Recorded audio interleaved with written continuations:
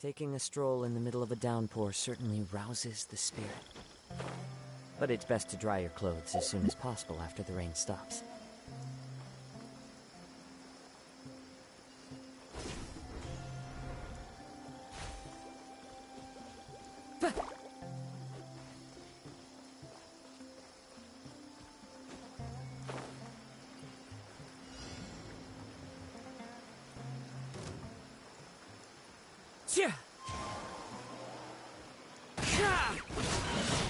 Clouds high.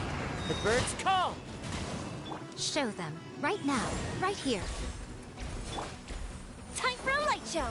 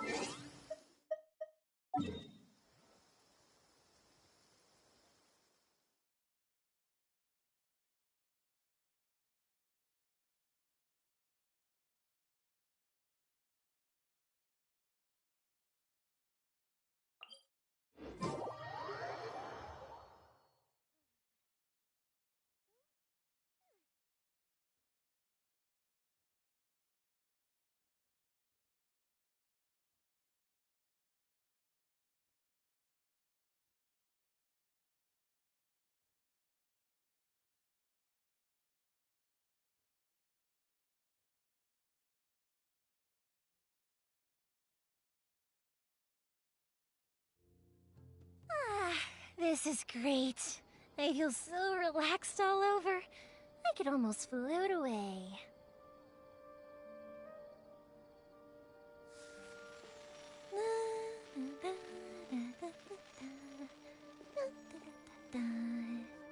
Oh?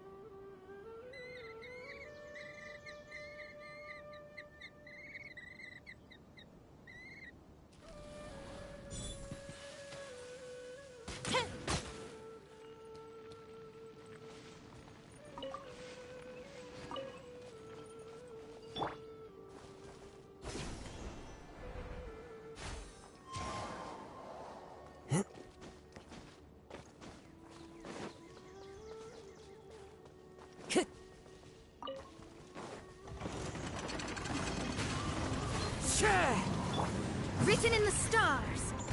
Delve into destiny.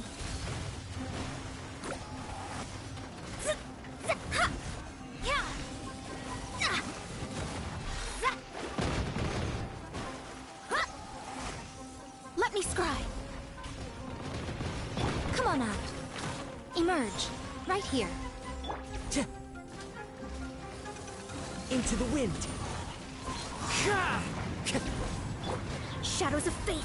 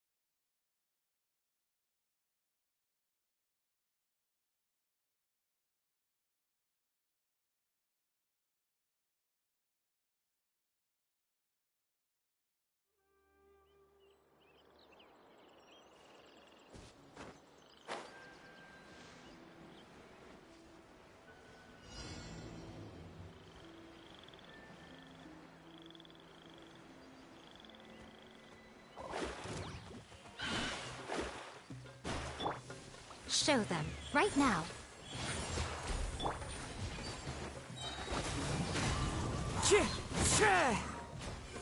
Here come the fireworks! Fire hazard!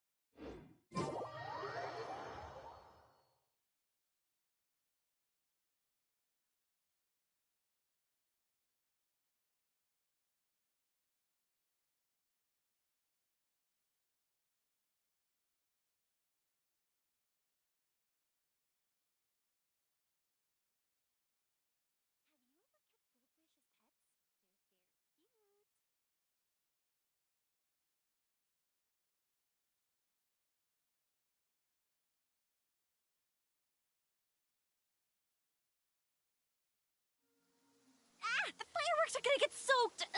Let's find shelter quick! Oh, we're not going to make it!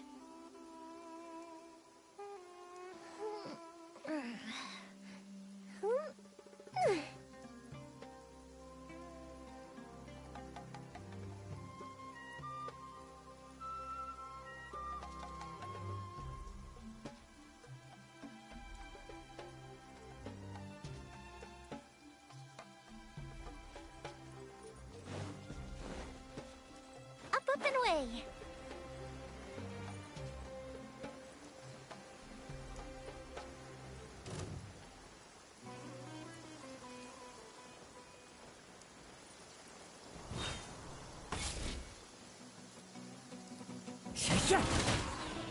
Fallen leaves, adorn my night! Come on out. Emerge. Time to go.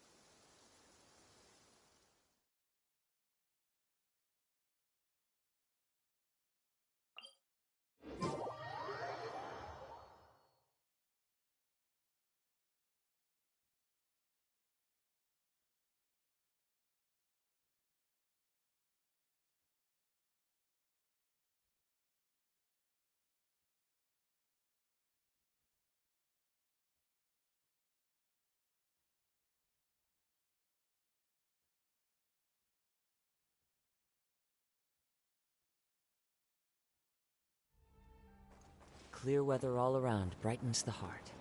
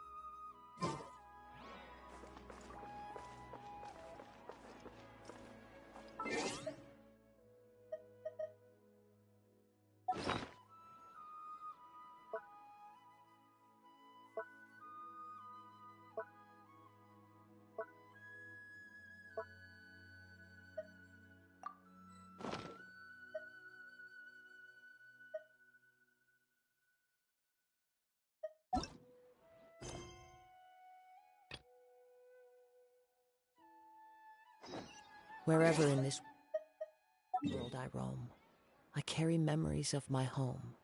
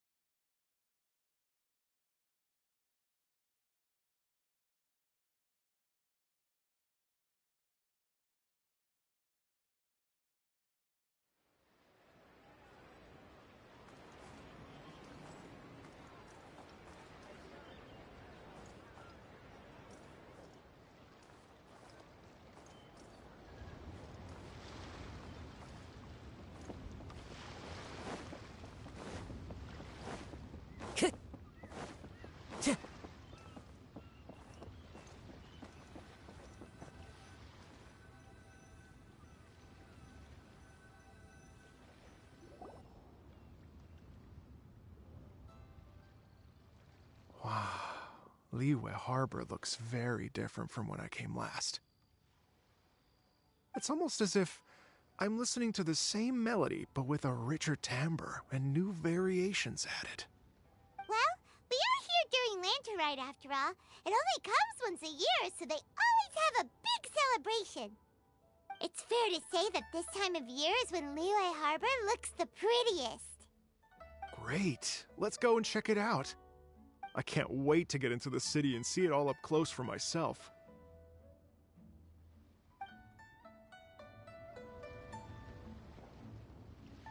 The streets are breathtaking. Smiles and laughter everywhere I look.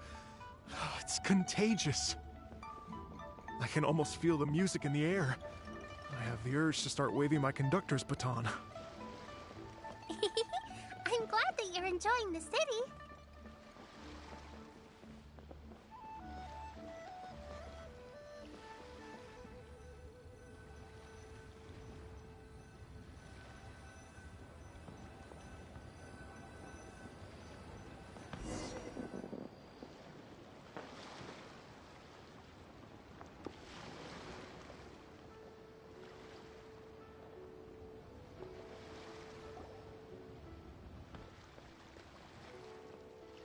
Hey, everyone. Fancy meeting you all here. What a nice... Hello, Xinyan. Let me introduce some new friends. They are... Traveler, Paimon, and Mr. Dvorak, right? I've known them all for quite a while. When I was last here to advertise a Liyue stop for the Iridescence Tour, Xinyan was one of the few people willing to give me the time of... Well, feels like I've been chasing this Iridescence Tour bandwagon halfway around the world, but I keep getting stood up. What's going on, Mr. Dvorak? I'm so sorry, Xinyan.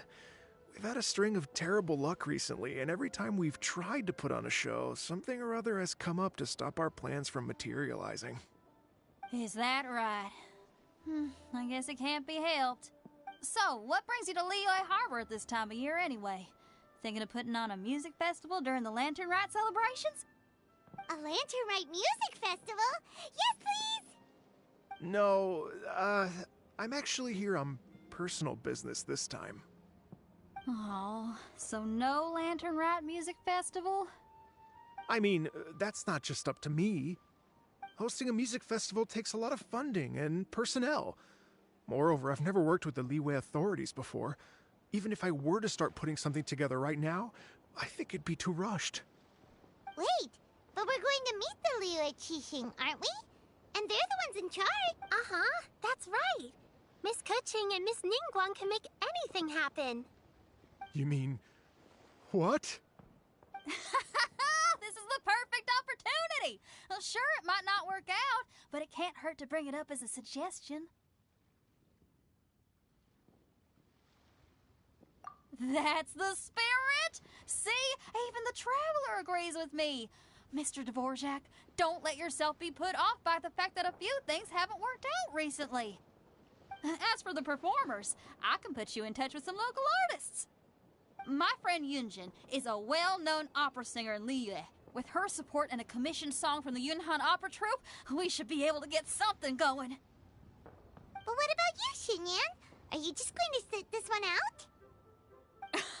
What do you take me for?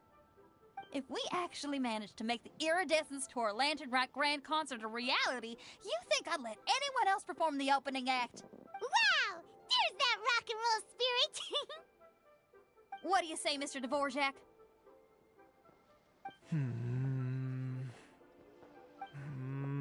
Okay. I'll give it a shot. But the opening act is not something to be chosen lightly, Xinyan. I will judge your work by the strictest of standards, so please make sure you are fully prepared. Are you kidding? I thought you'd never ask. Whew, guess my shopping time's getting cut short. I'm gonna head back right away and start working on this. Yao Yao, if you run into your senior on the way to the Qixing, please send her my regards. Okay, I promise I will. Good luck with your music, Xinyan. You've got this, Xinyan! So about the senior of yours Xinyan mentioned just now, is that anyone we know? Yes, it's Xiangling. She's mentioned you two before. Xiangling's always thinking about cooking. Whenever she gets scrapes or burns, she just leaves them to heal by themselves. She definitely needs someone around her to look after her. I know you must have looked out for her a lot too in the time you've known her. So, thank you for that.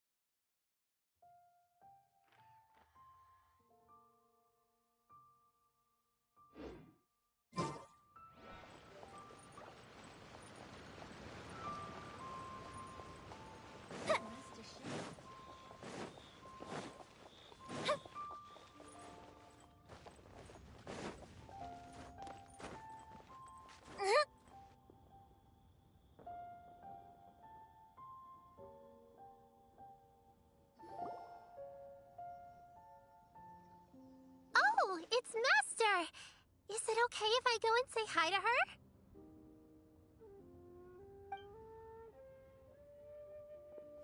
Oh, calm down now, dear. I'm not about to run off anywhere. I'm not a bundle of energy like you. I haven't seen you in days, Master. I've missed you.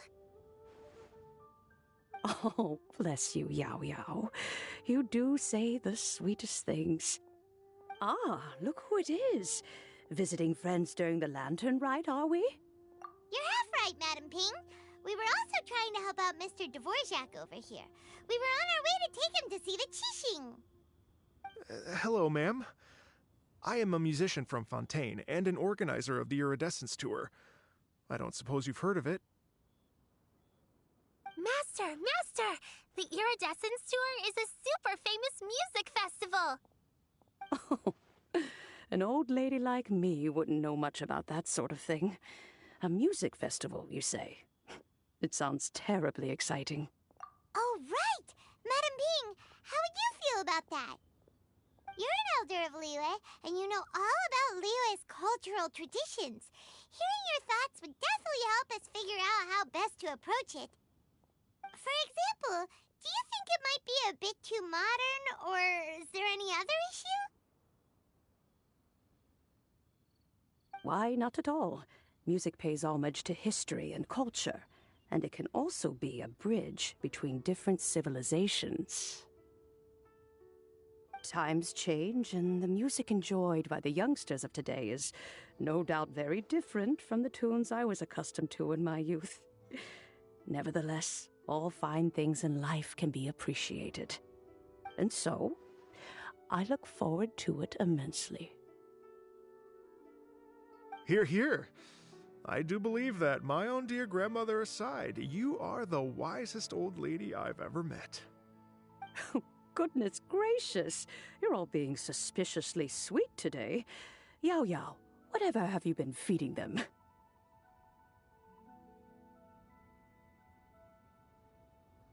Master, you're in such a great mood today. You're even cracking jokes with the rest of us. Oh, well, I'm sure you must have plenty to be getting on with, yes? Run along now. Don't let me hold you up. Thanks, Madam Ping. We'll see you again soon.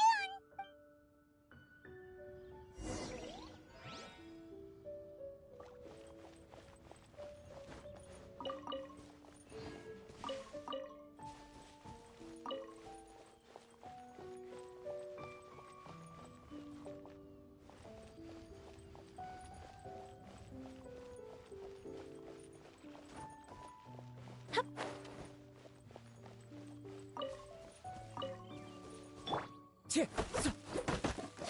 Cheer! Cheer!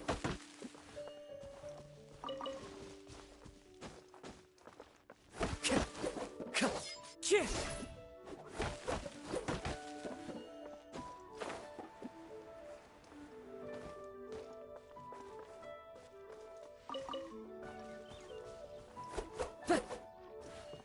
Time to go.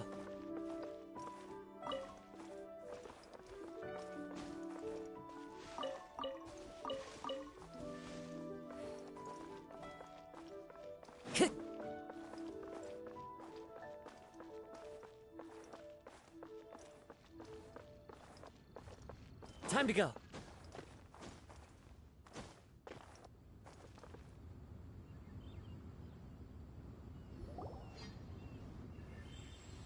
And when you meet with the Ministry of Civil Affairs, please remind them that the festivities are not an excuse to procrastinate their work. Understood, Miss Ganyu. I'll take my leave now.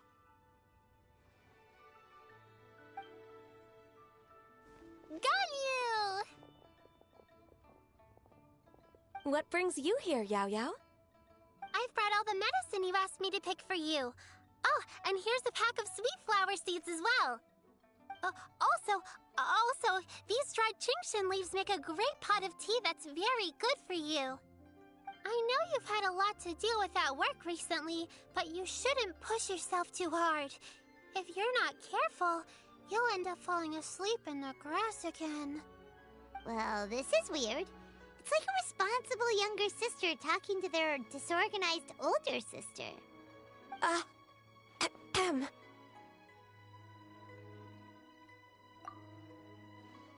Thank you, but Paimon's criticism is quite valid. I do have a tendency to neglect matters outside of work, and that's something I should improve on. Oh, my apologies. I don't believe we've been introduced. Ah, Paimon will do the honors.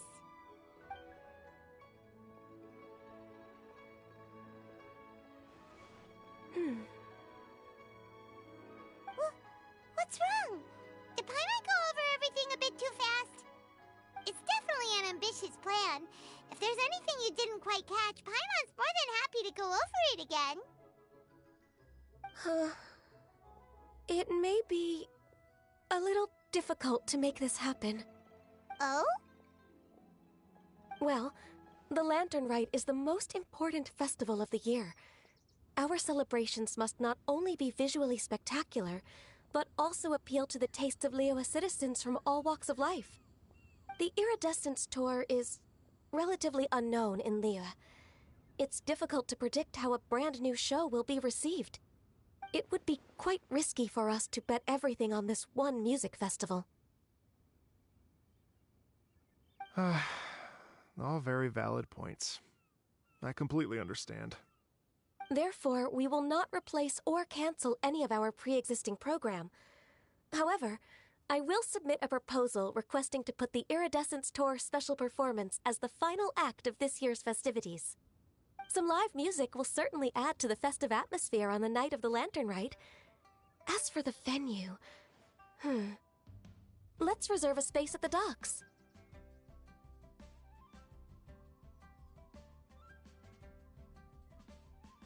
Yes, my thoughts precisely. Now I just need to take some time to give this proposal some polish.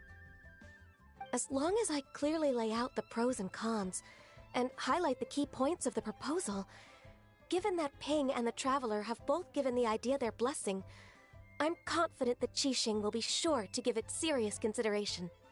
Mr. Dvorak, I will need to discuss with you the number of musicians who will be coming to Liyue, as well as their catering and accommodation requirements. Oh, yes, certainly. Let's step to the side and discuss further.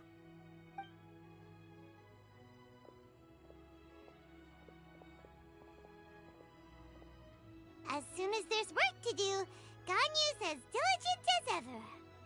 I couldn't agree more.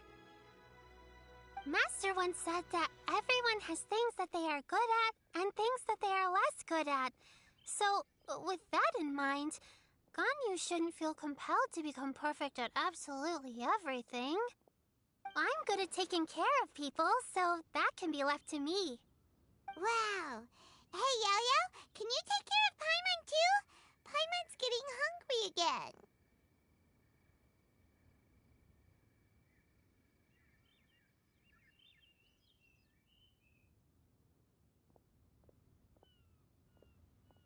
I'm afraid my backpack's empty now, but if you let me know what you like, I can bring you some of your favorite dishes next time we meet. Apart from lotus flower crisps, what else do you like? Anything sweet, and anything that's made from slimes.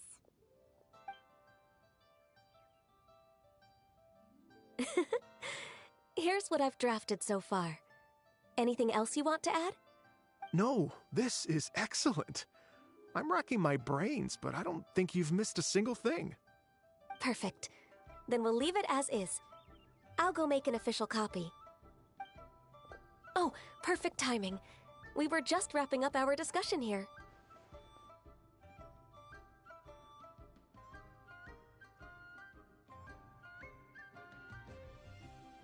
Not at all. Every second counts for a complex proposal such as this. I will inform the Qixing of this development immediately. Please give me a moment to pass on the message. Yao Yao, thank you for bringing my herbs. I will make sure to take them. Remember to make tea from them first, Ganyu. You mustn't just chew them raw. I will. Okay, I should be getting back. If Yao Yao stays out for too long, Mom and Dad will be worried sick. everyone. I'm sure that the music festival will go off without a hitch, so don't worry. And in case I don't see you before, I wish you all a very happy Lantern Rite. Thank you, Yao Yao. Happy Lantern Rite to you, too. We should go get dinner together sometime!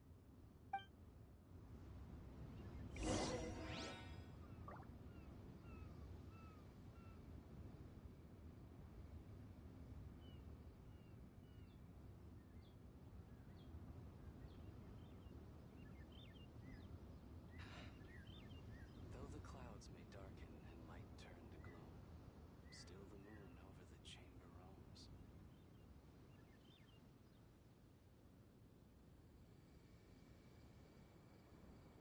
While the Millelith stands guard, evil shall never prevail.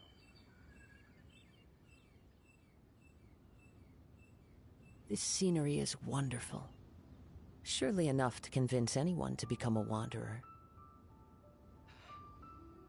Though the clouds may darken and might turn to gloom, still the moon over the chamber roams.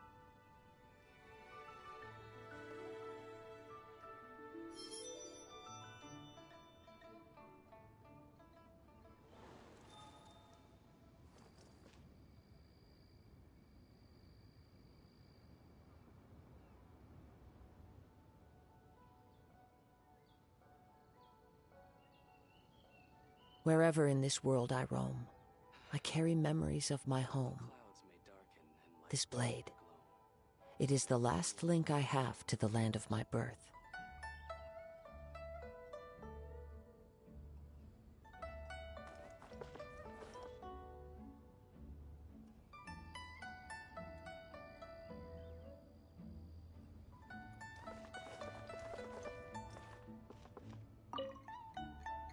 That lady I just talked to, Ganyu?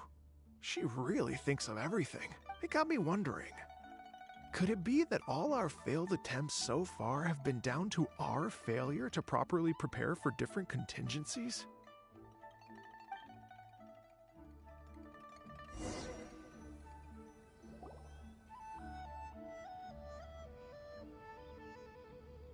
Greetings, Traveler, Paimon, and Mr. Dvorak.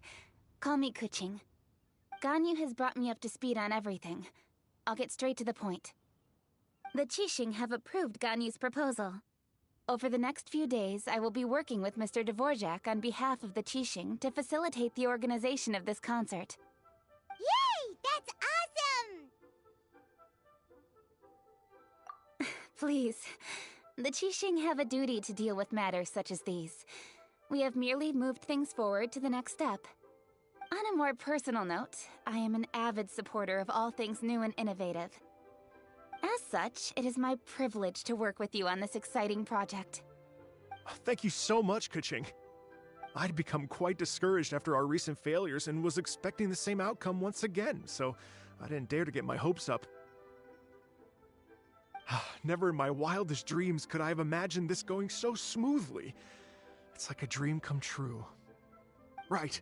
Time for me to call in the performers. To stage a concert at a high-profile event like this is a rare opportunity.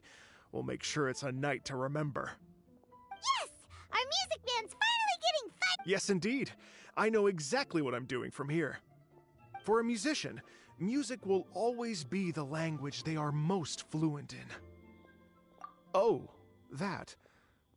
Well, that can wait for another time. Oh, Ganyu? What's wrong? they told me all about Mr. Dvorak's situation, but I was so engrossed in drafting the proposal that I forgot all about it. Oh, that's quite all right. I don't even know what the person I'm trying to find looks like, so it was always going to be a long shot. Don't worry about me, Ganyu. Your time and energy are needed elsewhere. I'm sure you already have plenty to deal with between this concert and everything else going on during the Lantern Rite. Thanks. It was just that I had a few initial thoughts when I heard your story. For instance, I wonder if this lady your ancestor met might have been an Adeptus. What do you think? To tell you the truth, Mr. Dvorak, I am somewhat related to the Adepti myself. I am part human and part Qilin. The Qilin is an illuminated beast. I know how important your quest to get in touch with your roots must be to you, because I've been there myself before, trying to find out where I belonged. Did you say the Adepti? And you're illuminated beast? Part Qilin? Are you telling me all the rumors of the Liyue Adepti are real? So it's not just artistic license? You bet they're real! Trying to track them down is tough, though. Like Julian Karst itself. There's nothing specifically stopping you from going there, but getting in and out of there is quite an ordeal. Yes. Anyway, if you're looking to uncover a lost melody or shine light on a forgotten aspect of Liyue's cultural history, I'm probably not the best person to ask. But if it's a person you're looking for, then I just might be able to help. I see. I think I understand the situation now. In that case, Ganyu, shall we divide the work between us? Yes, that was also my thought. Great. So Mr. Dvorak and I will concentrate on things here in the city to make sure the concert goes according to plan. In the meantime, Ganyu will reach out to her network and try to find the person he's looking for. How's your workload at the moment? Will you be able to make time? I can probably get through everything in 2 days, as long as I don't sleep. Wait, what do you mean, as long as I don't sleep? Even for someone with illuminated beast blood in their veins, working for such an extended period without a break will take its toll on your health. Somehow that does not sound persuasive coming from Kuching. Be it but 3 moons from the start, he who returns is not he that departs. Even I know the importance of maintaining a healthy work-life balance. In that case, 3 days. All right, I can work with that. If you have the time, would you join me for this search? You're well known to many of the Adepti and respected among the people. I'll feel much more at ease with your company.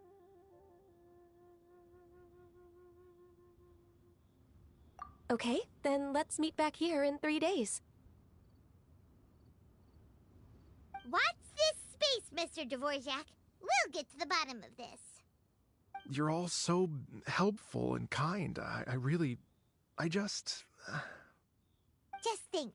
Imagine if we found the Adeptus lady, or one of her descendants, and got them to come to the performance. Wouldn't that be amazing? It'd be such a happy reunion. And that's exactly what this festival's all about. You're right. Okay, I'm gonna pull out all the stops to make this lantern rite a true extravaganza. We should probably get going. Mr. Dvorak, could you come with me to confirm the site? Ooh, we're coming too!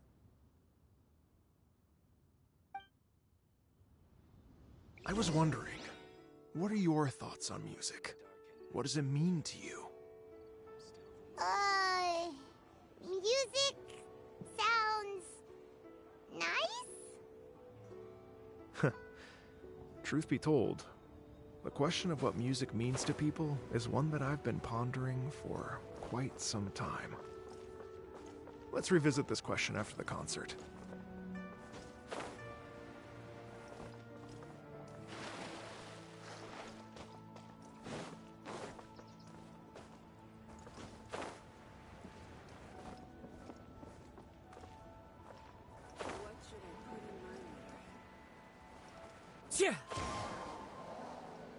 Finally, a seat with a view.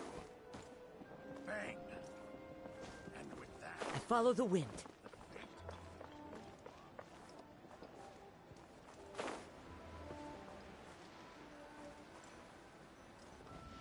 can't beat the atmosphere here. Lady Yuhong? Baiwen, what is it? Per Lady Ningguang's orders, I've been gathering intelligence outside of the city with the goal of uncovering and dispatching any trouble ahead of the festival. I am told that a strange melody was heard somewhere along the coast. I was wary of investigating further on my own, so I was just on my way to report this incident to Lady Ningguang.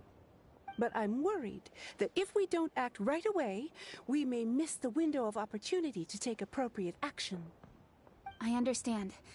In that case, Yeah, Kuching, you're busy enough as it is. There's a ton of different things in the city that needs your attention. Leave it to us.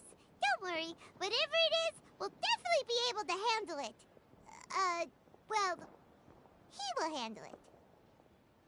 With the Traveler on the case, it's as good as dealt with. Thank you. This will be a great help. I will inform Lady Ningguang about the situation. Once it's resolved, please come and find me again at Yujing Terrace and let me know. Will do! And say hi to Ningguang for us! you have my thanks too. Stay safe and come back as soon as you're finished. Good luck.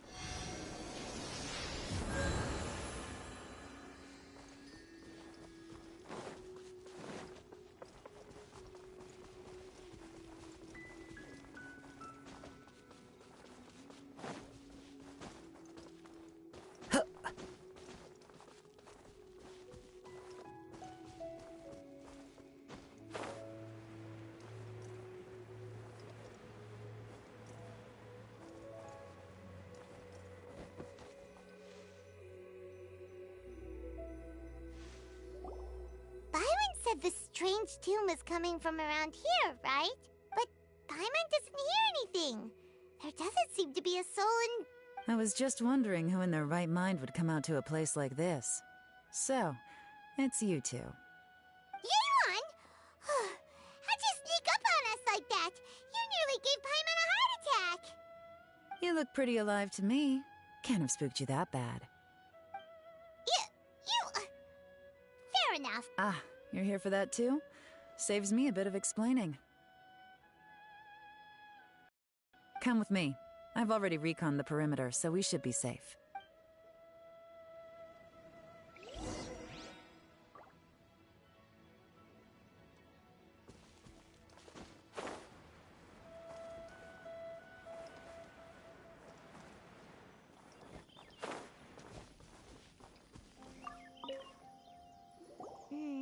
The stuff by the door is in pretty good condition, though. It can't have been too long ago that someone was last living here.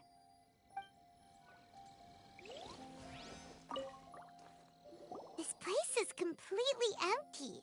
There's nothing valuable left here at all.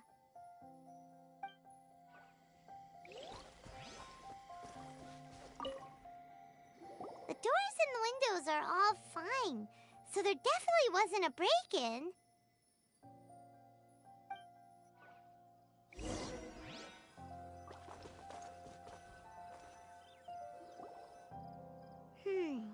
How strange. It looks like it's been looted, except for the fact that there's no sign of a struggle. The bad guys could have sneaked in while the owner was gone, but then how do you explain why the door and windows are intact? Seems you've done a pretty thorough inspection. So, any theories on what might have happened here? Yelan, you didn't hide some of the evidence from us on purpose, did you? Why would I make this more difficult for you? We're on the same side here. Okay, well, Paimon gives up then. Paimon's got nothing. What about you? Give up as well?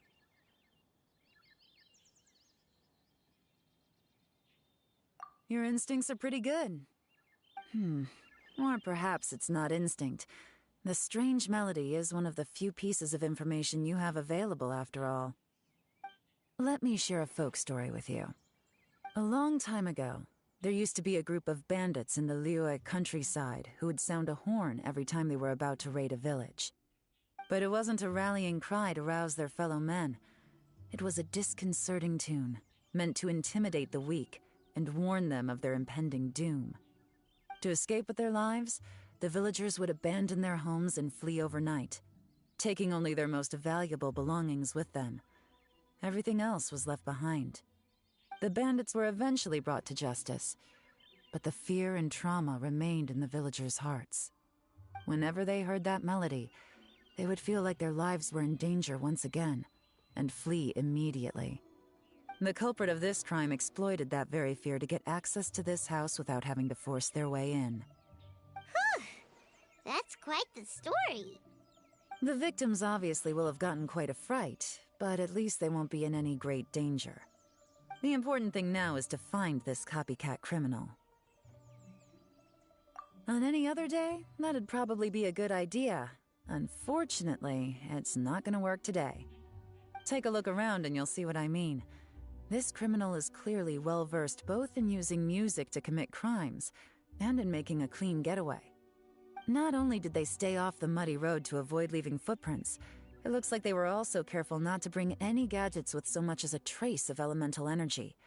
Evidently, they were intent on keeping even the most experienced investigators off their trail. Unfortunately for them, I'm one of the best trackers in the business. They're not about to get away with their little scheme on my watch. So basically, if we want to find the culprit, we just need to follow Yelan.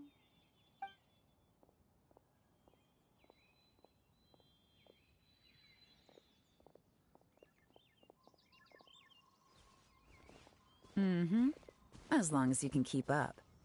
Since the culprit's trying to be cautious and low risk, I'll bet they left through an area with some vegetation for cover, but not so much that it would slow them down.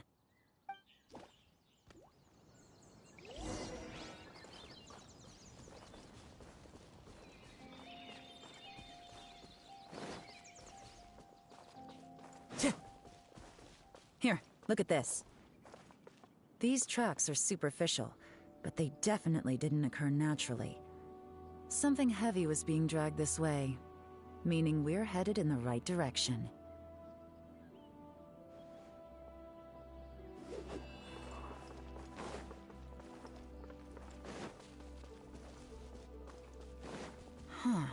Their pace is increased. Normally, people carrying a heavy load slow down as their journey goes on and they start to tire. Whatever's motivating them to speed up must be psychological. For instance, reaching the home stretch.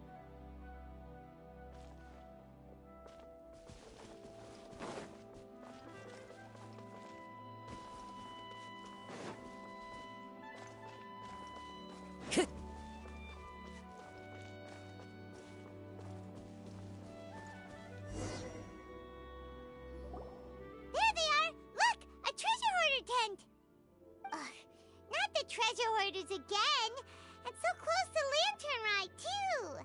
'Tis not the season for their antics. Come on, let's round them up.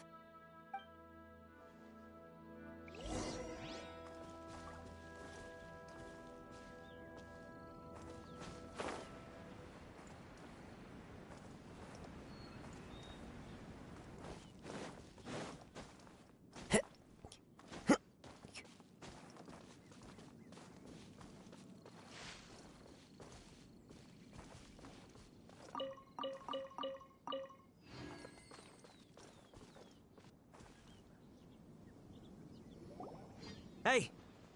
Who are you? Where did you come from? The evidence is conclusive. Okay, confess and we'll go easy on you. My patience is running low, so why don't you do us both a favor, You kidding me? You think I'm scared of you? Perhaps not, but you should be.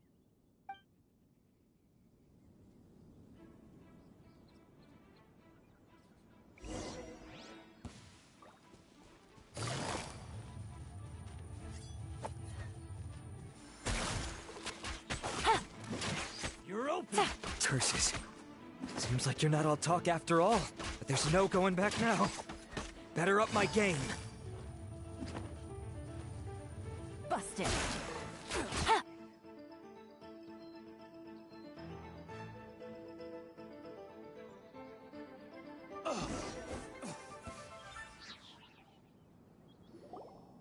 Mercy! Have mercy! Oh, it's a little late for that. I've come this far, I might as well finish the job. I surrender! I surrender, please! I'll do whatever you say. Please have mercy. Tell us everything.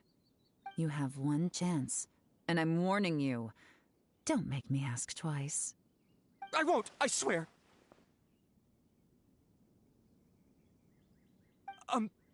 So Lantern Rite's nearly here, and like a lot of people, I wanted to buy a few nice things.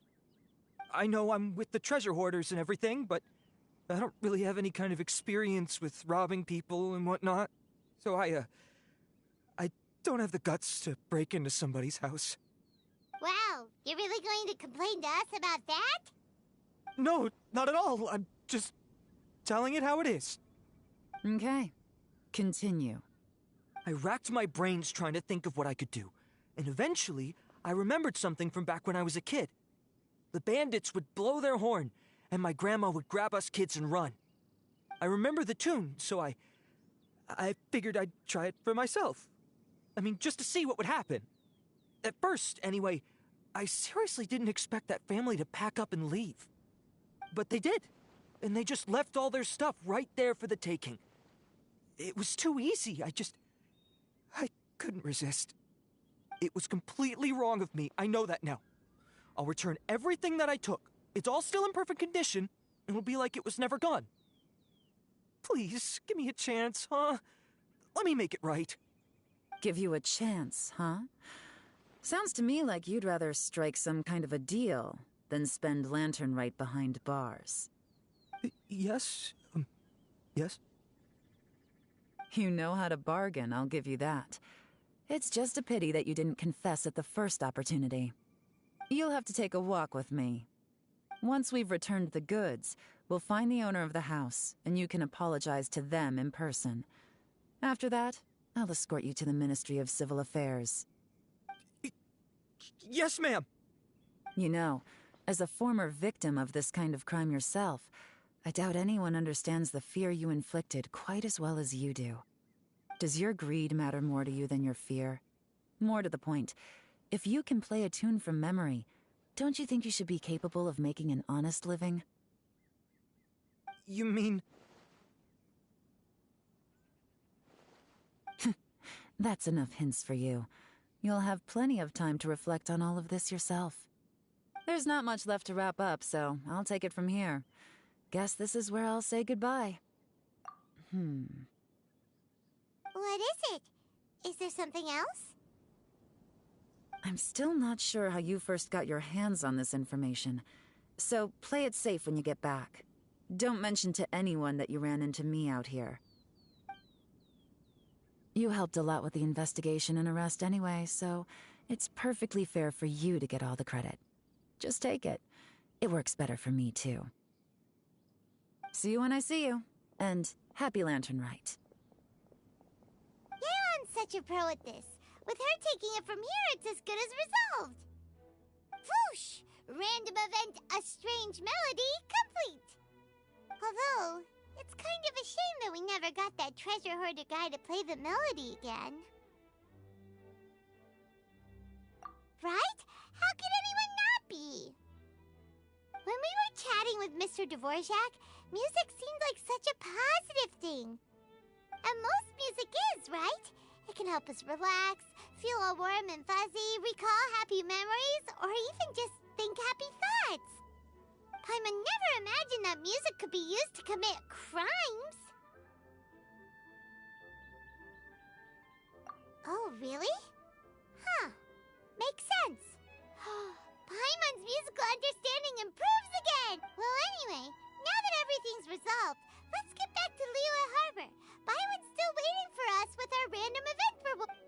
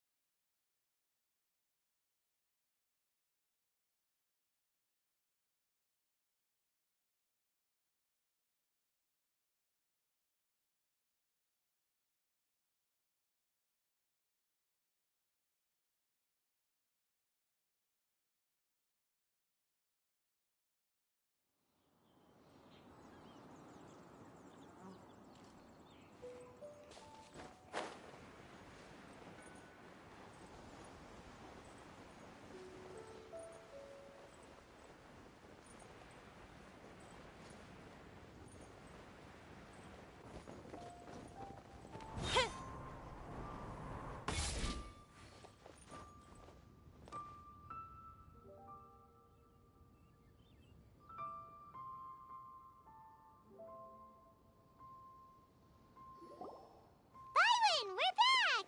Everything's all sorted! That's great news! Oh, please wait here a moment if you would be so kind. Lady Ningguang instructed me to advise her upon your return.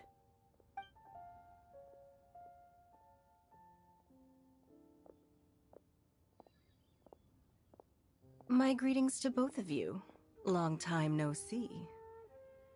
No need to be so formal with us, Ningguang. We've known each other for a long time now. You must be super busy with all the preparations for Lantern Rite. Don't mind us. On the contrary, I think it is those that I have known longest to whom I should extend the greatest courtesies. Alas, on a different day, I would invite both of you inside for some tea and a brief respite from your travels. But you're quite right. Trivial matters aside, there's no escaping the fact that we have a grand concert to organize. Once the performance itself is over, we'll then need to invite the representatives of the Iridescence Tour for a discussion on future collaboration opportunities. The financing arrangements alone could well entail many rounds of discussion. Simply put, there will always be work to do. Whoa, you're already thinking that far ahead? Well, we can discuss more current affairs if you'd prefer. I trust you saw this year's Mingxiao lantern at the docks when you arrived at the city? Yeah, it looked like a goose. Which Adeptus is it modeled on this time? Sea Gazer. I believe you're familiar with the name. Legend holds that he was free-spirited and easygoing. People described him as a cheerful soul and a loyal friend. On this marvelous lantern rite, we pray that the fallen heroes may be guided home. If the sound of music can flow like the rivers and streams into every corner of the land, perhaps the souls of those who have gone before us will hear the song of a new era. I wondered whether the melodies will be to their liking. Oh, they're gonna love them. Paimon's sure of it. At least, if the guy you mentioned is anything to go by, the Adepti and heroes of the past sound like a positive and free-spirited, cheerful bunch. They're sure to be open to new music. Well, let's hope so. I heard that you'll be going on a search with Ganyu to find the descendants of a fairy lady from a Fontaine legend. I'm sure this quest to uncover the truth behind an ancient story will turn into a most charming tale. Do share it with me, won't you? I couldn't bear to miss out.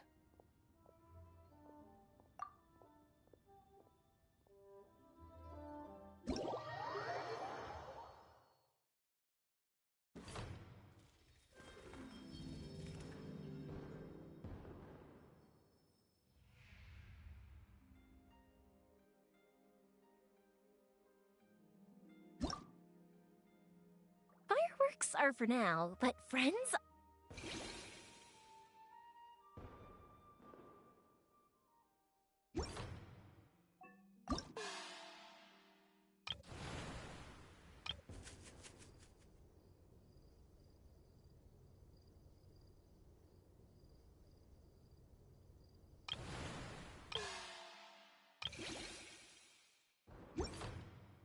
For forever.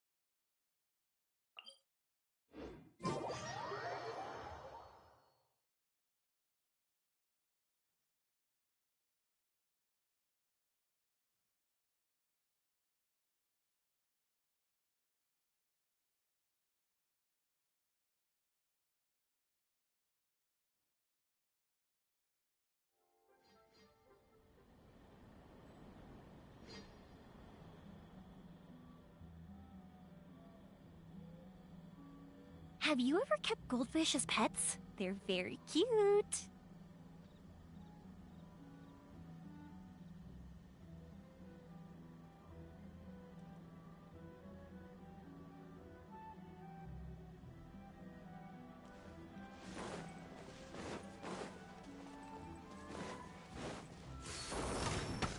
Let me try.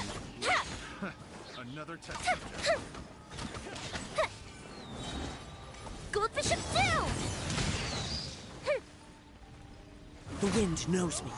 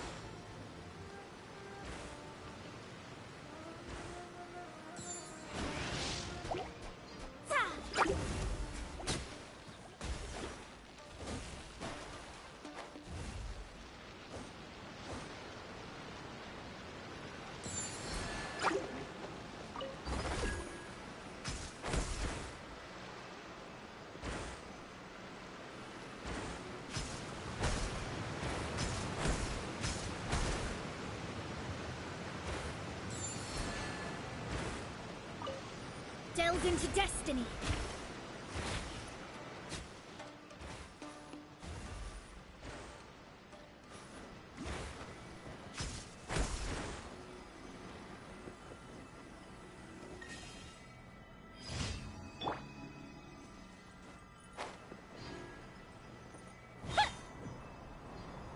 Time for a light show.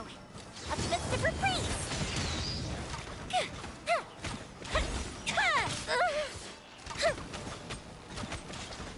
You win this battle.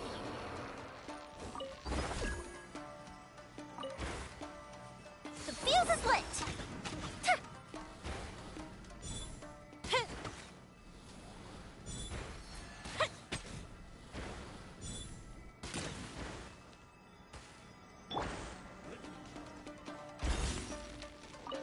Time to go.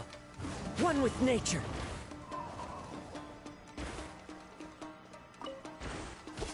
This will end you! Taste my blade. Fire hazard.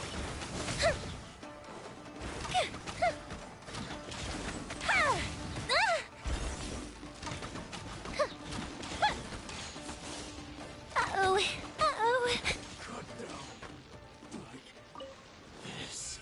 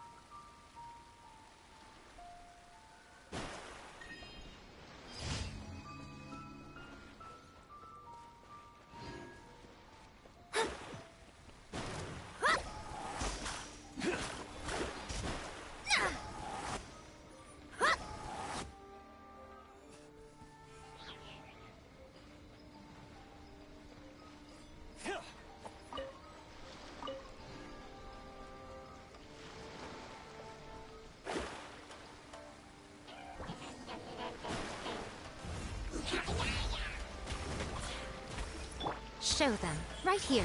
Right now. Time for a light show.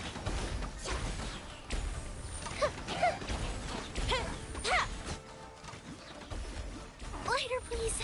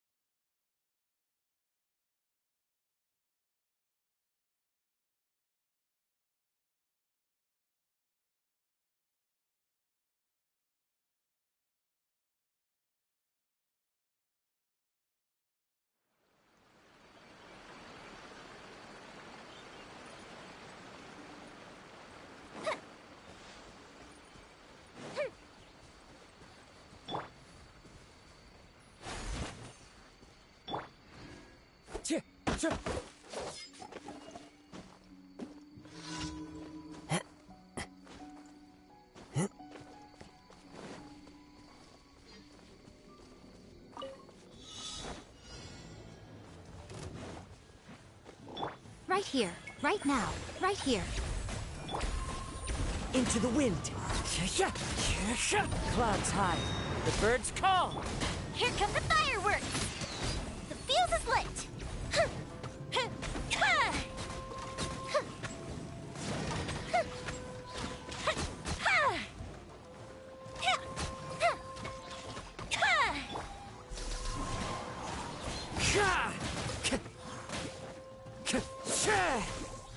Go the ship down!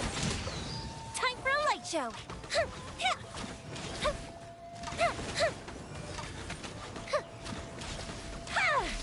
That didn't count!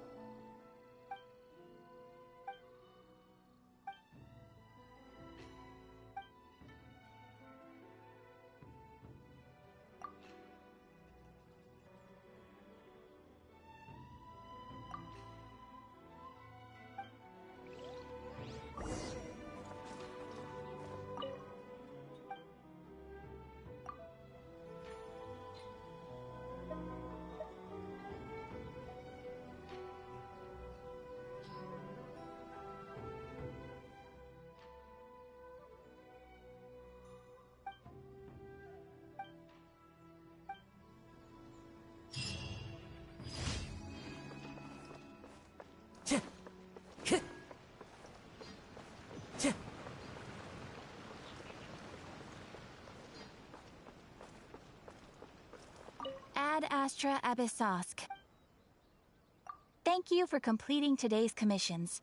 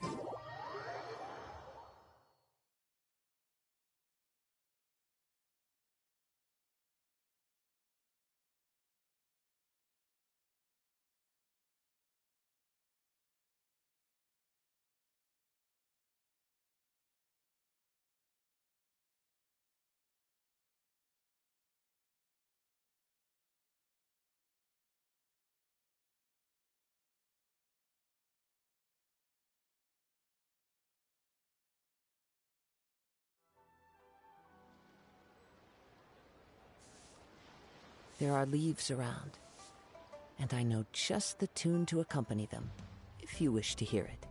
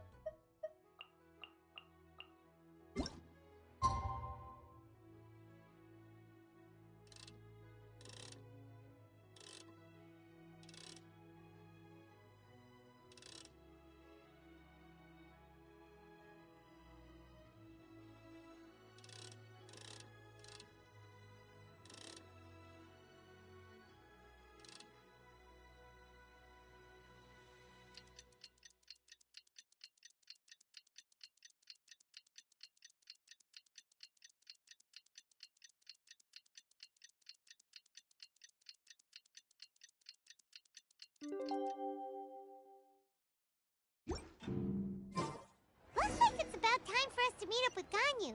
Let's head to Eugene Terrace. Come on.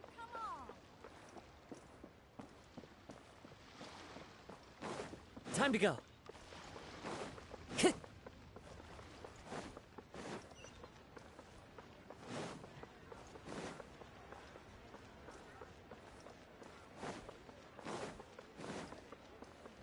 Time to go.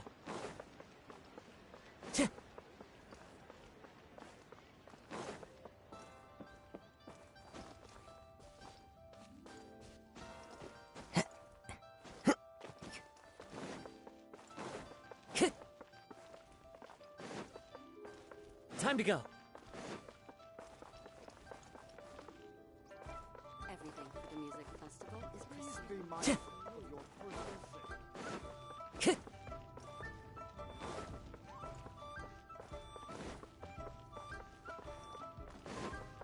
Time to go.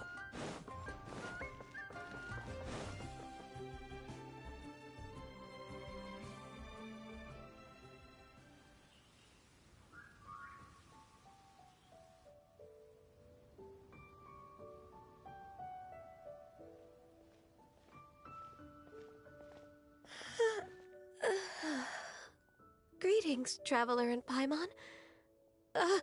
What time is it? Are you okay, Ganyu? You were nodding off there. Didn't you sleep well last night? I'm fine. Don't worry about me. Let's discuss the matter at hand. Since last time, I've been thinking a lot about the story Paimon told me. In essence, someone rescued a drowning man and performed some music. If that were all there was to it, it could have been many people, human or Adeptus. But the tune was allegedly so wonderful that the drowning man forgot about everything else, even his own impending death, and only came to his senses after being brought to shore. Perhaps there was an adeptal power at work in that music that he, as a mortal, could not perceive. Or perhaps he sensed a power surrounding him but lacked the words to describe it, not knowing where it came from. Either way, if this part of the story is true, then the rescuer has to have been an Adeptus. You really think so? But this story is all the way from Fontaine. Isn't this a bit of a long shot? Also, Paimon's really curious about how people from Fontaine think this fairy lady looked. Ooh, like a crystal fly's wings? That would be pretty cool. But Paimon definitely can't imagine any of the Adepti looking like that. Actually, Ganyu, if you had to save a drowning person, how would you go about it? Huh? Me? Well, I'd get them to the shore, and then I'd probably hide behind a tree and watch them for a while. Once I was sure that they were going to be okay, I'd slip away without a sound.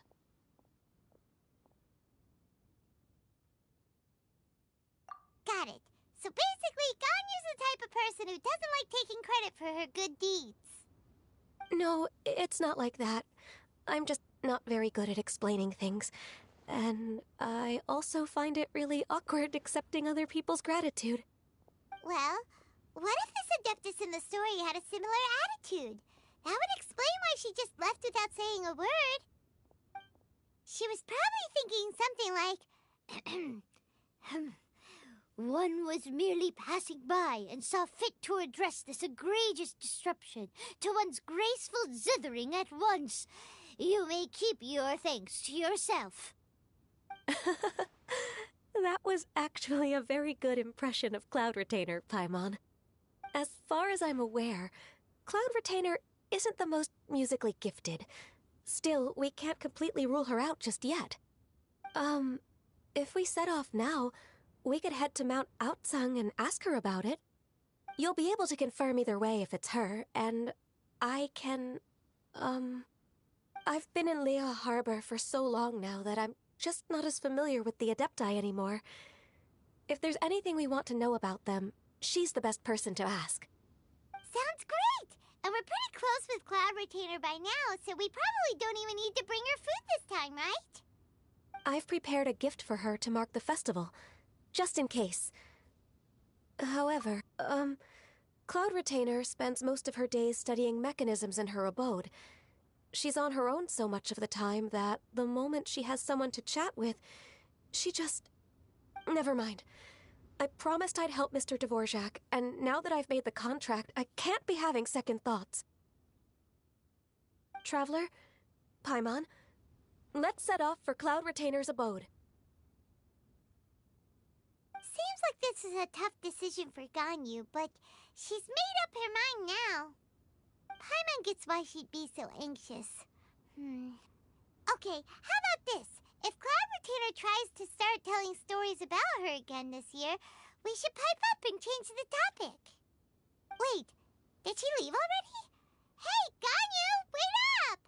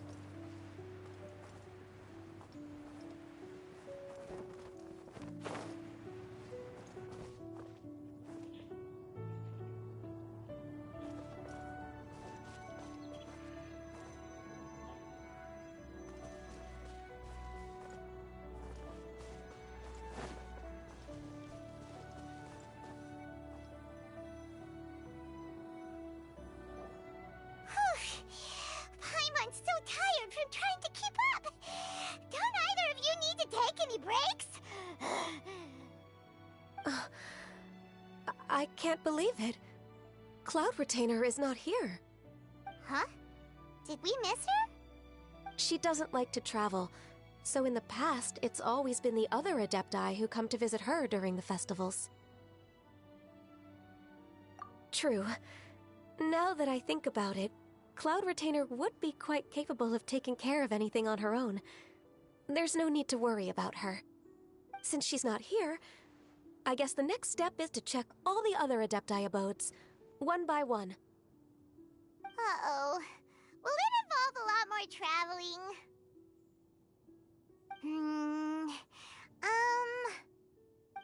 Got it! Paimon has a great idea! Please go on, Paimon. Our goal here is to find the Adeptus that helped Dvorak's ancestor, right? We can't hear any music right now, but if she's really as nice as the story suggests, she'd definitely come to help anyone who was drowning, right? Yes, I think that's fair to say. So, all we have to do is get the Traveler to pretend to fall into the water, and the Adeptus will come to the rescue! You know perfectly well that Paimon can't swim! Paimon would sink like a rock! Just trust Paimon! The water's pretty deep over there! Quick, swim to the very center!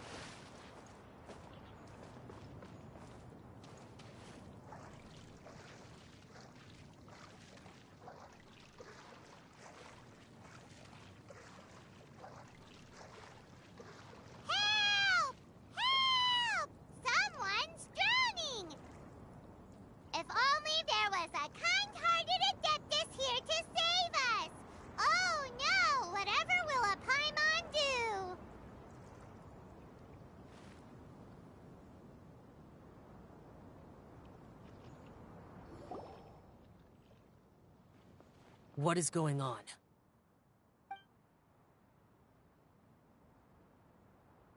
How do you feel right now? Shenhe! And the Conqueror of Demons.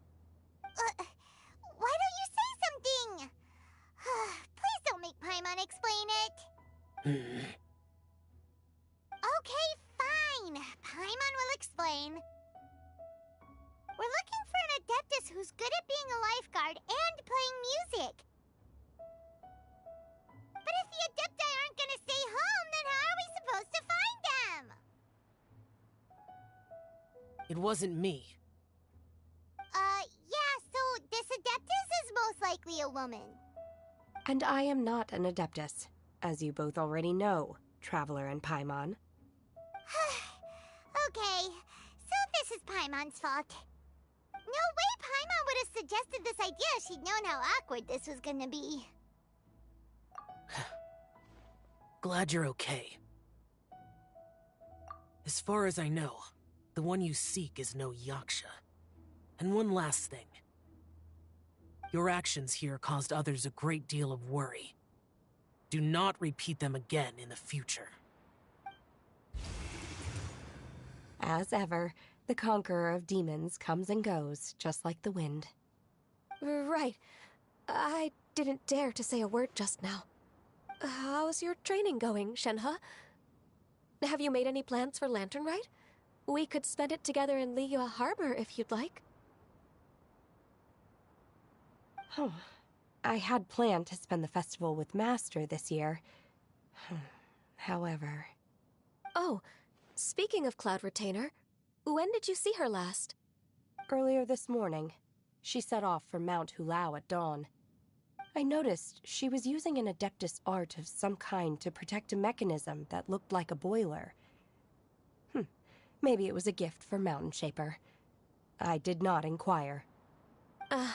So we just missed her. Please excuse me for a moment. I think I'll leave the gift in her abode. Sure. Thank you. It sounds like Ganyu and Shenhe have gotten a lot closer recently. Yes.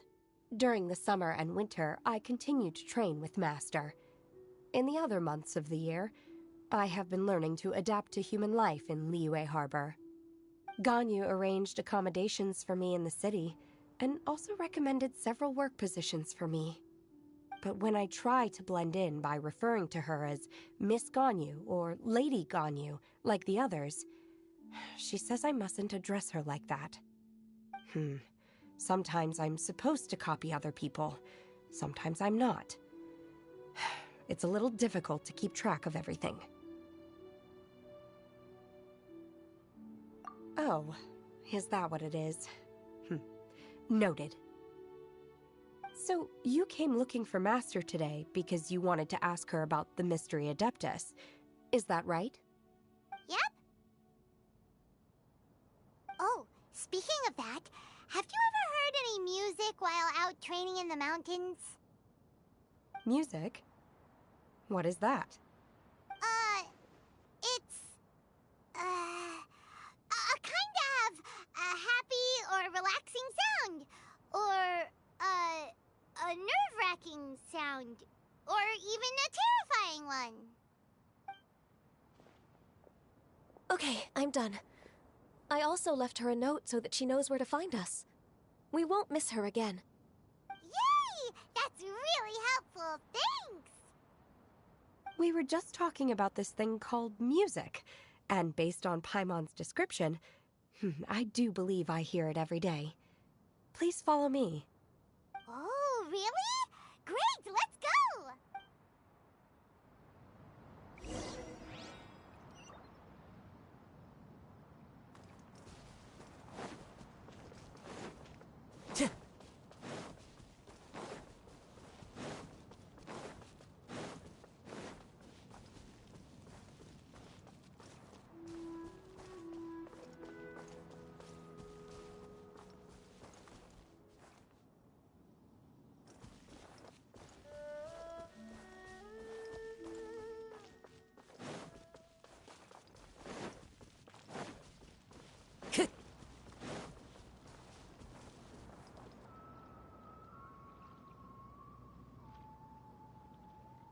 Time to go.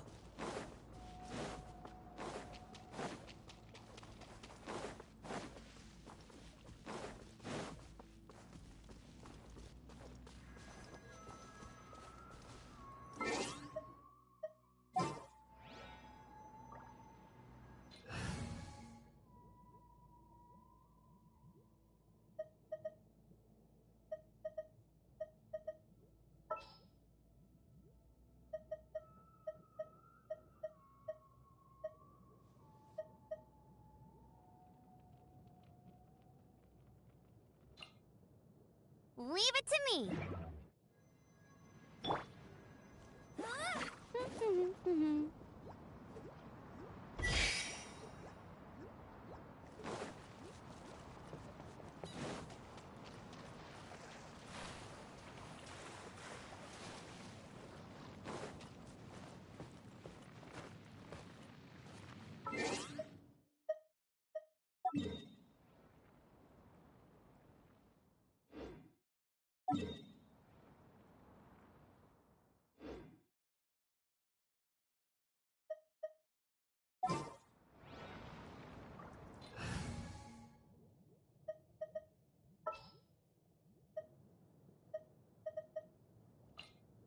It is as the stars foretold. Outrider Amber, reporting.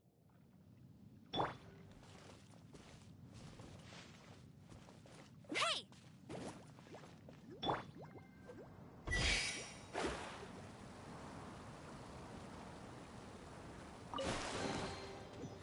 Finding treasure is pretty exhilarating.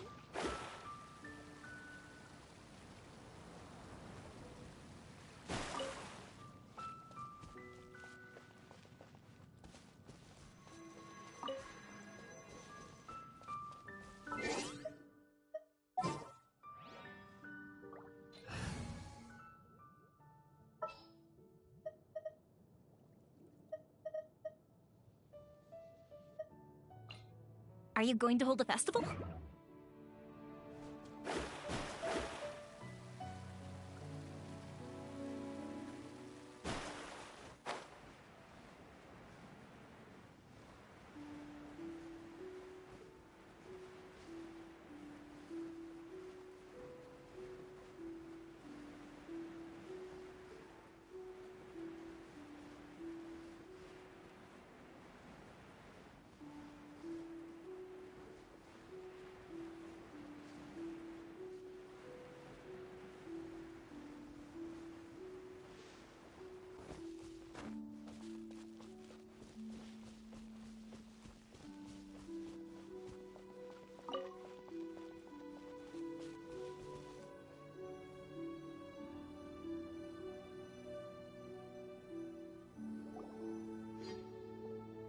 This is the place. I enjoy training here to the sound of music. Oh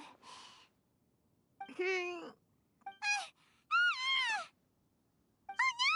Paimon's gone deaf! Paimon can't hear anything! Oh, whew! Paimon hasn't gone deaf after all! Paimon heard you when you just spoke. Anyway, where is this music? The faint sound of birdsong, the quiet murmur of the streams. These are relaxing sounds. Are they not the music of which you speak? Oh, Paimon wasn't quite done with the description. Okay, fine, it's all Paimon's fault. What we're looking for are not the sounds of nature, but melodies played on special instruments. Oh, and a melody is? Hey, don't you patronize Paimon! Let's get one thing straight. Paimon knows plenty of nursery rhymes, but Paimon does not sing on demand without payment. Hey, why don't you just sing that one melody Shen has heard before? It'll probably help her to understand what we're talking about.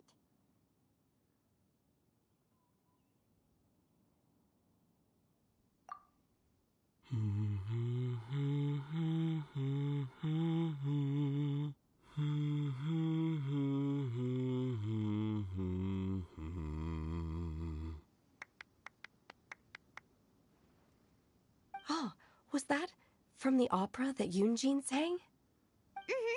That was a melody, and melodies can be called music. It felt like I was transported back to the past. In my mind's eye, I could see the Zhao lanterns lighting up the night sky again. We're all there, raising our glasses and drinking to our heart's content on the Jade Chamber. As I watched Yunjin's performance, I felt a warm sensation in my heart. And as the drink reached my stomach, it went from warm to hot. When you hummed that melody just now, feelings from a whole year ago came right back to me, as strong as they were on that day. So that's the power of music. Wow, Shenhe. That was so deep! Music definitely has the power to bring up memories. It's like a time capsule with all the special moments from our lives squished inside. What about you, Ganyu? Are there any melodies that have left a deep impression on you? I don't remember if my parents ever sang any lullabies to me. I know some local folk songs, and a few other things come to mind too. The songs of the sailors down at the docks, the little ditties that the vendors call out in front of their beloved shops, the tunes of folk artists performing on the streets. Yes, that's right. In the past, whenever I heard the sound of those tunes, I always felt that they were worlds apart from me. Nenny and Liyue probably view me as a non-human. And they are right, in the sense that I never could connect with humans' artistic expression and their sentiments. So I haven't been able to integrate into their community and be a part of their lives. At least, that's the view I held in the past. Only more recently did I start to realize that the only barriers are ones that I have erected with my imagination. The way those melodies make me feel isn't all that different from other people after all. They're about mundane details of everyday existence. Life's ups and downs, joys and sorrows. Even though we come from different backgrounds and have different stories to tell, when it comes down to the most common things that we see and experience around us each day in the city, in that sense, we're all the same. You go, Ganyu! You're really making progress. You have loads of friends in Liyue Harbor when you think about it. Like, okay, maybe some are more like coworkers and bosses, but at the very least, Keqing and Shenhe are your friends now, right? Yes, I am. Technically speaking, We should refer to each other by the conventional forms of address used among fellow disciples. But now that I know what constitutes a friendship, I do believe we are more friends than co-disciples. Thank you, everyone.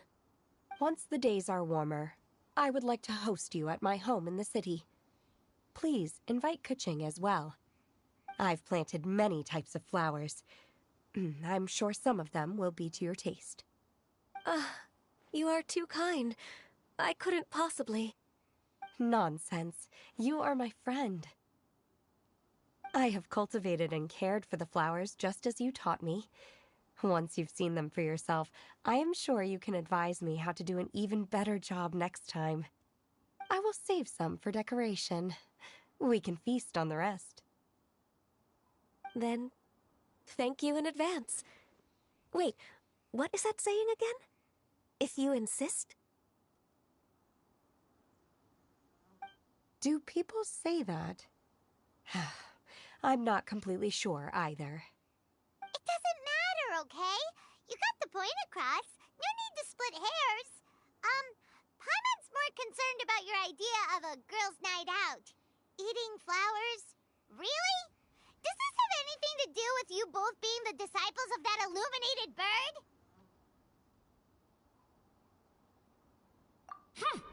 Who dares refer to one not by one's Adeptus title, but merely as that illuminated bird? Master.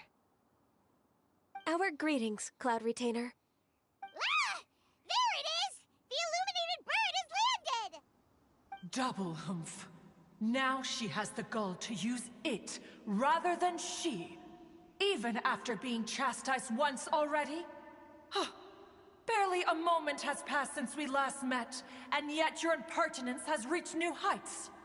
Very well. If you refuse to learn your lesson, one shall scold you no further. One has received your message from Ganyu. On the matter of the Adeptus you seek, one suspects to know their identity. Well, shall one lead the way? I still have to complete my training for today, so I will bid farewell to everyone here. Very well. Await my arrival at one's abode later this night. On this special occasion, you should indulge yourself with some savory dishes. If you want to release a Shao Lantern, come and find us anytime. Thank you, everyone. Happy Lantern Rite to you too.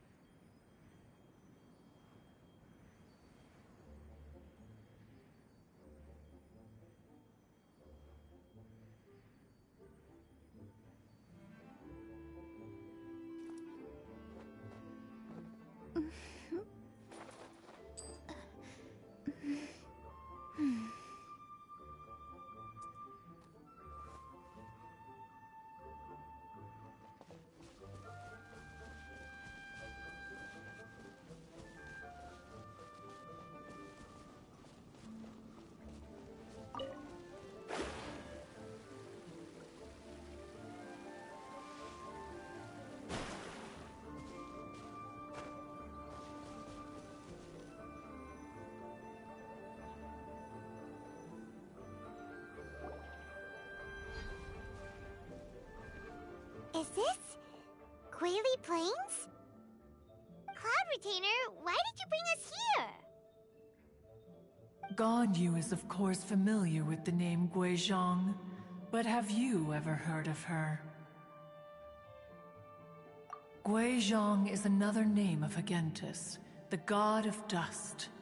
She was extroverted in nature and adored social gatherings and inventions alike.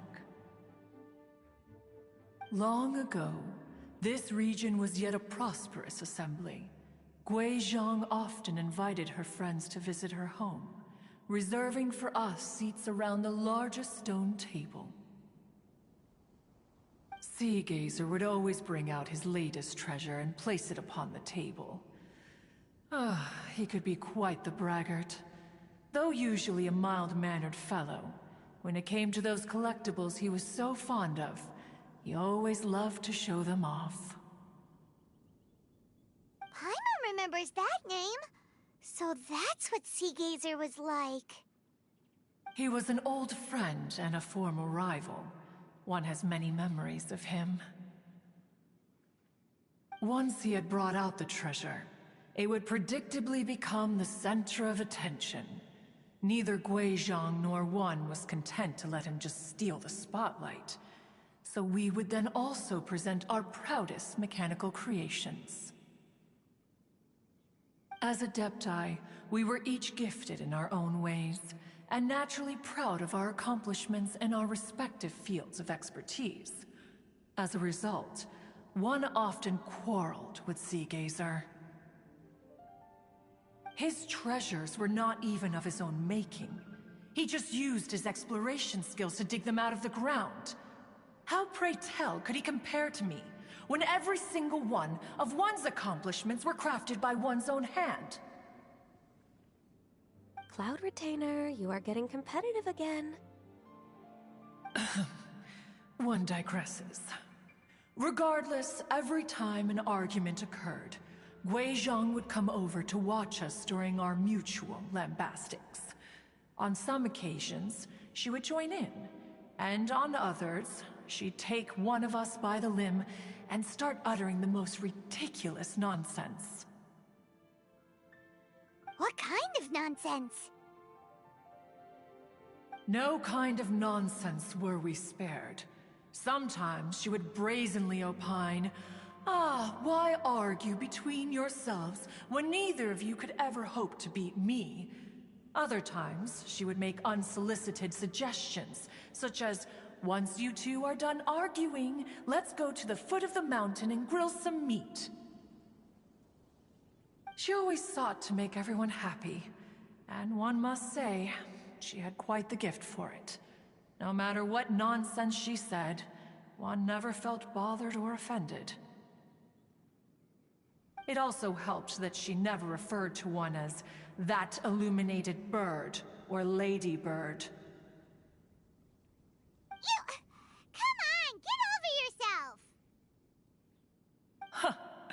Anyway, just as our impassioned arguments would reach the apex of acrimony, Marchosius would bring his delectable dishes to the table. Who would dare snub the stove god and his wondrous creations? At the sight of him, we would all immediately drop the argument and prepare the table for a night of feasting and drinking. Back then, One was always bothered by how the cups Rex Lapis brought were always too square for one's taste. Can you see yourselves ever enjoying a drink from a square cup?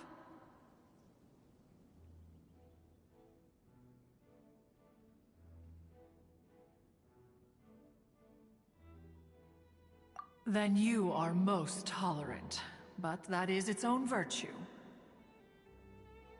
Even One could never find fault with Marchosius's cooking. As we ate, Guizhong would continue to find topics for conversation, filling the table with humor and laughter. Each of those old fossils had their character flaws and points of obstinacy. So why was it that whenever we dined together, we always had a marvelous time? We would drink together from a spot high in the mountains until the moon set and the sun rose, and only then would the banquet finally come to an end. Streetwood Rambler would often remain to admire the flowers with Guizhong before returning to her own abode. The glaze lilies were far more abundant back then. Entire fields of them would appear to the eye as a veritable sea of flowers. Streetward Rambler? That would be Ping. You probably know her as Madam Ping. Oh, okay. Wait, this is a lovely story and everything, but didn't we come here to find that Adeptus from Mr. Dvorak's story? Or are you saying that it was Guizhong? Didn't she, already, Alas, long has one avoided this place for precisely that reason. The sights here are a reminder of a time long gone, and evoke much sorrow. One should have guessed that you would disrupt one's poignant moment of mourning with your incessant questioning. No matter, one will share the whole story with you now.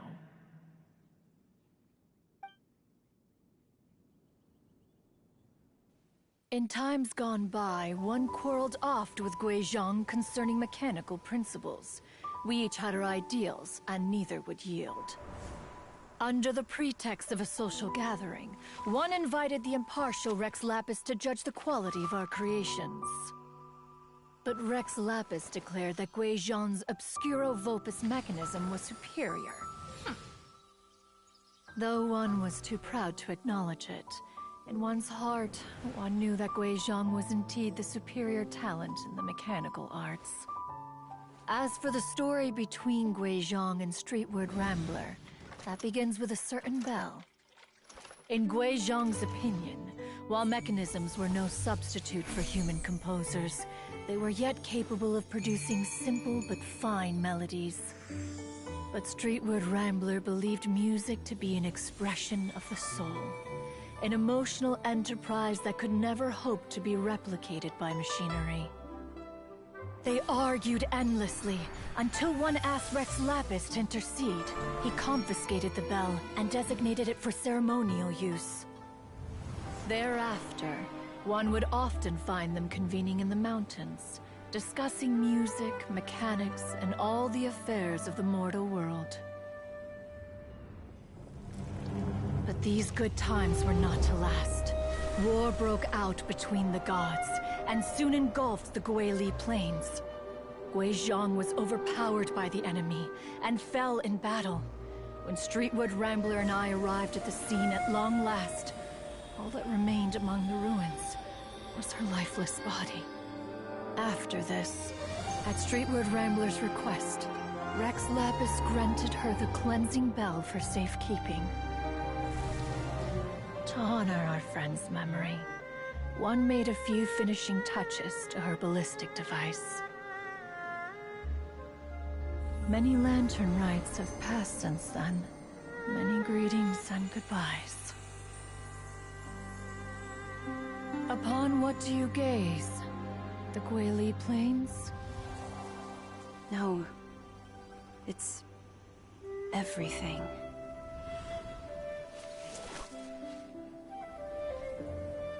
We think of human life as like a lantern that's lit one minute and extinguished the next. But are we Adepti so different? Perhaps as dust settles after a storm, we too must one day return to the world below. One has always been austere and private by nature, and has never relished socializing. One's dealings with Guizhong were born out of discussions on the discipline of mechanics. What? You have loads of friends, and you seem pretty chatty. Just because one is not ignorant of social graces does not mean one is fond of them.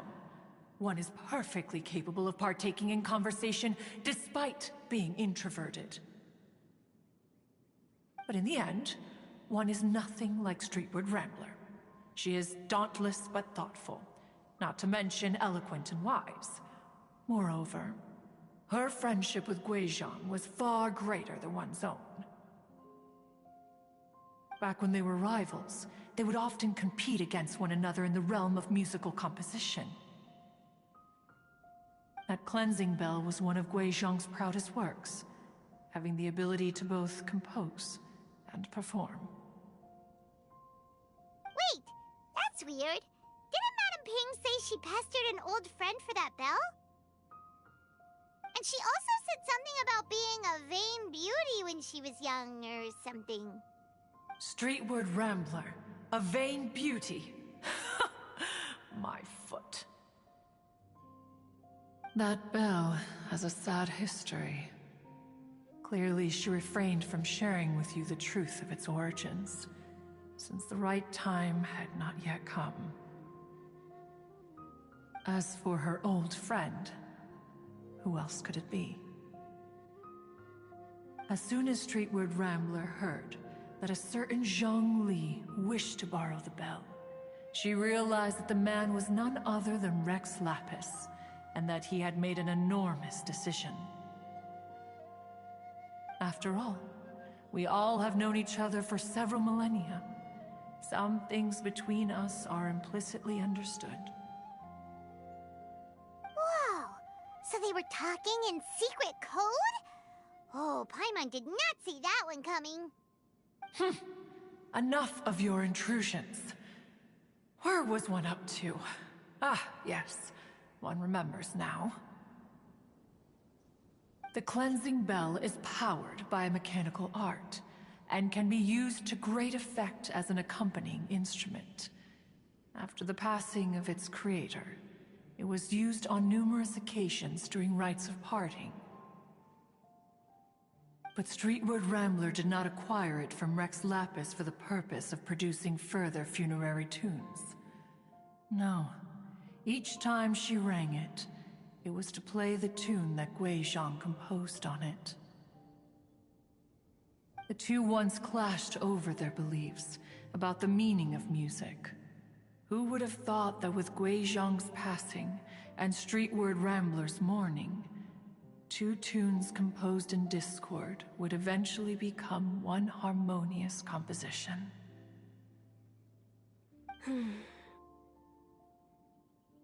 Once upon a time, Streetwood Rambler also loved gatherings, liquor, and music. But after Guizhong passed, she preferred her own company. She could often be found sitting alone at a mountain summit, contemplating and reminiscing with her zither. The music would go from mournful to soothing to impassioned. Many years passed before she finally composed a melody to our satisfaction. In celebration, she played the tune to the clouds. Regrettably, one has only ever heard her play that tune once. Which brings one back to the matter you've been investigating. Perhaps it was during that performance that the ancestor of your Fontaine friend fell into the water and was saved by Streetwood Rambler. But if she was so happy with the melody, why would she only play it once? One was also greatly perplexed by this. After suppressing one's curiosity for a long while, one finally approached her and asked why she would retire the tune after having spent so long on it. In response, she said, "Though the strings that played that melody survive, the one who inspired it is gone. Tell me, Cloud Retainer, when the one attuned to my soul is no longer here, who else could hope to understand this tune?" Aw, poor Madame Ping. I just remember being taken care of by you when I was young. Once the Archon War came to an end, I stayed behind in Liyue Harbor to honor my contract. Although I met Guizhong a few times, I never knew anything of this particular story. Guizhong was quite the visionary. but tragically passed before her time. Her manuscripts still lie unfinished in the realm of clouds. Blank pages give one cause for contemplation on what might have been. Had you not decided to search for that mystery Adeptus, perhaps these stories, too, would have been lost to the sands of time.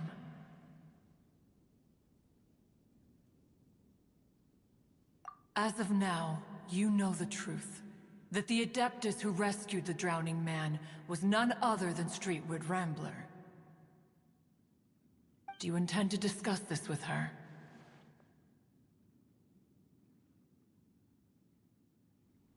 Do you mean Ping might find the topic too distressing? Precisely. The passing of our old friend is a heavy topic that both of us are usually careful to avoid. If I may be so bold, Cloud Retainer, could it be that this is just your own personal opinion? Oh? How so? I've been in Leo Harbor for quite a long time now, and I've witnessed many farewells along the way, so I too am well acquainted with the pain of the passing of a loved one. But this doesn't bring the city or its people to a standstill. They have to keep moving forward. Someone as perceptive and wise as Ping will surely have come to understand and embrace this. Though these immortal mountains have lost an Adeptus, the harbor of mortals has gained a wise elder.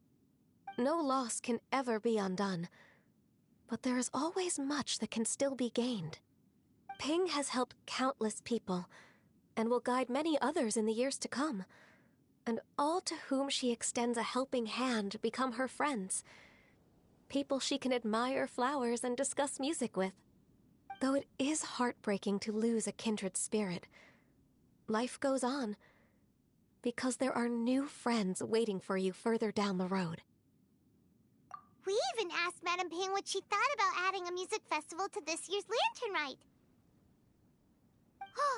When we get back, why don't we just ask her if she'd like to perform? Maybe we can even get her up on stage. You youngsters and your imaginations.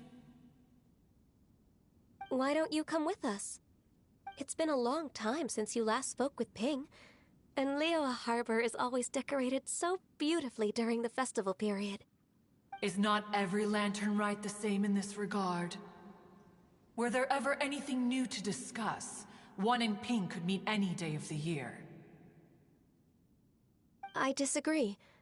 Each new day and each new year is different from those that have come before. How long will you simply let them pass you by?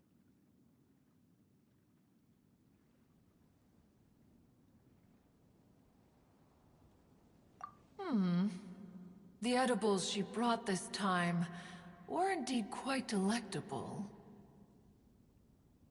Very well. Then one will be off. If the other old fossils have sneaked away into the city to amuse themselves, one shall soon find out. All right. We should be getting back to the harbor as well. We don't want to keep her waiting. Once the Guili Assembly, now the Guili Plains. Say, if we planted flowers there and cared for them carefully enough, do you think that one day we'd be able to recreate the Sea of Glaze Lilies? Allow one to take back one's praise from a moment prior. You are still far too given to flights of fancy, child. What? Cloud Retainer? You were still listening? One observed that you were making no effort to leave, and returned to chasten and hasten you. This time, one is departing in earnest.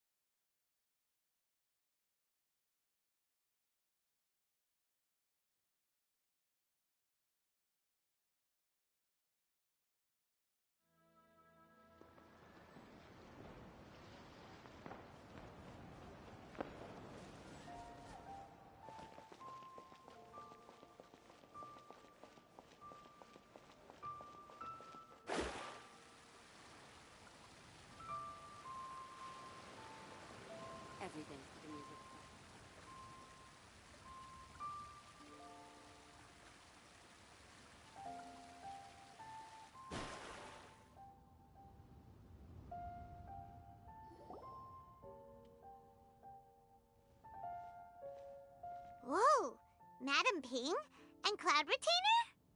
It appears you made haste after all. One arrived but moments before you. Oh, bless my soul. To what do I owe the honor? How nice of you all to come and visit me. Miss Illuminated Bird, haven't you said anything yet? Said what, precisely? And why should one be tasked with saying it? 'Cause you're the one who's known Madame Ping the longest. Street word. Or rather, presumably, you would prefer to be addressed as Ping? Oh, Cloud Retainer, you are uncommonly polite today.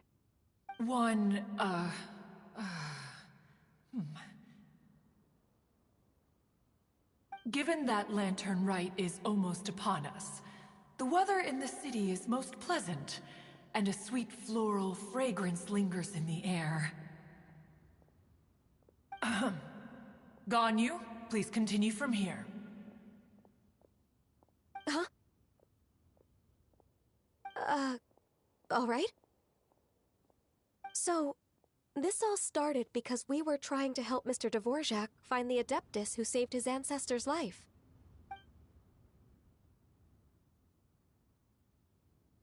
Cloud Retainer informed us that the one who played that melody and rescued the drowning man was none other than yourself. Ah, let me think. Yes, I do believe I recall that encounter. What a long time ago that was. I'm surprised that you still remember it. Even more astonishing, perhaps, is the fact that this story has survived this long at all, when mortal lives are so very brief. It appears that she has proven herself right once again. Who's she? We like to call her Guizhong. From the look in Cloud Retainer's eyes, I sense that she has already told you all about her. Albeit reluctantly, one might add. Oh, there is no harm done. After all, Lantern Rite's very purpose is to commemorate the heroes who gave their lives for Liyue.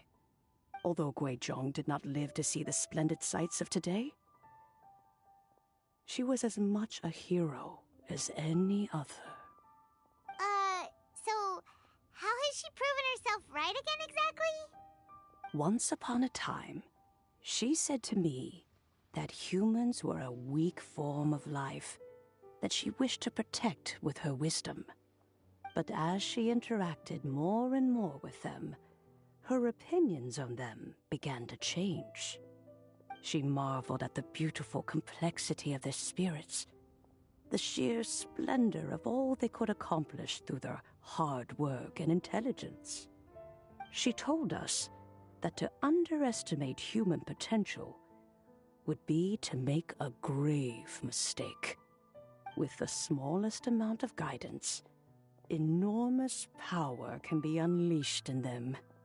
And a human who has reached their full potential may well be her equal.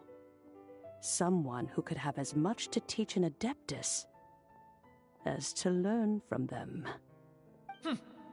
She always had a way with words. That her mechanical accomplishments were judged superior to one's own was, one suspects, in large part due to her sheer eloquence. Speaking of mechanics, Cloud Retainer, do you still remember that potted plant mechanism? The one that the two of you gave me as a gift? Of course. Guizhong and one both put an immense amount of effort into that gift. It would be no overstatement to call it a testament to each of our individual technical genius. As Guizhong once said, it takes every blade of grass and every flower to make a homeland. When I see the sight of Liyue Harbor before us today, I am reminded of this. Madam Ping looks very emotional right now.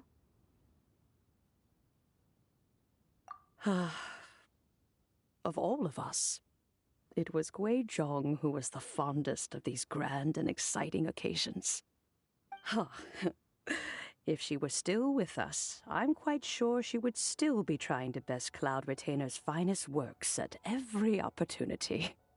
Liyue Harbor is always filled with the sound of music at this time of the year.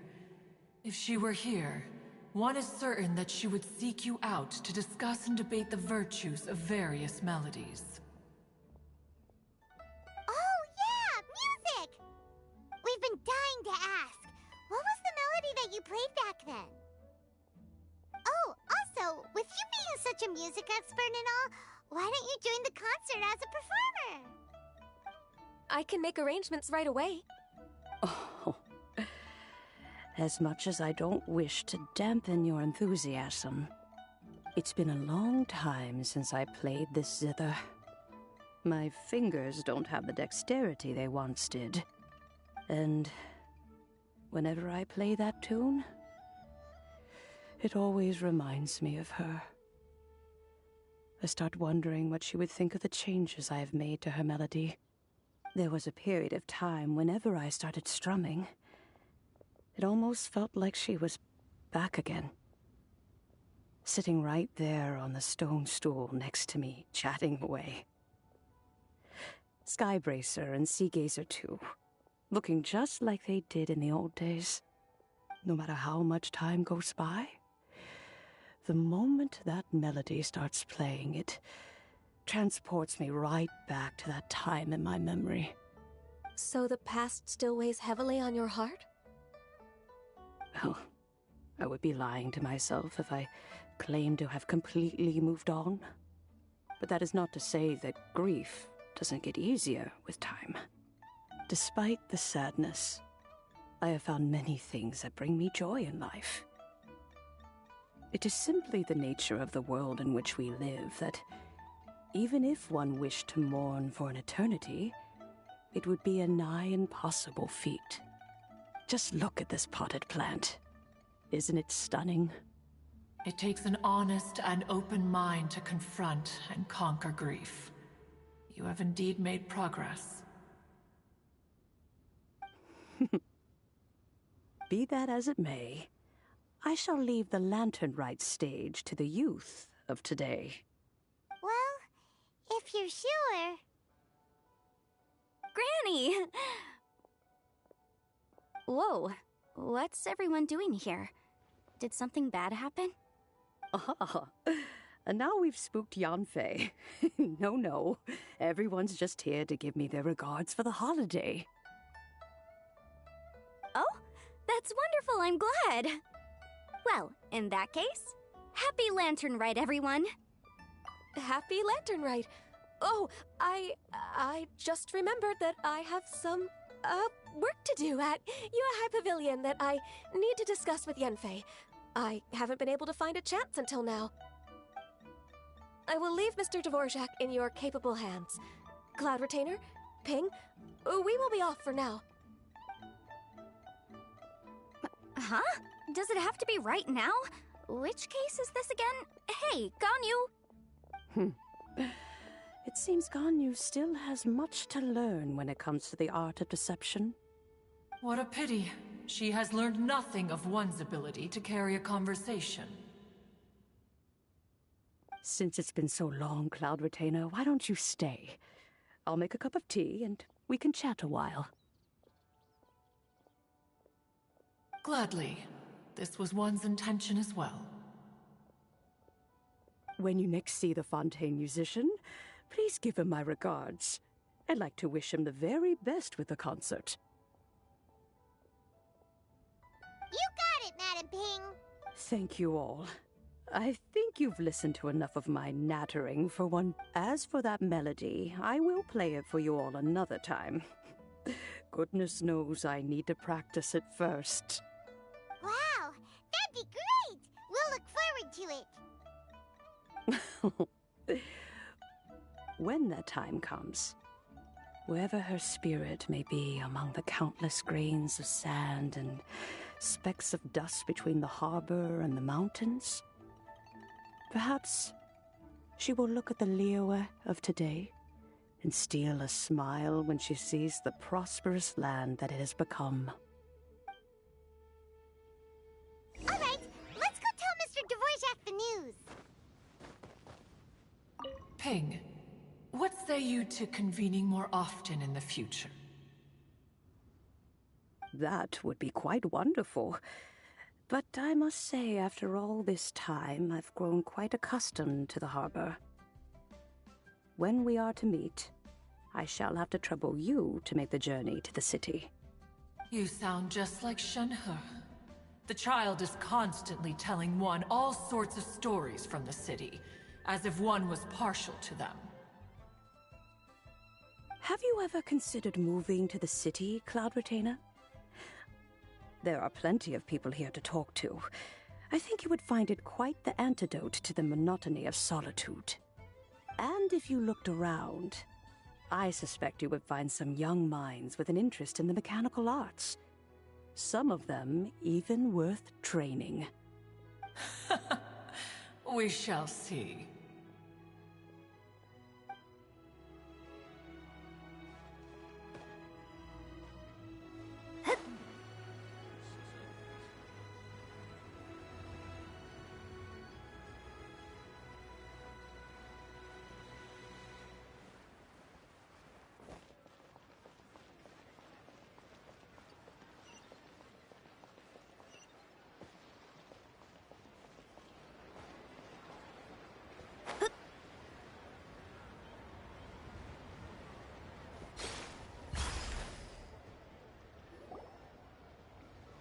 Mr. Dvorak! Ah, and Kuching's here too!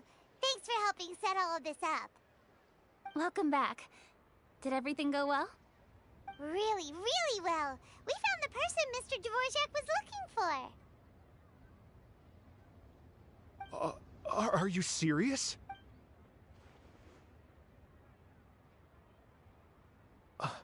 I see. So the melody my ancestor heard was an adeptus remembering her late friend? That certainly explains why it was such a powerful and poignant tune. Huh. That's a really interesting first reaction. Guess that comes with having a musical mind. I have to say, though, it's hard to believe that the fairy from the tale is now an elderly granny. Oh, Paimon knows exactly what you mean. Normally, Adepti don't age at all. But Streetward Rambler, or Madame Ping as we know her, probably only became old because it's what she wanted for herself. Madame Ping possesses vast knowledge and great wisdom. Whatever physical form she may decide to take, her mind and wits are as sharp as they come. Yep, Kuching summed it up perfectly. That's exactly what Paimon was trying to say. I think... yes. I must thank her in person. That can wait until after the concert, though. For now, I need to devote all my emotional energy to the performance. Ah, speaking of, Madame Ping wishes you all the best at the music festival. Paimon has a sneaking suspicion that she'll stay in her usual spot, but listen to the performances from afar. Wait, are you serious? Huh. Oh no, now I'm starting to get nervous. Okay, alright. Nope, another rehearsal is in order. Please excuse me, everyone. Mr. Dvorak? He's already gone. Paimon wasn't even finished telling him everything. Before we set off on our search with Ganyu, he asked us about what music means to people. After our recent adventure, Paimon thinks we have a lot more to say about that now. Please, share your insights with me. Well, we found out that music can be used for good, but also for bad. It can make people happy and moved, but it can also be sad and bittersweet. And music is like a kind of memory written in people's hearts. It can put you in touch with feelings from a totally different time and place.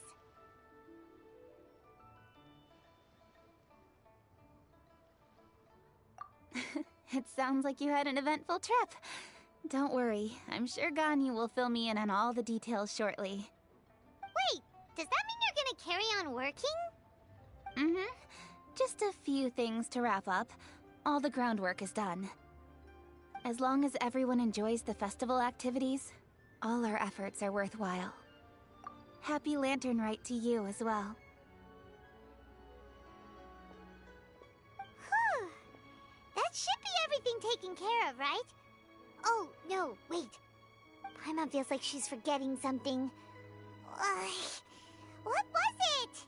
Oh, it feels like it was a while ago. Shoot! Latent... Wait, no. Anyway, Zhangli said he wasn't in a hurry, so if we went now, there's probably still time, right?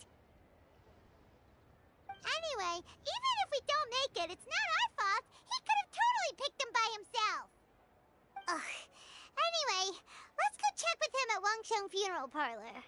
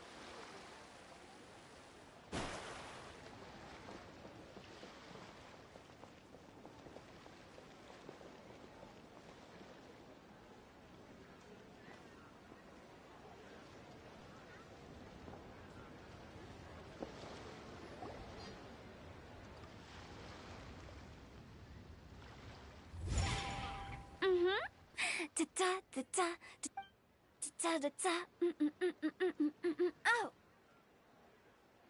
All right, let's take a break here. Oh wow, look who it is! Are you here to hang out with everyone's favorite funeral director? So you're just casually practicing your rapping skills at the entrance to your funeral parlor? In broad daylight? Okay. After everything we've been through, you don't see me for a hot minute, and you're back to being scared of your own shadow. We have all this open space, a clear view of the mountains behind and the sea in front. Not to mention we have several invisible audience members enthusiastically cheering us on. It's the perfect spot to rehearse. Invisible... Gotta say, it took me a few days to get used to Director Who's way of talking. Xinyan was pretty spooked too when she first got here. Just like when she sees a frog, but a giant frog with sharp teeth. Come on, knock it off. What's wrong? I've never seen someone look so confused before. Well, don't worry, because Director Who's here to explain it all. There once was a Fontaine musician who went around town on a mission. He came door to door for his iridescence tour, looking for acts to audition. With my words, Xinyan's chorus, and Yunjin as our mentor, we'll take the stage by storm with flames roaring and the whole audience calling for more. For sure! The whole dance floor will be yelling encore! Encore! Oh, now Paimon's rhyming along. But when you say flames roaring, are you sure this'll be safe? No, don't you worry about that. I'm pretty experienced on the stage, and I've already informed the Yuhong of all the pyrotechnics we're planning on using. Huh. Guess we'll just have to trust Xinyan on this one. Oh, Zhongli. He took one of those fancy meal boxes and set off for the mountains. Said he wanted to pay a visit to some old friends. It's a real pity that he couldn't be around for this. As well as being a true connoisseur of traditional art forms, he's able to appreciate Xinyan's performances too. Yeah, that's right. Matter of fact, he was the one who first invited me to perform here. To tell the truth, though, I never thought I'd really find myself rehearsing here one day. Well, now you know. The Wangsheng Funeral Parlor is a great location. All of you are always welcome to come and hang out here, especially if you're in the mood to try something new. I can speak to that. Hu Tao is always full of fun surprises. And jump scares. Actually, Xinyan, I have some lyric ideas for your part. Do you want to go through them together? Oh, sure thing. I'm all ears. Oh, Traveler and Paimon, I believe Zhongli was heading to Mount Hulao, so make sure you're hiking up the right hill. When you see Zhongli, please pass on this message to him. It's up to him whether he wants to support us at the performance tonight, but I expect him to make time for the upcoming banquet we're planning. No excuses. You should join us too. It'll be a riot. If there's one thing I've learned from being a funeral director, it's how to throw a party.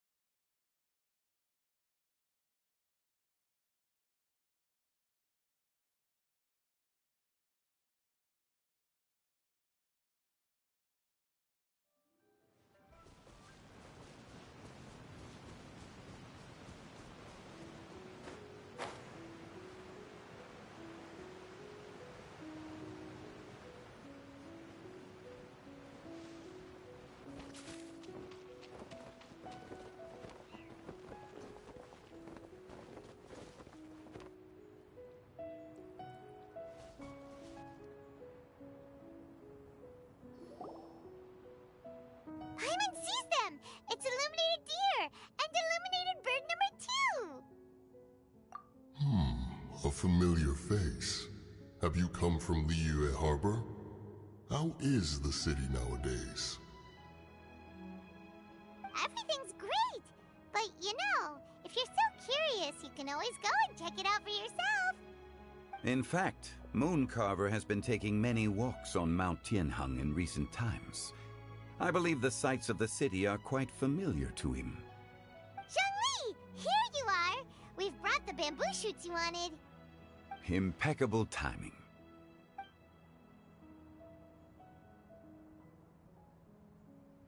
Traditionally, bamboo shoot soup ought to be slow-cooked for many hours on low heat. Using Adeptus arts to hasten the process is something of a shortcut. Wait, that mechanism... is that... Indeed. Cloud Retainer kindly lent me her supreme cuisine machine. Can we not just call it a cooking machine? Actually, never mind. She seems to take a lot of pride in her mechanical gizmos, so it's probably best if Paimon doesn't go changing the name willy-nilly. I trust that you found the answers you were seeking during your recent journey? Excellent. The past should be remembered, but not overly dwelt upon. Our journey should be seen as a means to take on more from the world around us. When the bamboo shoot soup is ready, I must insist that you try some for yourself. Oh, Zhongli! Huta told us to tell you something. She said, it's up to him whether he wants to support us at the performance tonight, but I expect him to make time for the upcoming banquet we're planning. No excuse. When she says performance, she must mean the Lantern Rite Music Festival. As for the banquet, she didn't tell us anything more about that, but she invited us to come as well. As you can see, I have a prior engagement with 2 Adepti friends of mine tonight. Please, give Director Hu my best wishes for the performance. As for the banquet, since the Director insists, far be it from a mere consultant like myself to refuse. Yay! Then we'll see you there? Absolutely. Rex Lapis, the bamboo shoot soup is ready. Thank you. I will examine it right away. The appearance is exquisite, and the aroma rich and intense. The craftsmanship of this machine is commendable indeed. Since you came all this way, you should not leave empty-handed. Please, take some soup. It tastes most exquisite while still warm.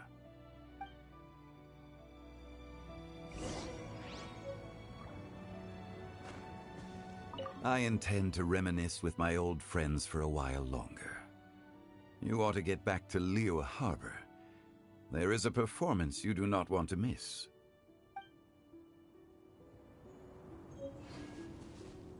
Had one known that Cloud Retainer was in possession of such eminently useful devices, one would have sought to borrow one from her long ago.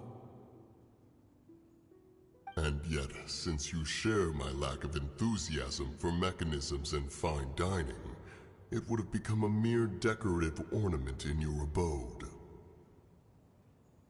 Not so. Had one had such a device to make up for one's lack of culinary prowess, Shenhe would not have had to rely on flowers and herbs alone for sustenance, while under one's care. In that case, shall we rendezvous with Cloud Retainer one day soon, and request to borrow one more Supreme Cuisine machine? A fine idea. A fine idea indeed.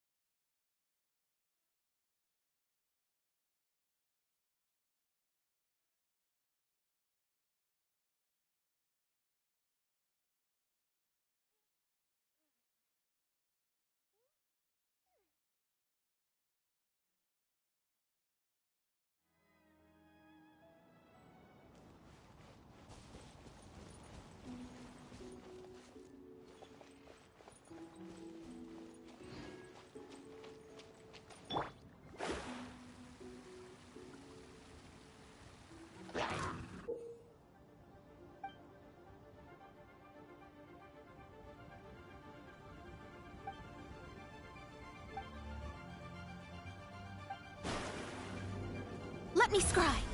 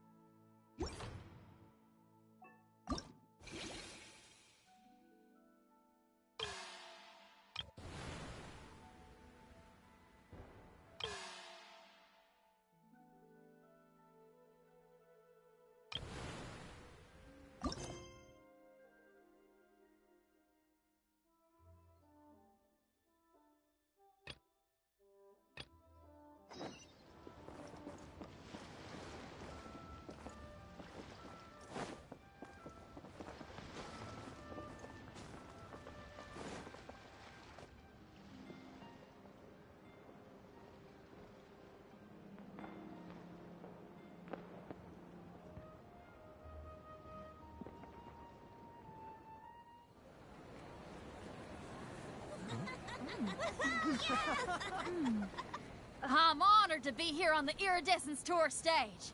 All right, without further ado, I'm Xinyan, this is Hutao, and this is a little something called... The Bling Lilies!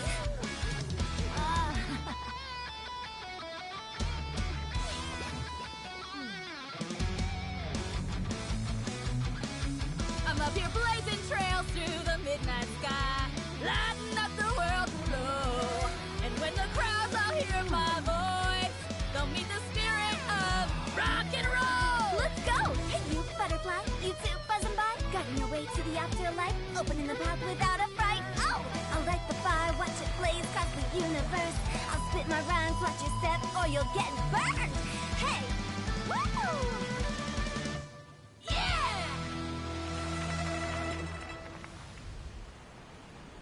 Does anyone have any plans tomorrow? With another year behind us, I think we deserve a celebration of our own. My treat. Interested? The Tianquan footing the bill? I can't miss out on that.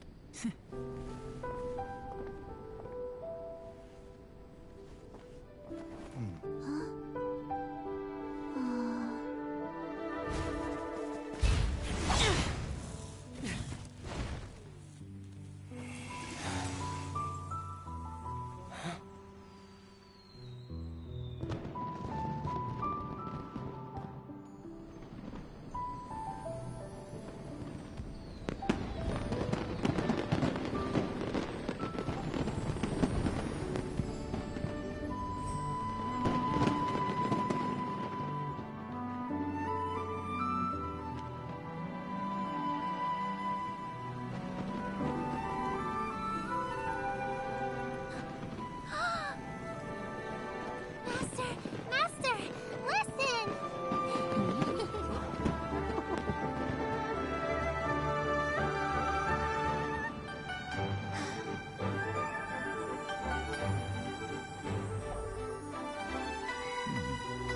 May the year ahead be a blessed one.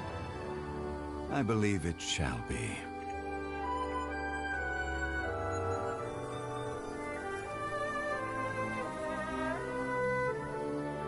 Master, the Xiao Lanterns, Ha! Elementary. One shall fashion for you a Xiao Lantern the likes of which the world has never seen. And you must take it to Liyue Harbor to display its magnificence for all.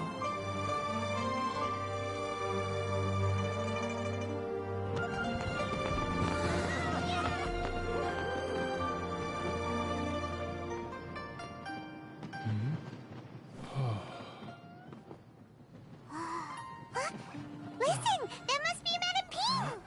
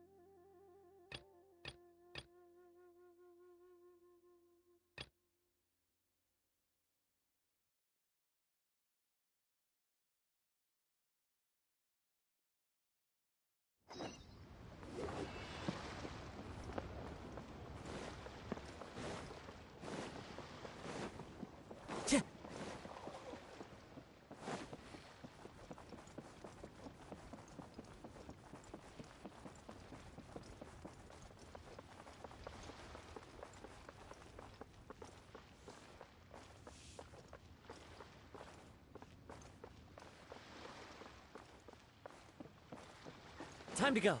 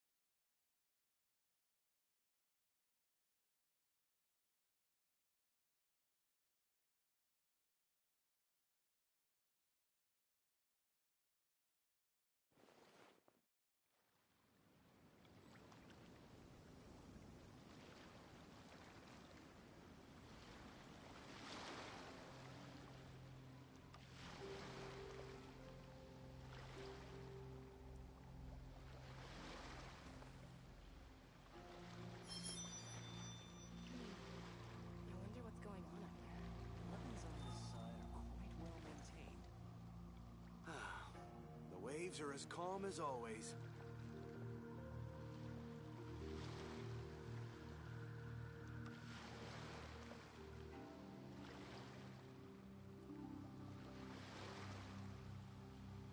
This scenery is wonderful. Surely enough to convince anyone to become a wanderer. The waves are as calm as always.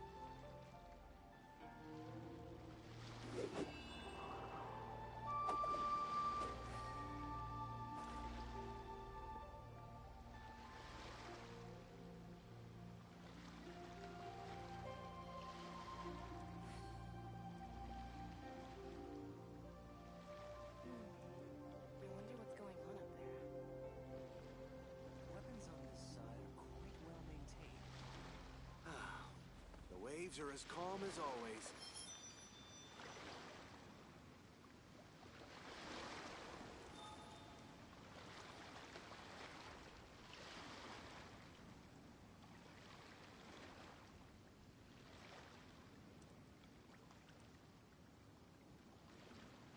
Weapons on this side. I wonder what's going on. Well maintained.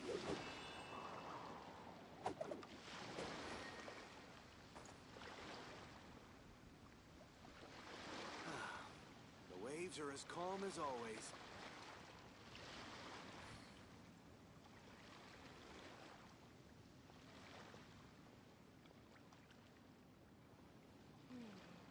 I wonder what's going on up there.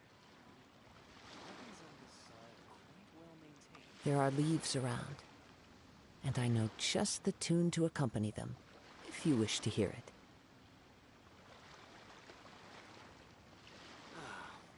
Waves are as calm as always.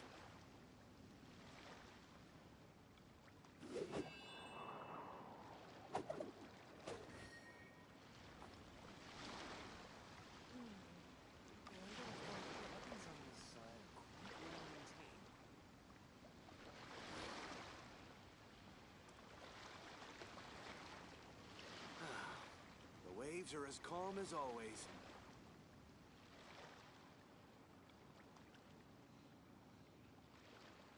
This scenery is wonderful.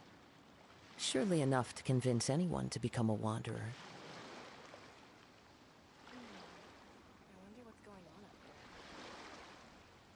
Weapons on this side aren't well maintained.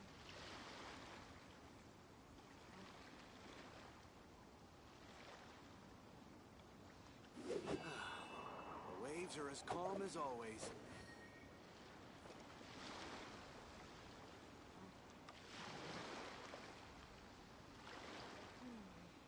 I wonder what's going on. Stock of herbs is running a bit low. Well maintained.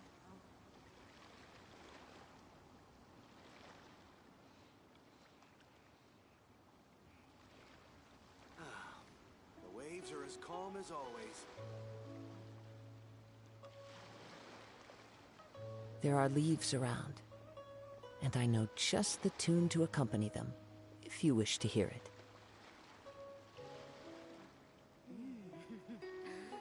What a bountiful stock of herbs is running a bit low. Well maintained. The waves are as calm as always.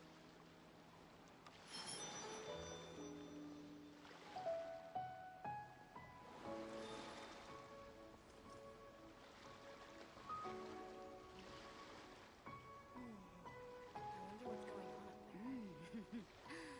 What a bountiful haul. Our stock of herbs is running a bit low. The waves are as calm as always. This scenery is wonderful. Surely enough to convince anyone to become a wanderer.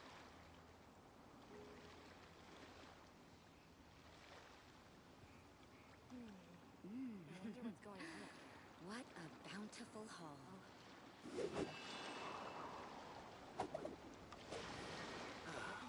The waves are as calm as always. Our stock of herbs is running a bit low.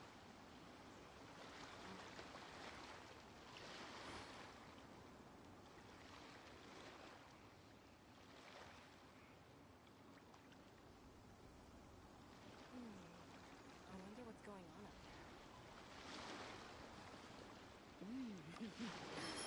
What a bountiful haul. The waves are as calm as always. Our stock of herbs is running a bit low.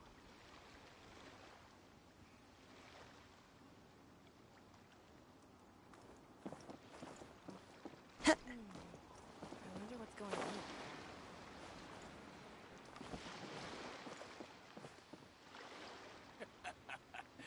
The sound of the ocean waves.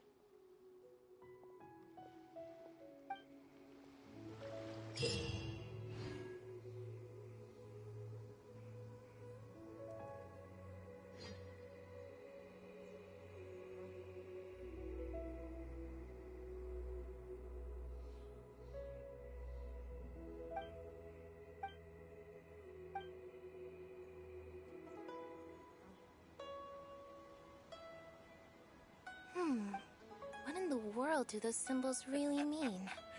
The sound of the ocean waves. There are leaves around, and I know just the tune to accompany them, if you wish to.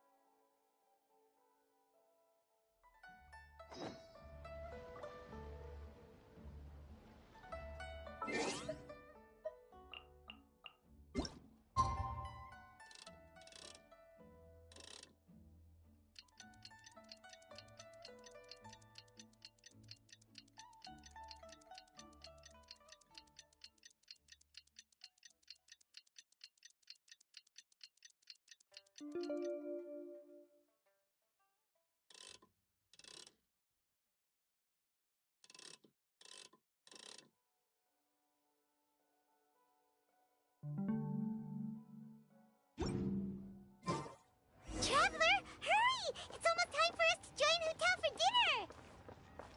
Ooh, and we'll be meeting at Shinyue Kiosk. It's the place with a really long wait list. As expected of the parlor director, always so generous. Come on, let's go!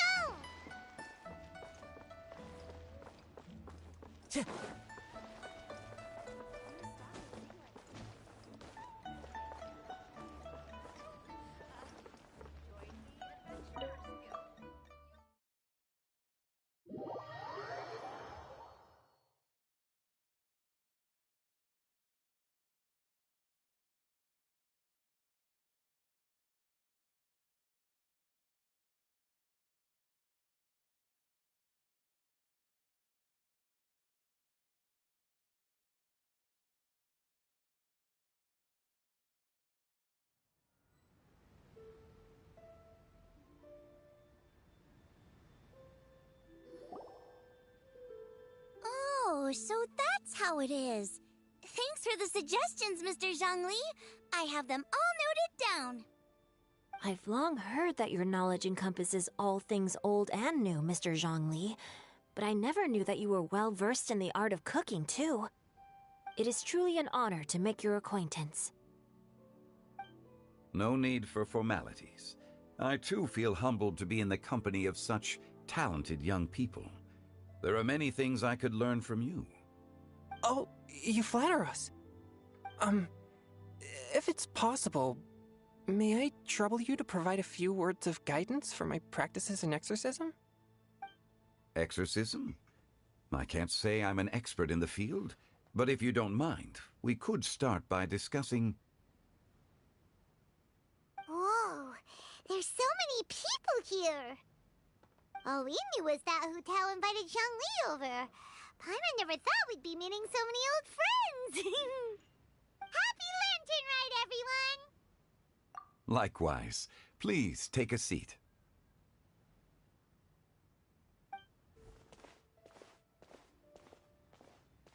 Happy Lantern Rite! Are you having fun? Me too. I've seen Xinyan perform before, but this is the first time I've watched something like this. I heard that the audience loved it too, and she's been receiving quite a lot of performance invitations lately. She's more busy than ever, and Yoonjin's gonna help her. Yep, and they asked us to pass on their season's greetings to everyone. They hope we'll have a wonderful gathering. The performance was spectacular indeed. However, it gave Xiangling a huge burst of inspiration, which in turn gave us a bit of a headache. Us? Did Xiangling ask you to try out her dishes too? That, my friend, is beside the point. Watching you eat was enough for me. Come to think of it, I probably shouldn't have burdened Chongyun with eating my share too. Hold on, Xiangling came up with a new recipe? Let Paimon try! See? Someone here knows how to encourage people. Thanks, Paimon. Oh, and I have to thank Mr. Zhongli, too. He gave me lots of useful pointers that really drove it home for me. Oh, so that's what you were talking about before we arrived. Yes.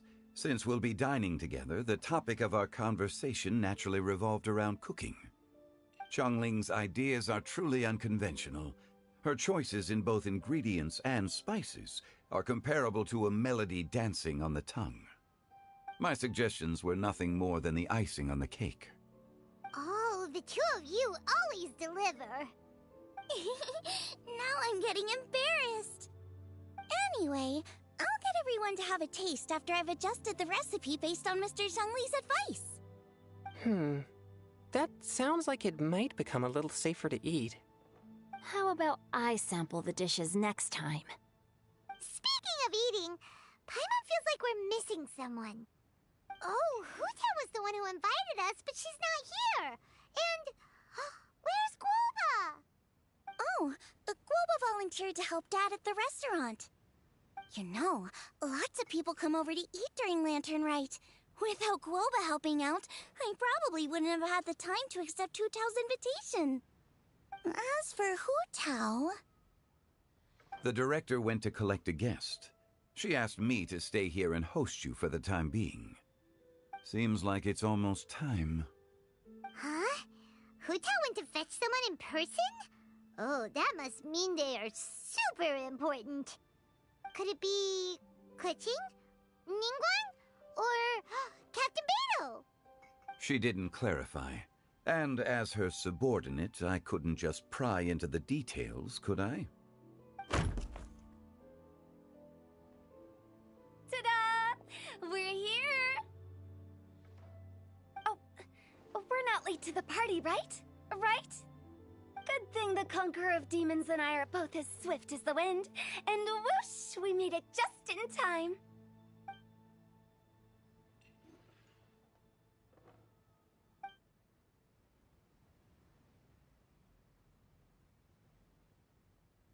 Oh. I see. So the important guest is the Conqueror of Demons. I've been looking forward to meeting you. The director didn't mention anything when she invited us. What a pleasant surprise.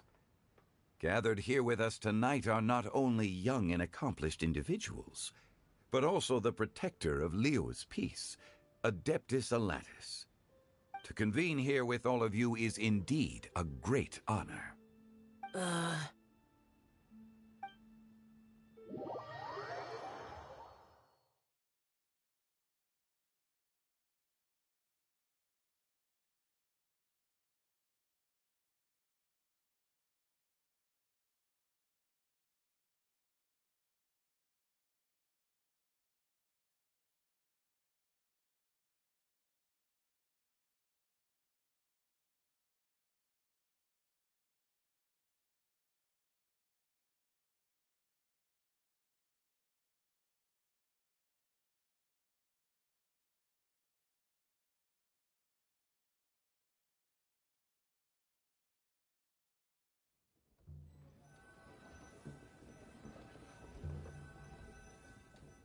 It's almost lantern rite, yet you took all the trouble coming here.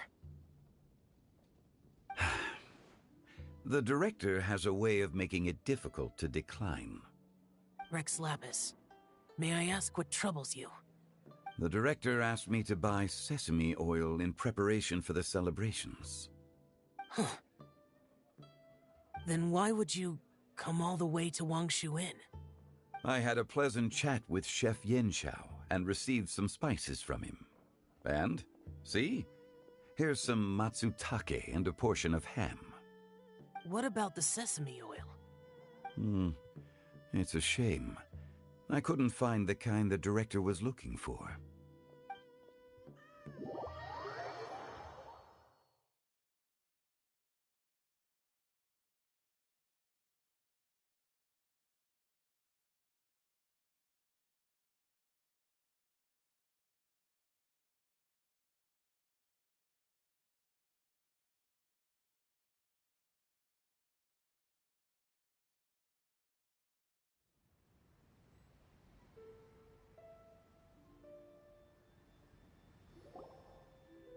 I'm sure you're exaggerating, Zhang...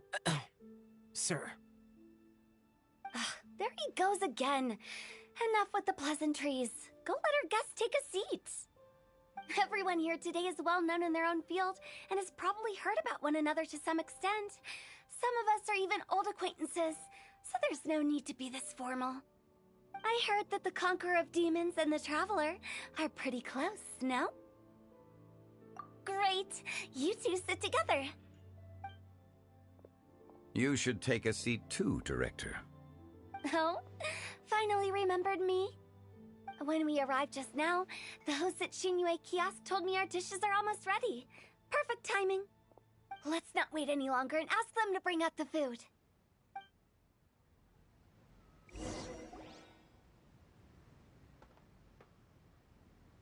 Paimon would have never guessed the person who Tao went to fetch was Xiao. Oh, that's also the first I've heard of the Traveler and Paimon being friends with the Conqueror of Demons. You know Xiao Chu? Knowing is a bit of an overstatement. I've always looked up to him. You might not know this, Paimon, but we exorcists have worked in close collaboration with the Conqueror of Demons for many generations, dispelling evil together, both in the open and from the shadows. Hard to imagine that thanks to Hu Tao, I've finally gotten the chance to meet him. Conqueror of Demons, I'm honored to make your acquaintance. Likewise. It is a great honor indeed to have a chance to meet the legendary Conqueror of Demons. Changyun has brought that name up quite a few times in the past. I remember you mentioning wanting him to understand the importance of exorcists. We know each other too. He helped try my dishes during the Masterful Chef's cook-off. I didn't think we'd have the chance to meet again. Happy Lantern Rite! No anecdote, however, compares to meeting you in person. I'm Xingqiu, Shangli and Changyun's friend. The pleasure is all mine. Whoa, everyone's getting all formal and polite all of a sudden. Paimon doesn't know what she should say anymore. Adeptus show! Mighty Conqueror of Demons! Please accept Paimon's greetings too! Belated Happy Lantern Rite! Paimon tried very hard to look for a fancy word, okay? Don't be too harsh on Paimon! There's no need to be so polite. You're right. This was meant to be a nice little get-together between friends after all. Too much formality kills the atmosphere. I didn't plan this gathering only for everyone to walk on eggshells. Hiya. What's your true intention, then? A little get-together between friends, sipping the finest tea and watching lanterns float into the sky, bidding farewell to the past, and embracing the present with joy. And that is something our consultant would say. I think it deserves a standing ovation. Indeed. Exceptional acting skills, Director. As for me, I'm just here to have fun and treat everyone to something good. We all worked really hard this year, whether traveling or guiding, cooking, helping with the family business, exorcising evil spirits, or conquering demons. And of course, our consultant, who's been helping out at the parlor every now and then. Everyone has done some pretty amazing things. As the one who brought everyone together, it goes without saying that I'm the one most deserving of praise. Huh? Sounds kinda self-important, but Paimon thinks it's pretty amazing that she managed to talk Xiao into coming. He rarely ever enters Liyue Harbor after all. It wasn't as complicated as you think.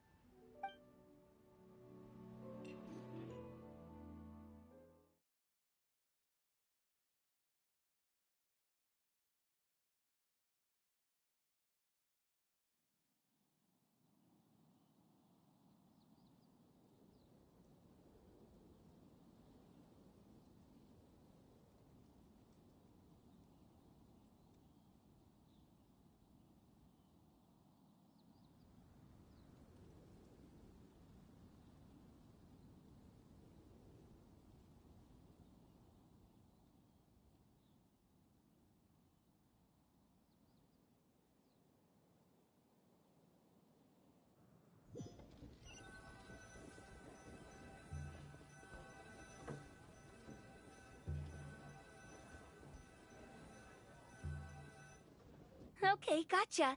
Thanks, boss lady. It's not boss lady, just boss. And there she goes. What a lively girl. Conqueror of Demons, Adeptus Xiao. Guardian of Wangshu Inn, hero of Dihua Marsh. I know you're there.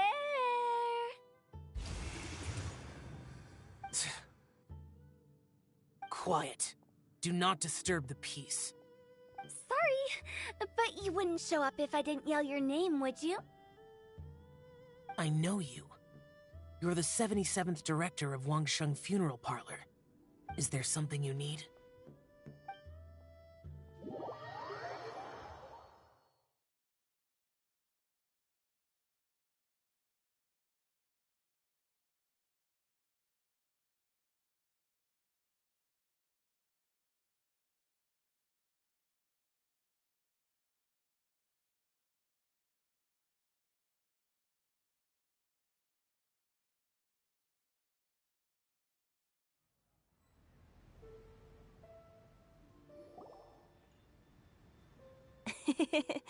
That does sound like one of Hu Tao's antics. Did the Conqueror of Demons agree to come so that Hu Tao would stop pestering him? There might be other reasons. Smart guess. Huh? There's more to it? It gets pretty boring from here on. I talked about the funeral parlor's past relationships with the Guardian Yakshas. You know, just to be sociable. In the time of the Archon War, disputes were frequent, and disaster overtook the land. Humans couldn't escape from the torment of the plague, nor could they escape death. The Adepti vanquished the demons, the Millelith fought valiantly, and Wangsheng Funeral Parlor was responsible for purifying the diseased and sending off the spirits of the dead. That is how the border between life and death was maintained during the war. And it effectively prevented further incidents from happening. That's right. 1 point for the consultant. But despite our deep-rooted connection, it still took me quite a while to actually convince him. You know him pretty well, huh? This matter is out of my control, so I need to be cautious. True, but I've kept that in mind too. That's why everyone here today is in one way or another acquainted with elemental power. Besides, it'll only be for a short while as we dine together. There won't be any lasting consequences. But I didn't expect there to be so many people. There's no need to worry, Conqueror of Demons. We're not feeling anything unusual so far. Our young exorcist over here is protected by his pure yang energy, so he's probably the most resilient. That's not the same. And did you just toss your carrots into my bowl? Hey, don't look away. Huh? What? I'm siding with Chongyun. I saw that too. You're lucky Guoba isn't here today. He hates seeing people being picky with their food. If he'd seen that, he'd definitely make you eat all your carrots. Huh? Guoba would do that? Is he that uncompromising? But now that I think of it, Xianglin told me that Guoba used to be the stove god. It sounds like you've heard the rumors.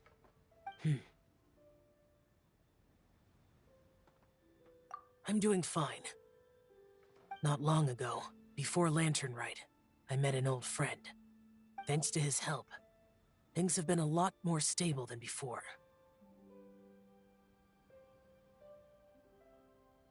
Right! Wait, what?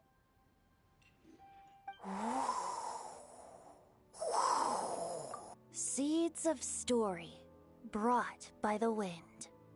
And cultivated by time. Did Paimon just unconsciously complete that thing? That voice. Could it be?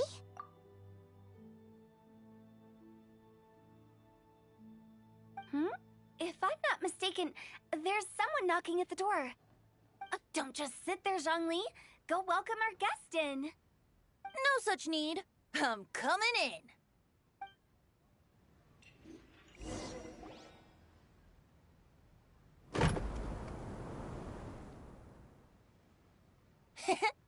You finally let me in. Hello, hello.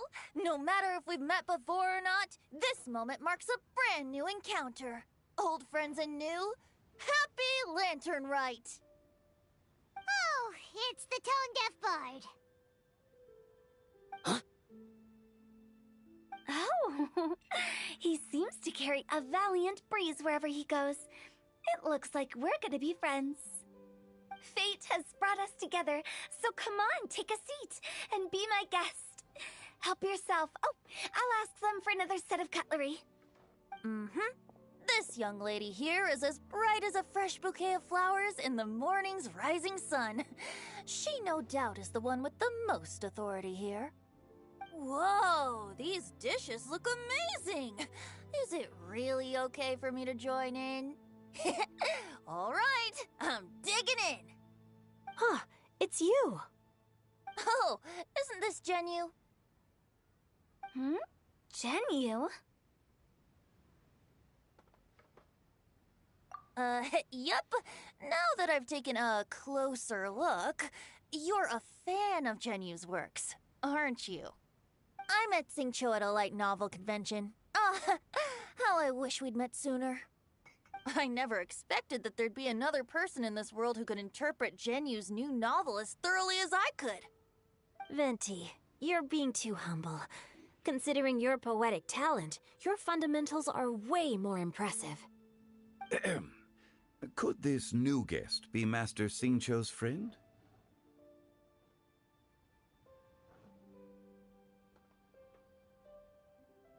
Yes. Monsters become more active than usual as we get closer to Lantern Rite. I was patrolling Dihua Marsh a few days ago, when I happened to run into this...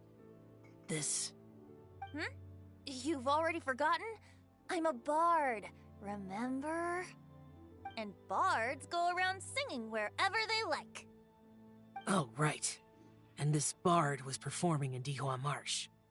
It was a moving melody, and it made me feel relaxed and at ease. I couldn't help but stay and listen. Thank you for your patronage.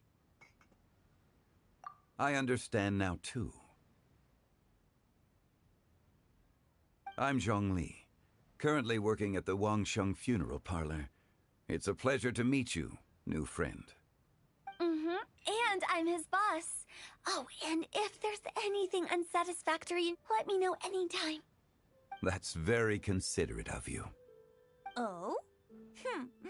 No wonder. Only a boss as savvy and reliable as you would be able to hire such an impressive consultant. Oh, you're too nice, Venti. Not to brag, but our consultant truly is impressive. His knowledge extends across the stars and the land, and there's nothing throughout history that he doesn't know. From the sophisticated way he speaks, it's hard not to suspect that he could very well be an adeptus in disguise.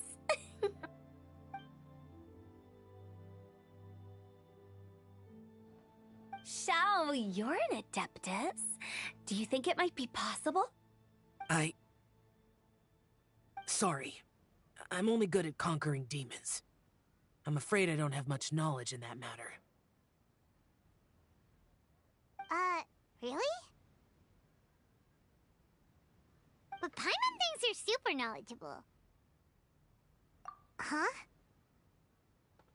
Oh! Right! Xiao's a warrior. He doesn't come to the city very often, so it's, pretty normal for him to not know anything. Yeah. Really? I've actually heard a few things about Mr. Zhongli before. The guests in the tavern talked about this refined and courteous man who, instead of having wine at Mondstadt's finest tavern, ordered a cup of hot tea with the most complex name. Now that you mention it, I seem to recall that there indeed is a musician like yourself in Mondstadt. I've heard that he's elegant and amiable, his works witty and vibrant. It's no overstatement to regard him as the best bard in Mondstadt. Now you're making me embarrassed. I would say that Mondstadt's poetry is a little run-of-the-mill sometimes. There's one I heard a while back that went, The old house is renewed, welcoming the spring breeze, awakening old memories. The meaning's there, but the word choices are unimaginative, and there's a distinct lack of literary flair. I think so too. The composition needs a little jazzing up. If I were to give it a go, I'd make it an old melon on a vine, a new flower that grows fine. Oh, good one! It feels unique and has a nice ring to it. You have great taste, Venti. I was right about you. Let's shake hands. Of course.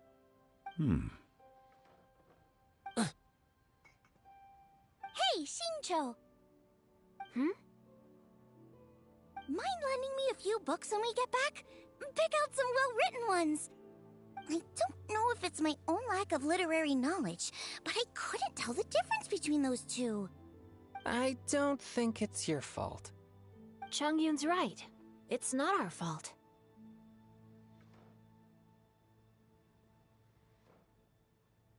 Oh, you have a point.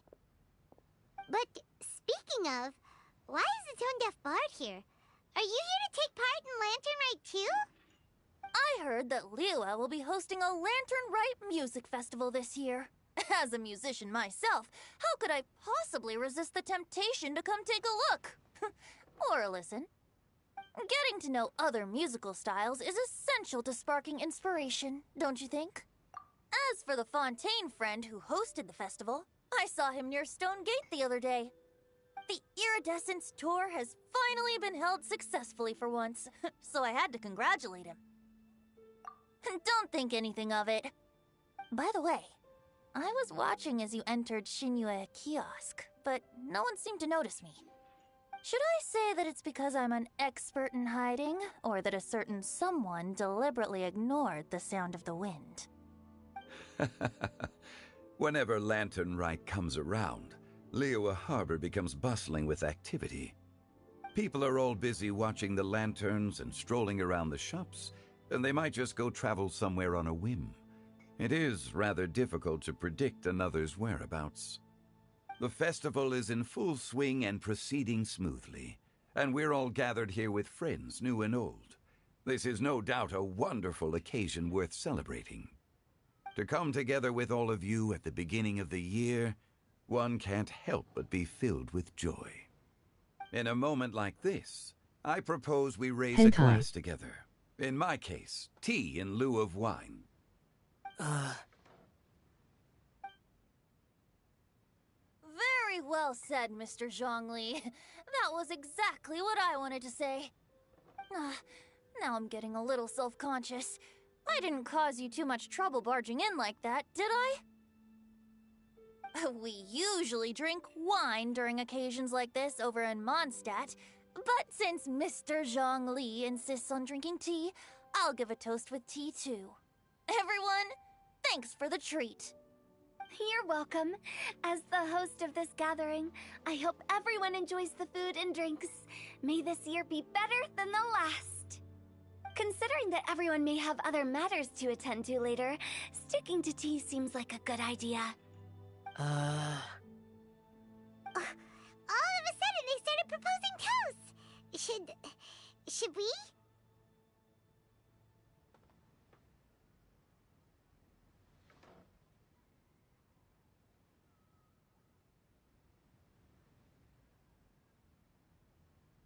What's with the urgency?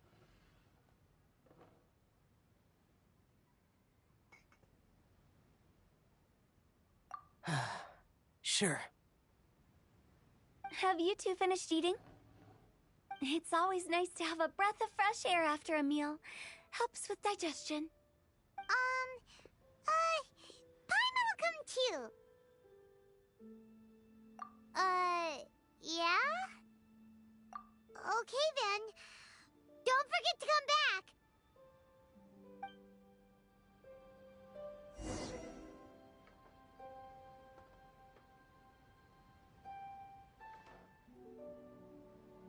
Let's depart. You go ahead.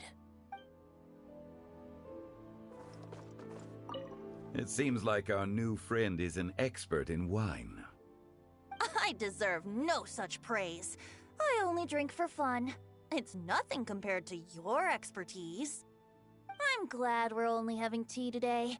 What if I got drunk and said something nonsensical? I'd surely become an object of ridicule to someone I've just met. No such thing. I wouldn't dare disrespect the director's guest.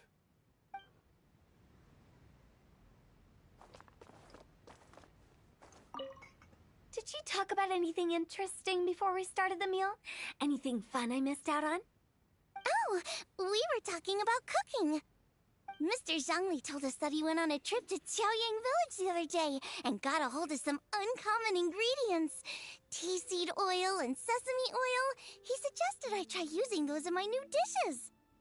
Oh, no wonder he left his post for so long that day. Those ingredients would be difficult for anyone else to find. I guess I'll need his help next time as well.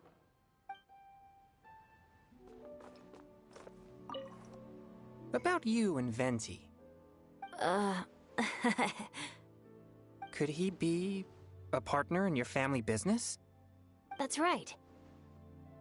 You know how my family is. A lot of business secrets can't just be divulged at the dinner table. Ah, just as I thought.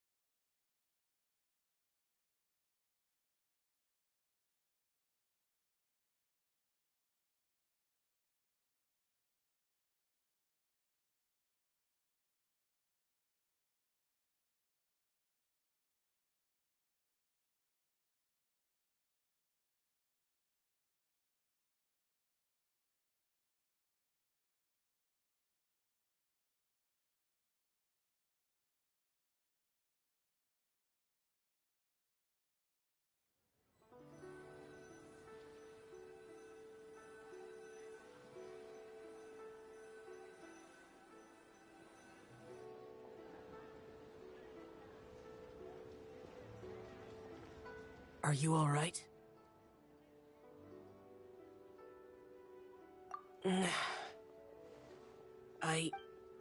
It's hard to describe.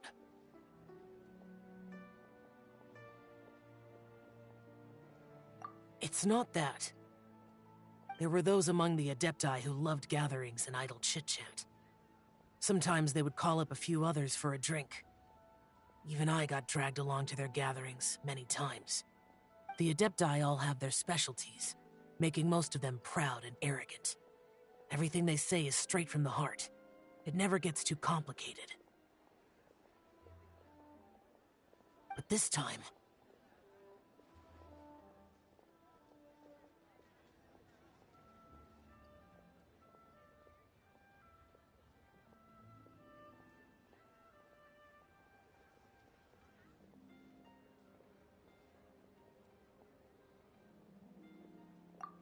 No.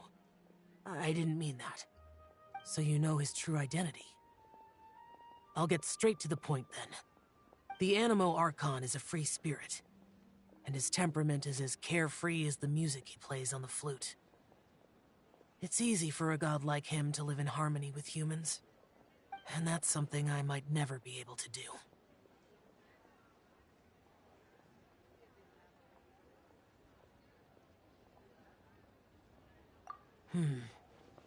That does sound like something you would say. No matter. I know my circumstances. Whenever I think of the ordinary conversations I've had with you, it feels strangely novel.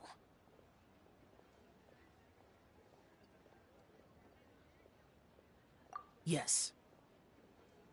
The parlor director went out of her way with the invitation, so it was difficult to turn her down. I had made mental preparations before agreeing to come. She told me that all the guests today would be acquainted with elemental power, and I knew that you would be here. But I didn't expect the other guests to be...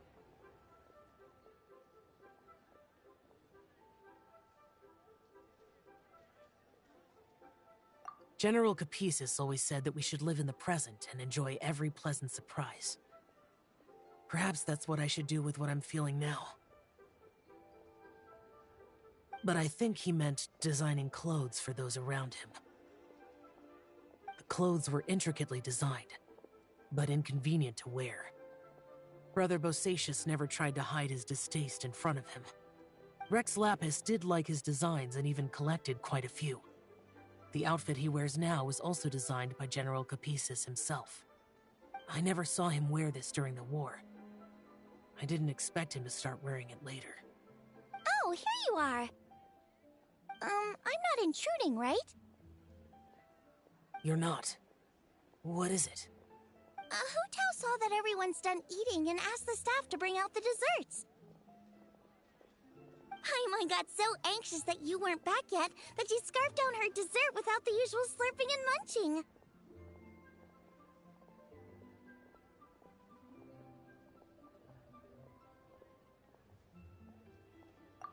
To be honest, I was kind of worried too. You looked a little restless just now, and I thought you weren't used to the food here and was planning to head back to Wangshu Inn for something Yanchao made. You're worrying too much.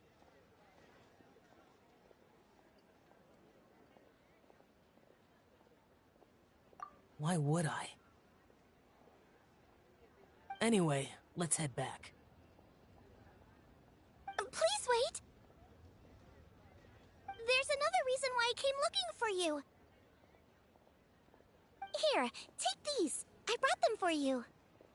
Almond tofu? Yup. Since the Masterful Chef's competition, you could say that Yanshao and I are not only competitors, but good friends as well. I visit him at Wangshu Inn sometimes to discuss our cooking. I heard him say that the esteemed guest on the roof loves nothing more than a good plate of almond tofu, so I learned a thing or two about the dish from him. I'll be honest, before Hu Tao invited everyone, she secretly came looking for me, told me about the guests she planned to invite, and asked me for some suggestions on what she should order. So I made a few servings of almond tofu for you guys in advance. Take them as a token of gratitude for your support. When I told Guoba that I was making these for you, he started eagerly running around the kitchen and helping a lot too. Thank you for the trouble. There was no need to... I'll take them. Thank you. And Guoba too. You're welcome. Oh, the almond tofu I made probably tastes and feels a little different from the type Yanxiao cooks. Please let me know if there's any improvements I should make. Okay. That's all. Alrighty, we should head back now. We can't keep Paimon waiting.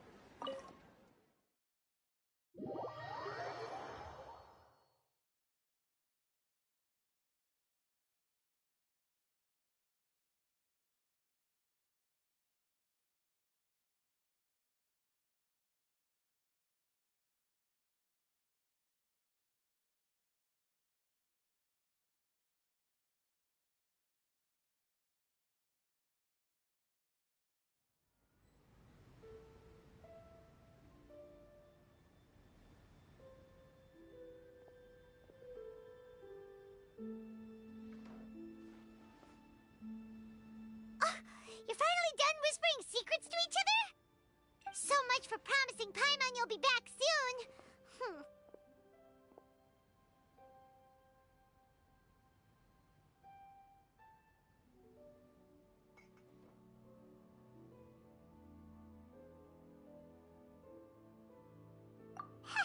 How could you say that to Paimon? In that case, besides having no sense of time, Paimon will let you know what having no sense of fullness looks like. Your dessert is all Paimon's! Sorry to keep everyone waiting. No worries, we're all just chatting here. There's no serious business to take care of. Whether we're chatting outside or inside, it's all the same.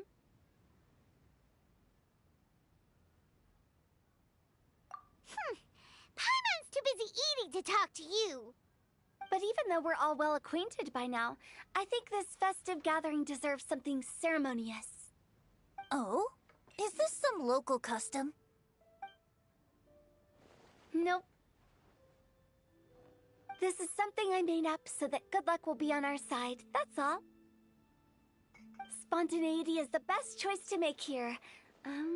Let's use this incense burner on the table. It's been lit for so long now that the incense is running out. I'll leave refilling and lighting the incense to the most distinguished guest among us all. Lighting the incense will signify continuous growth and prosperity in all our endeavors in the new year. I see. Perfect symbolism, as expected of Hu Tao. And speaking of the most distinguished guest here today, I'm sure we all agree that it's Mr. Zhongli. I'm not very familiar with the details of his past deeds, but chatting with him has been a real eye-opener, even for a bard who has traveled all across the world. If knowledge were a form of power, one could even say that you're a wielder of unlimited strength. But when it comes to having a way with words, the notable bard is certainly one cut above the rest. I just happen to have a good memory. It is such an unexceptional skill, yet you made it sound like an unparalleled talent. I am truly impressed. Since we all get to nominate someone...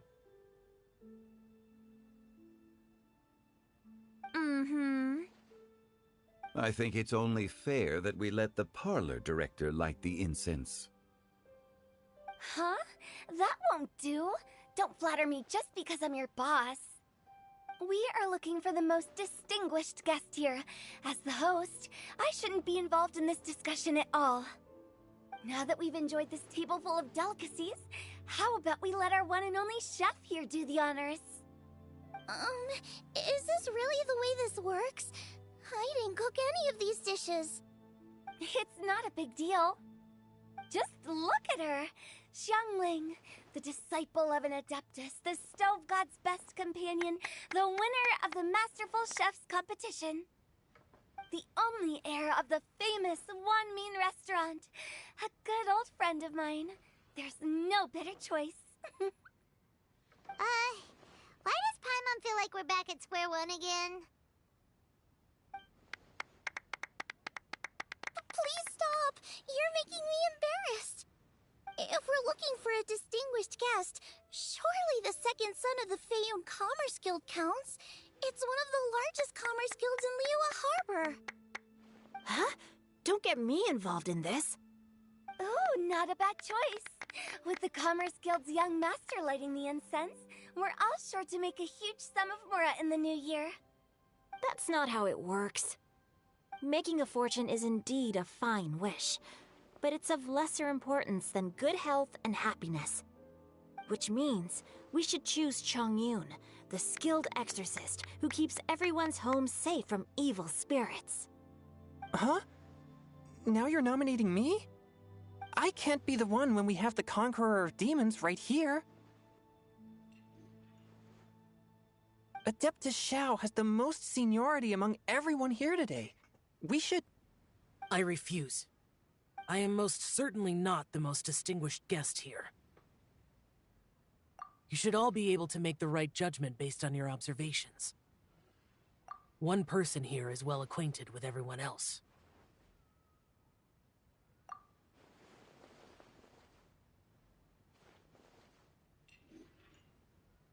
Oh, that's right! Even though you're always mocking Paimon, you're still pretty popular with other people. No, wait! Paimon said she wouldn't talk to you again. Huh? Who else is there? Huh? Huh? Does that mean Paimon's the most distinguished guest? Oh, well, that was unexpected! I agree. Paimon's just the one we need. Without a friend constantly by your side, a long journey would become dreadfully lonesome. But once you have someone there to brighten up the atmosphere, everything along the way will become lively and vibrant too. Ah. The traveler has traversed many nations and left behind a great deal of fascinating stories. But without Paimon, they would have become quite monotonous. Paimon plays an indispensable role in making your journey a happy and smooth one. You guys, Paimon's not used to being praised like that. Those were genuine compliments, right?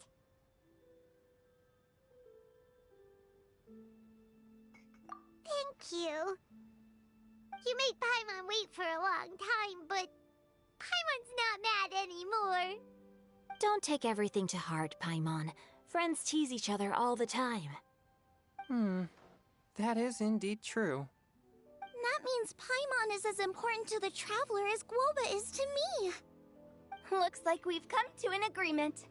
Any objections before we proceed? I trust the traveler's judgment. Then Paimon it is. And now, the world's most excellent traveler's greatest companion, guide, and friend, Paimon, will be refilling and lighting the incense for us. Here you go. Take the match, and don't burn yourself. But if things go really wrong, here's the 2-for-1 coupon.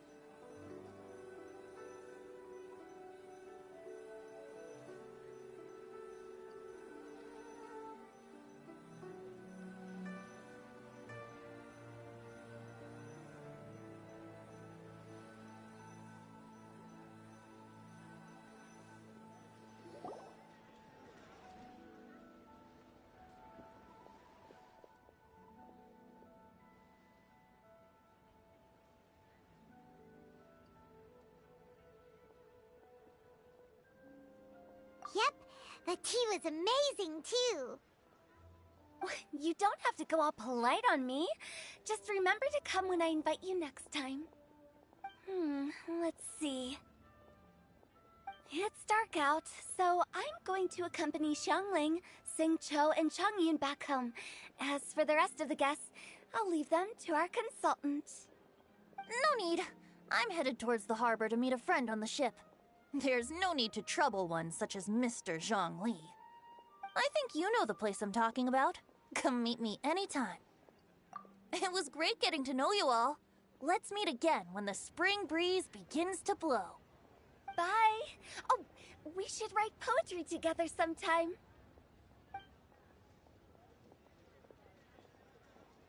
We'll catch you all later then. Don't forget to return to the parlor later. There's something I need you to do. Understood. See you later. Well then. Rex Lapis. Just Zhongli will do. I live as a mortal in Liu Harbor now. I am just one among many who begin work at sunrise and retire to rest at sundown. If we were to consider status and seniority as Zhongli, I should be respectfully referring to you as Adeptus Shao. Heaven forbid. Not you too. I meant what I said. I heard that during the Lantern Rite Music Festival you conferred with Streetward Rambler and Cloud Retainer.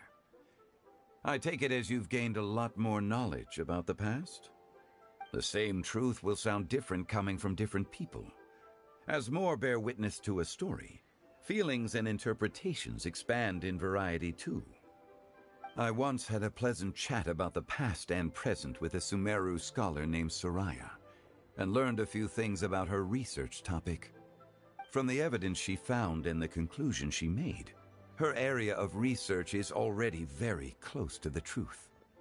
But there are multiple sides to humans and gods alike. In the legends recorded by humans, some gods were depicted as arrogant and condescending, while others were kind and capable. But whether to me, Streetward Rambler, Cloud Retainer, or younger adepti such as Shao and Ganyu, those adepti and gods that may seem extraordinary to humans are something more akin to close companions. This was as true back then as it is right now. Just how Shao may seem unapproachable to most, but the Traveler has proved otherwise. So there's no need to dwell too much on certain things. Zhongli, what you're saying is... It looks like you understood what I meant. Ah.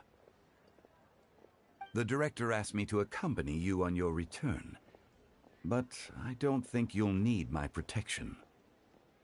I'll be taking a walk around and admiring the night scenery. After that, it'll be time for me to go back and meet up with the director. Goodbye for now. Bye, Zhongli! Everyone's gone now. Paimon always feels a little empty inside when a lively celebration ends. But at least you always stay by Paimon's side.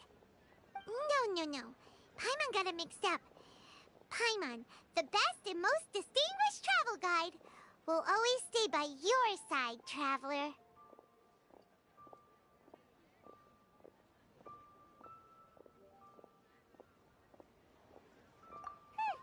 Good that you were aware of that. Shell, is there anything else you want to do? We could take you on a tour of Liyue Harbor. No need. I've stayed here for much longer than I had expected. The city lights are a fine sight, but it's time for me to leave. The events of today occurred so abruptly. I appreciate your kindness.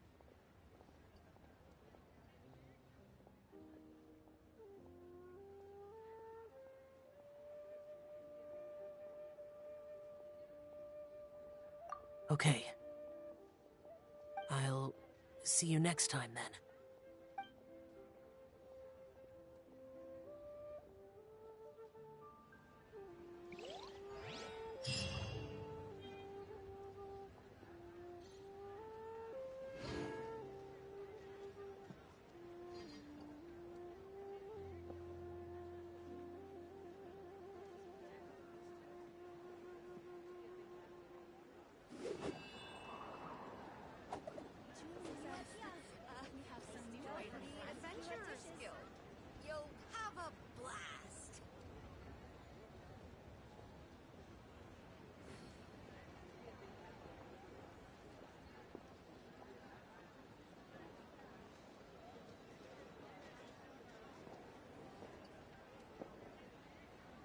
There are leaves around, and I know just the tune to accompany them, if you wish to hear it.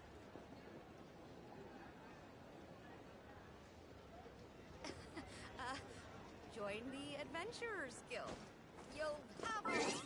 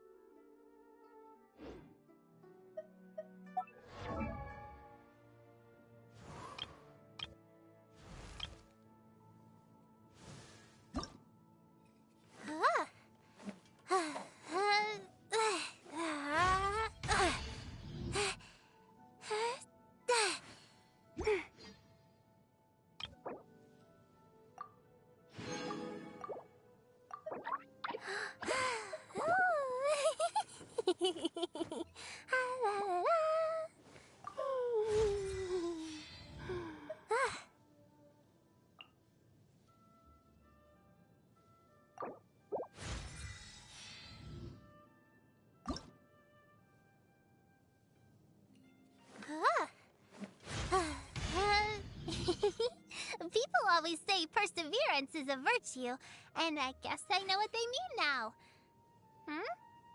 Patience is a virtue? But isn't patience the enemy of progress?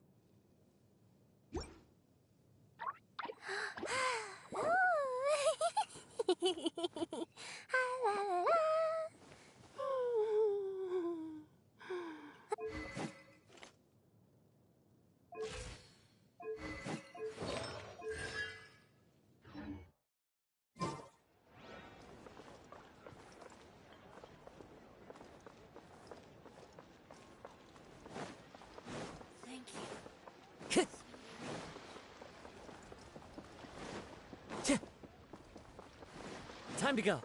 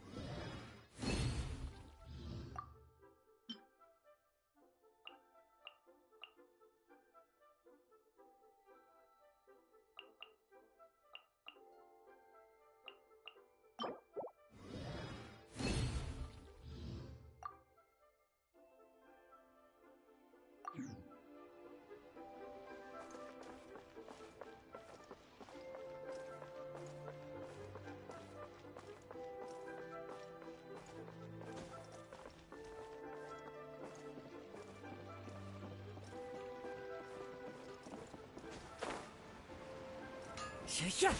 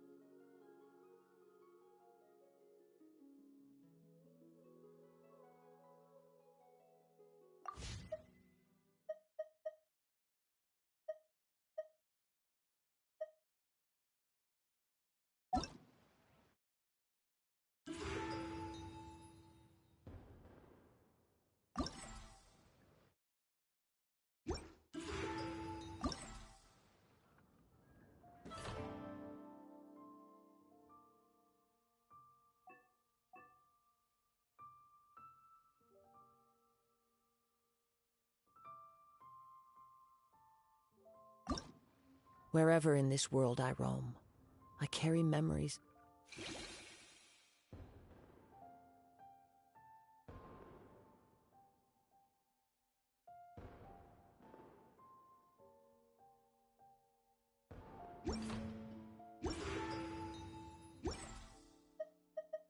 My home. This blade.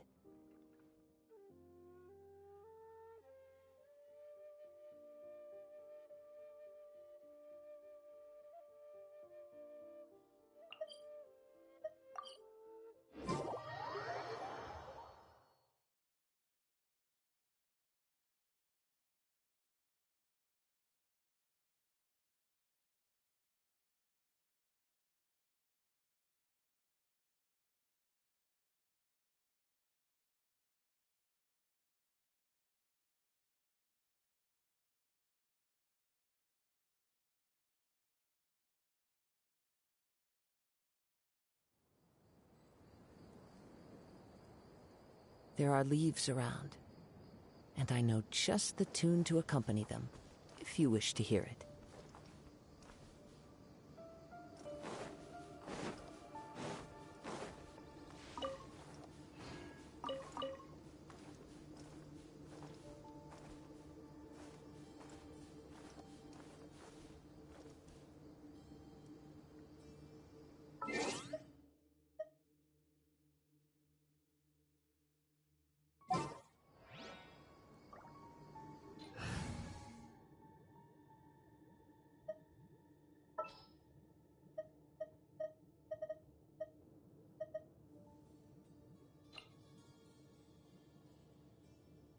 I'll lead the way.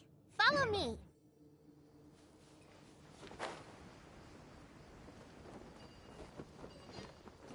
Sorry, Master.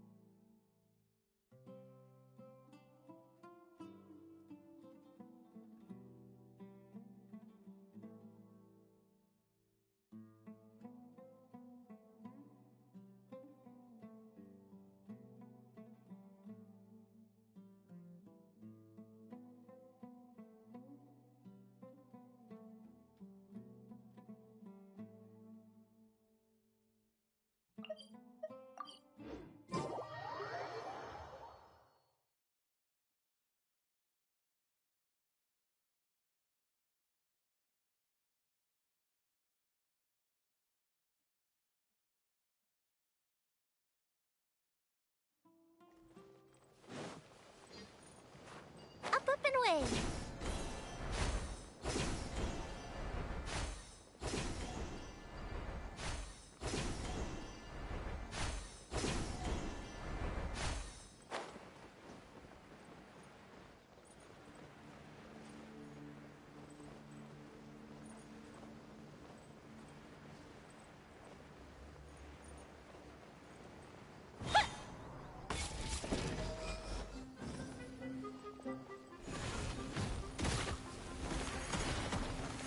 Fuse is lit!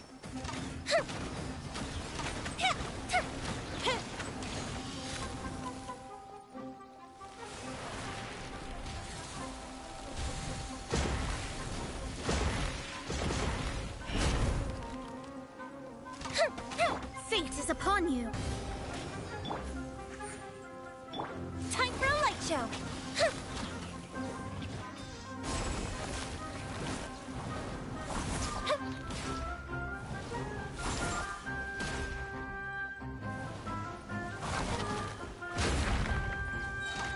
Here comes the fireworks! Shadows of fate!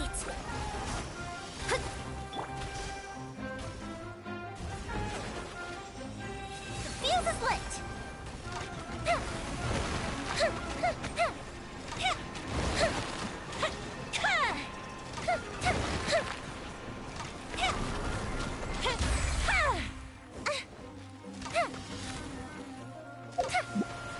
Oh, that hurt.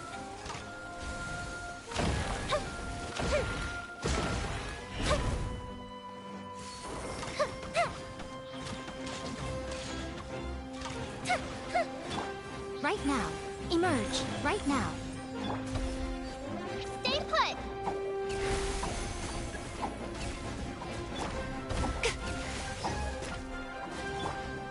Oh, yeah!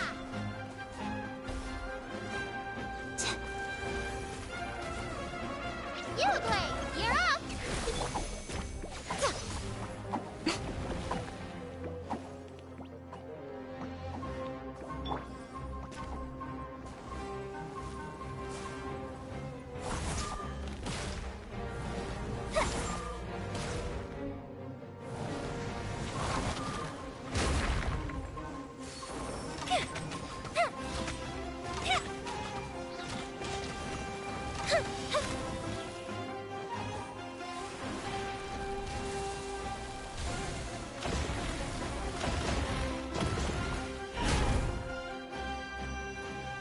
Come on out.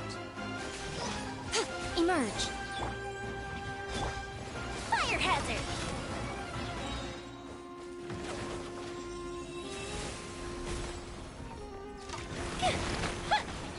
Go Bishop do! Stay put!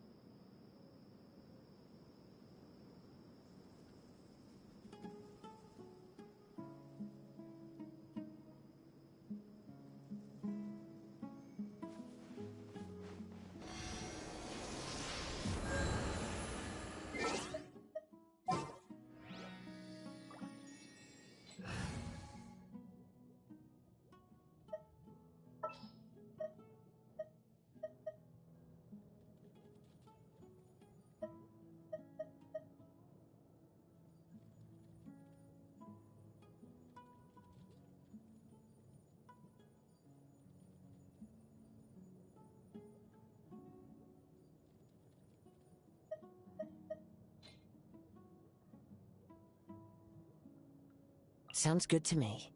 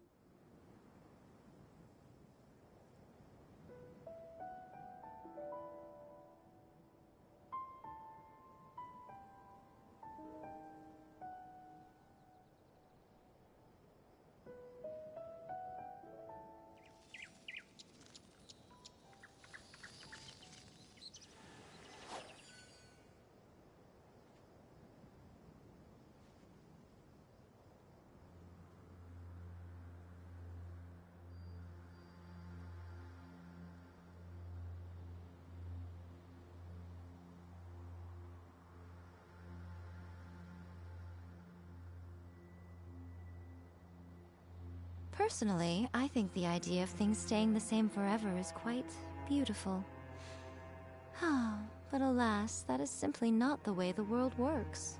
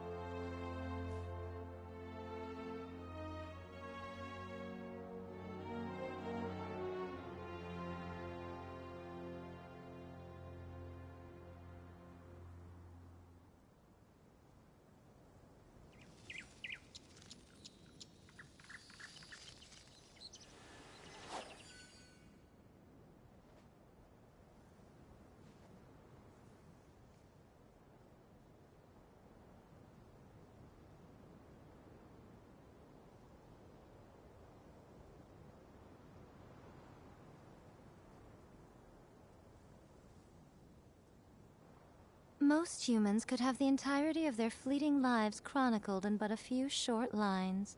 Their stories really make for terribly dull reading.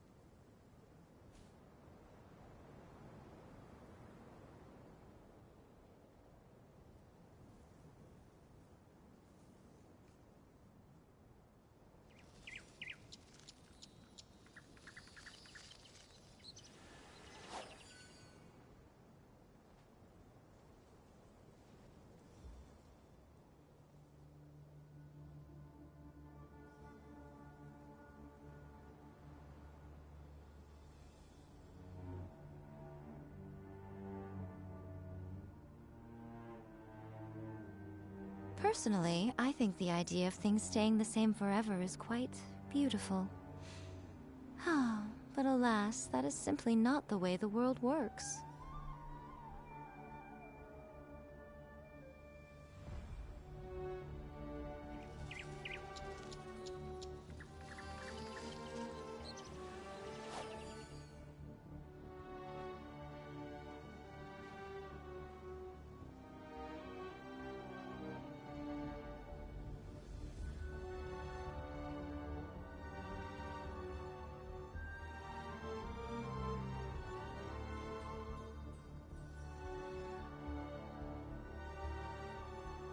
Most humans could have the entirety of their fleeting lives chronicled in but a few short lines. Their stories really make for terribly dull reading.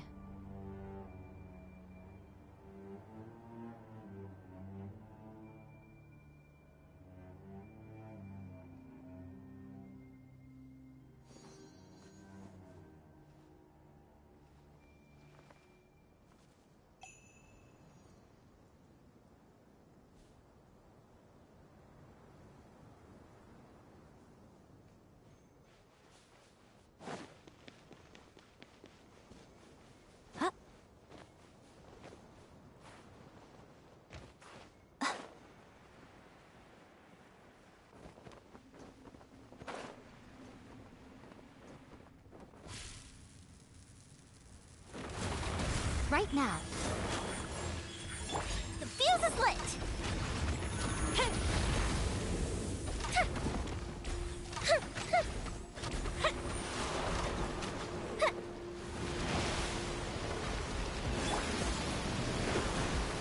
Written in the stars!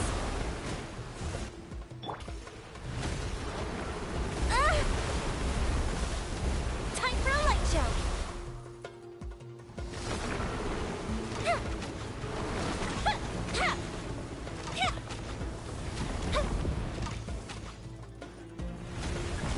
Emerge! Delve into death! The fuse is lit! Ha!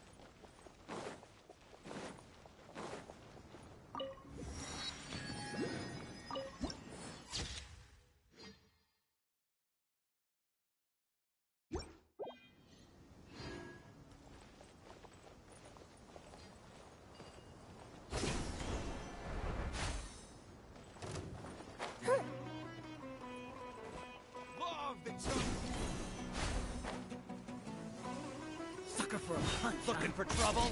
A festive reprise!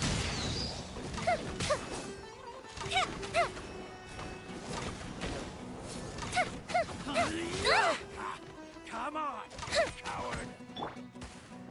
The wind knows me.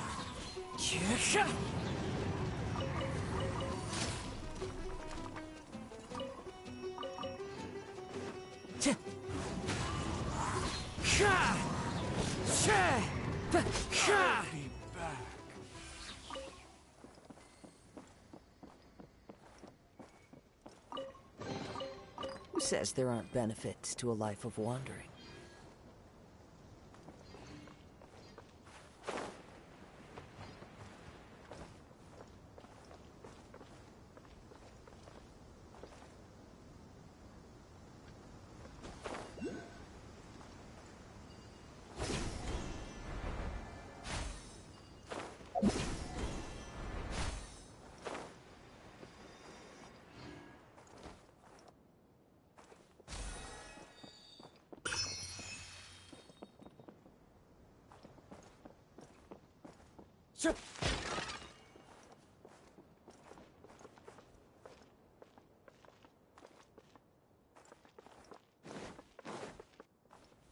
Wind Strider!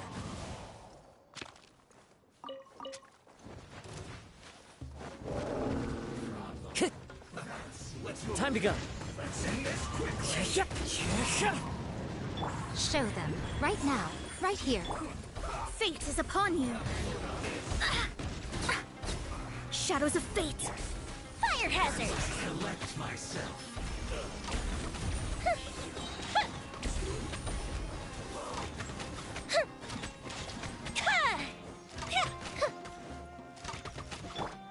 Into the wind! The fuse is lit! This first.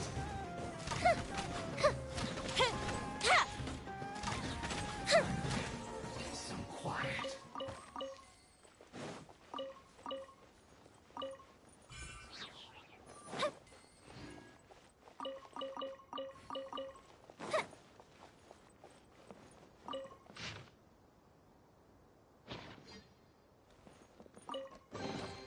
Ooh, will we find any firework materials in here?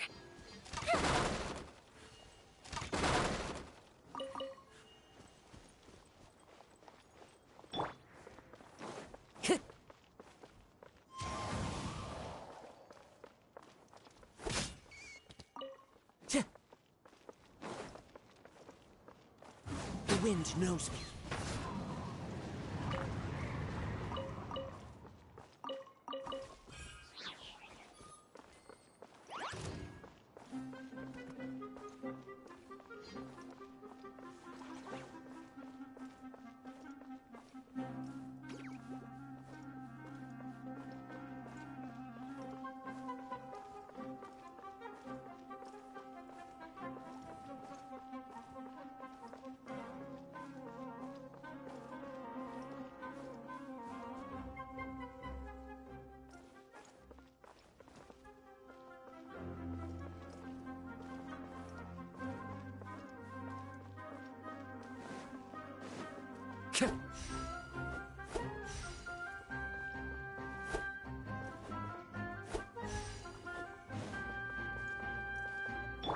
Time for a light show.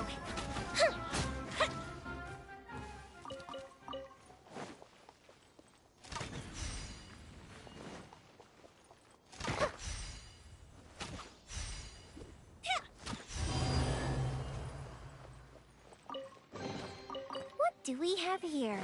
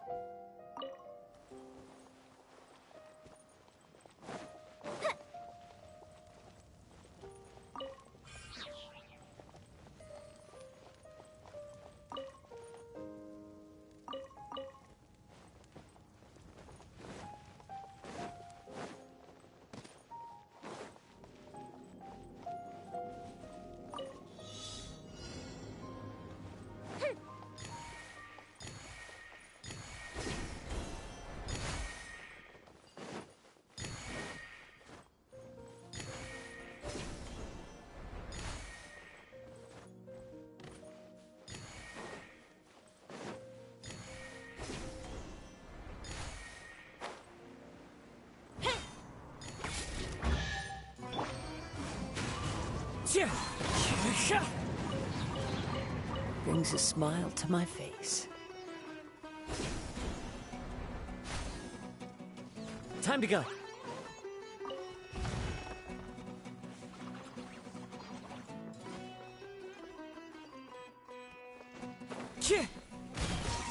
One with nature.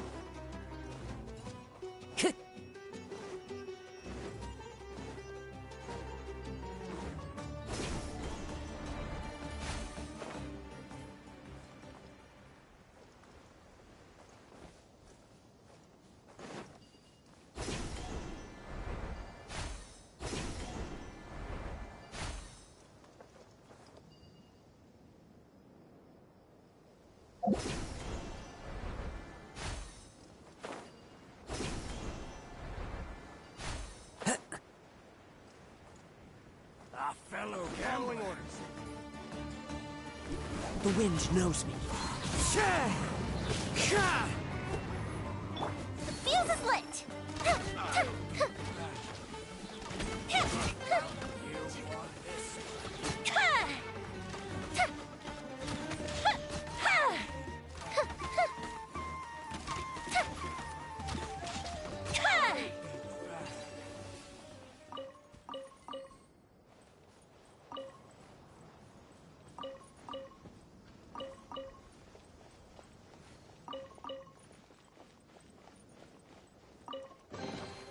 Ooh, will we find any firework materials in here?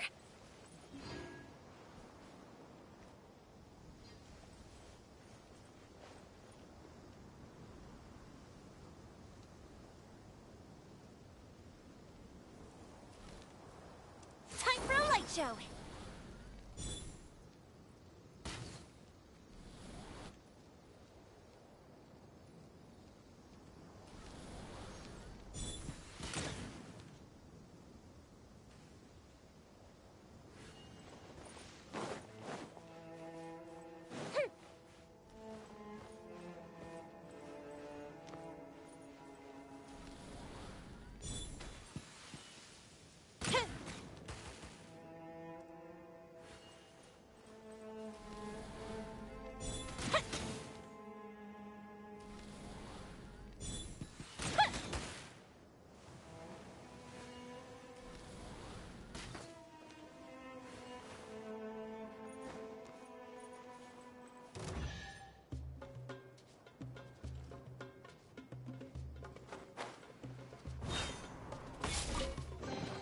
What do we have here?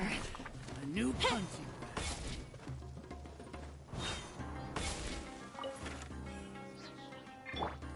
One with nature.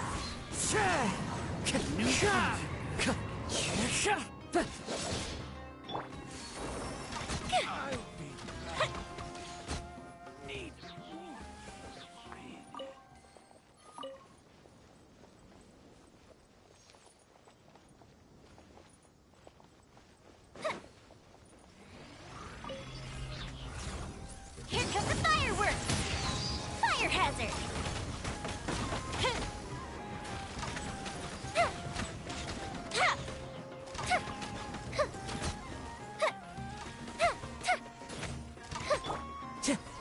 Into the wind.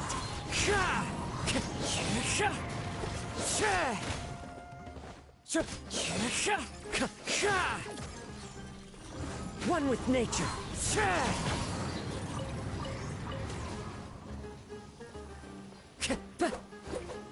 Time to go.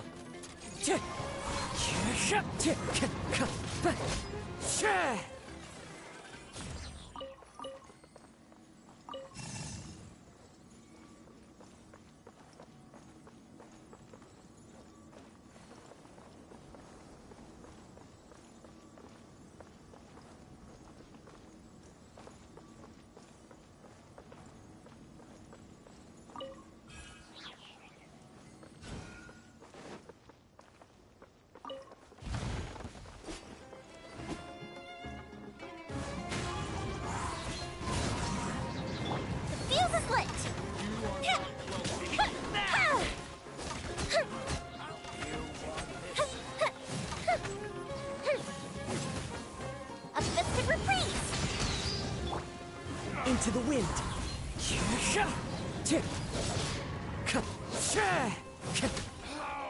Regret.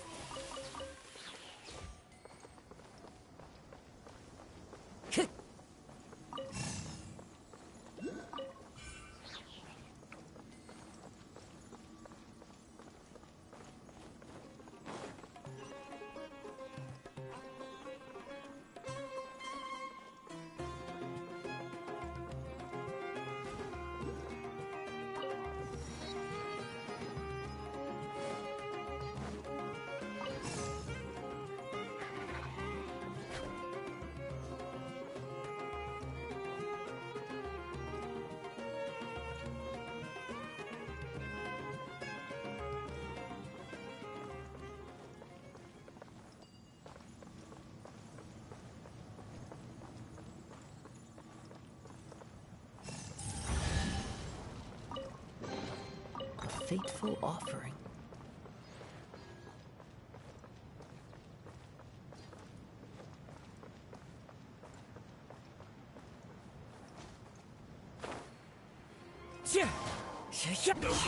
Fallen leaves, adorn my night!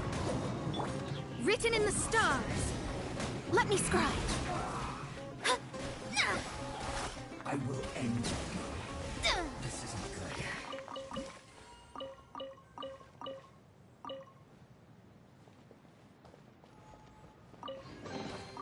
We could do with some more fortune.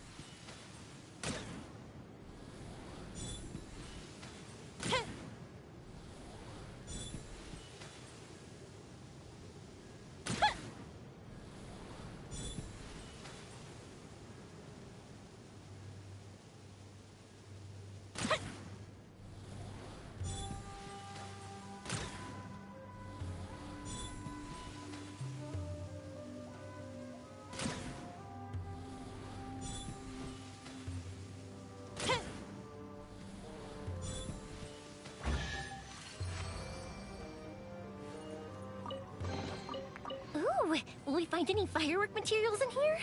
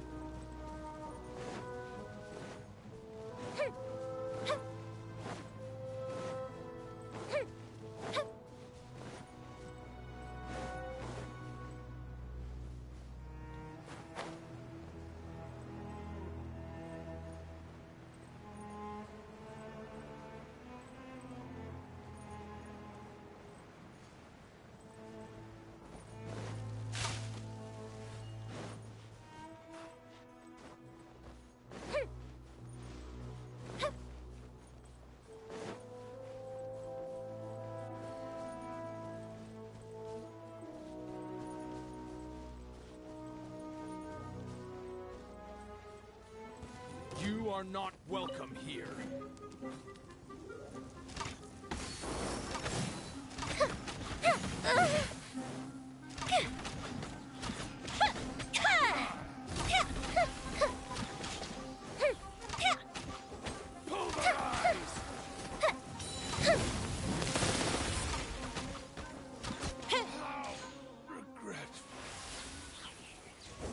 Care for a dance?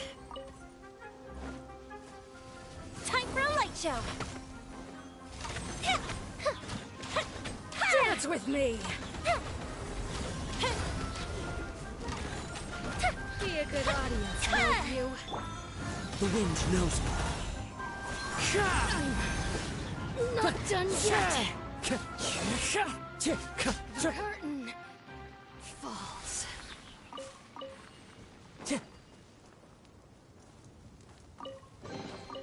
Who says there aren't benefits to a life of wandering?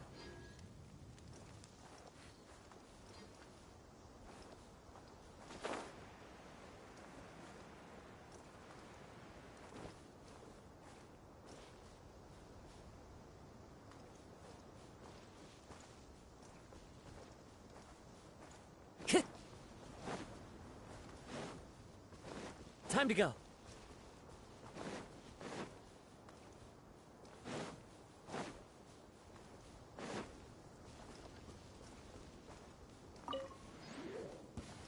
Time to go to work. One with nature.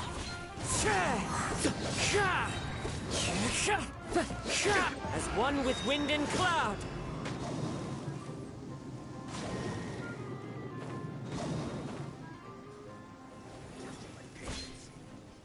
We'll meet again.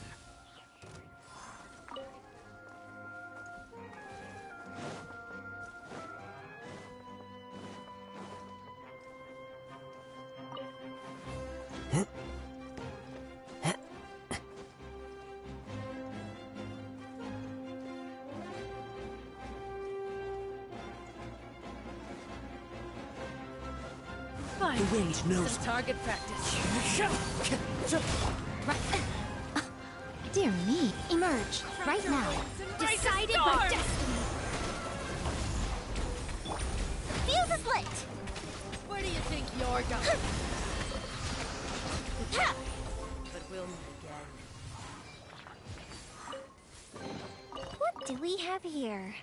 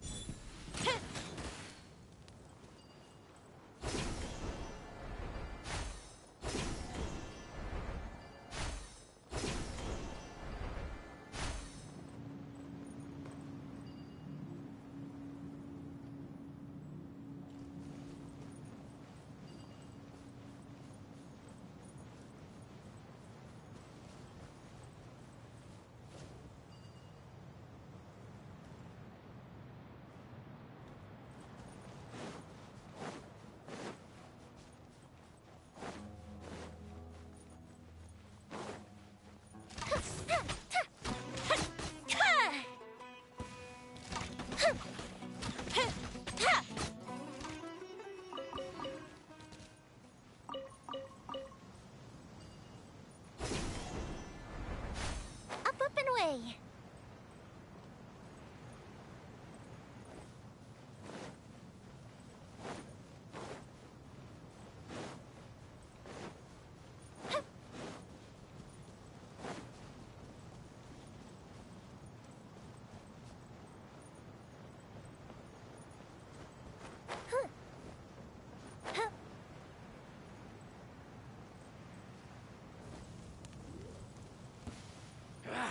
Go Bishop down!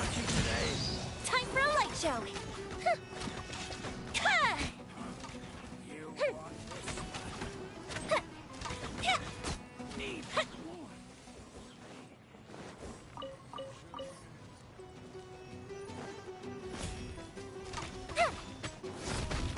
Come on out. Pound it to Shadows the of ground. fate. One with nature. Sand. Your The golden slumber.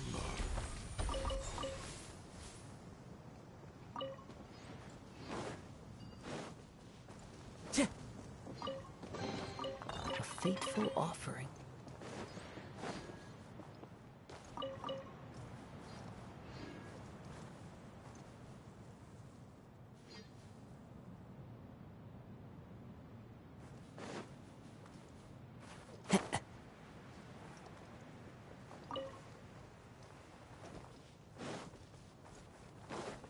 Time to go.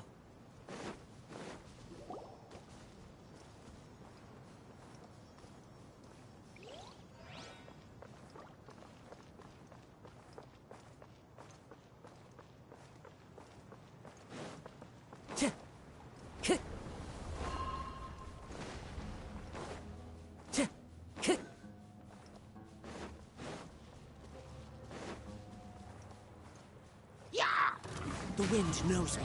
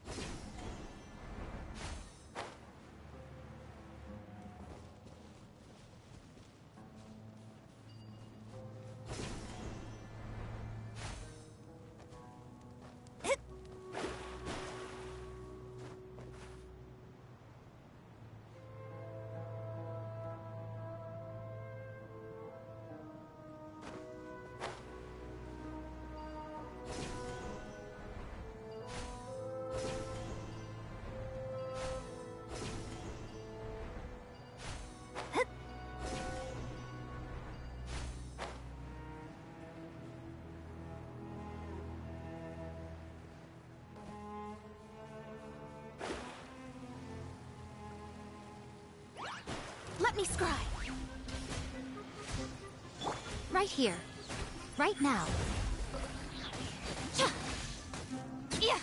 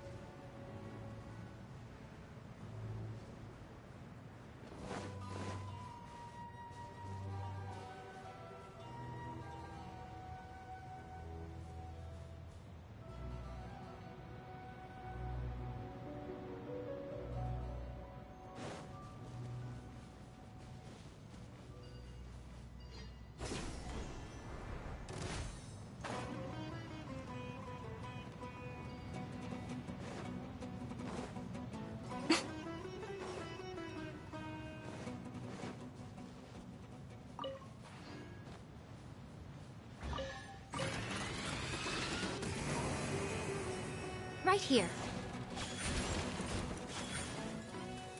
Fire hazard! Here comes the fireworks! Ooh, let me open it.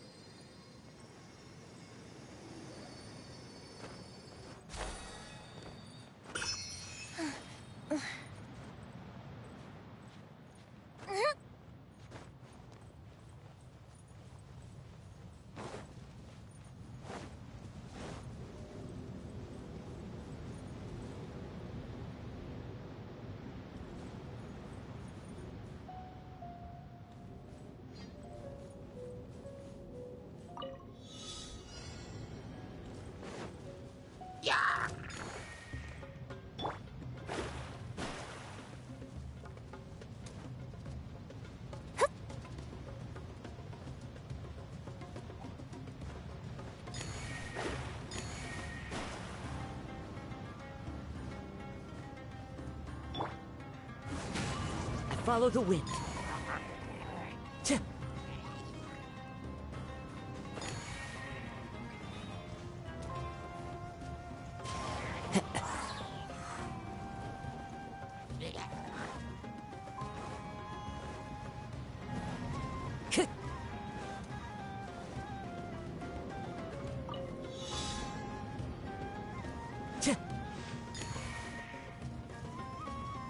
Wind Strider.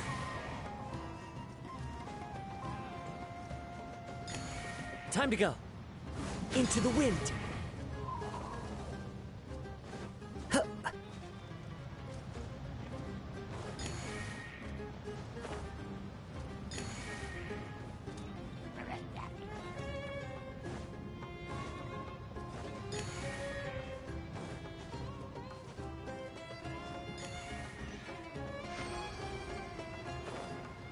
Yeah.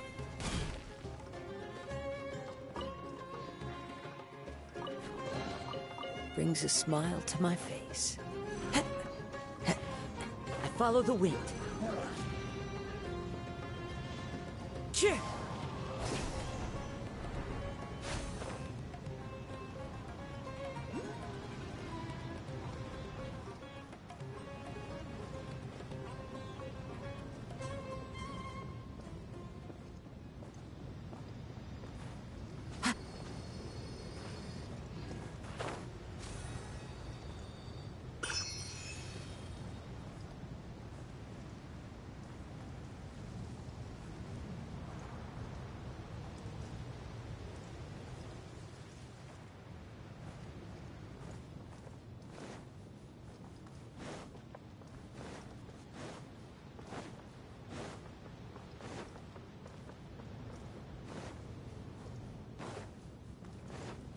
Time to go.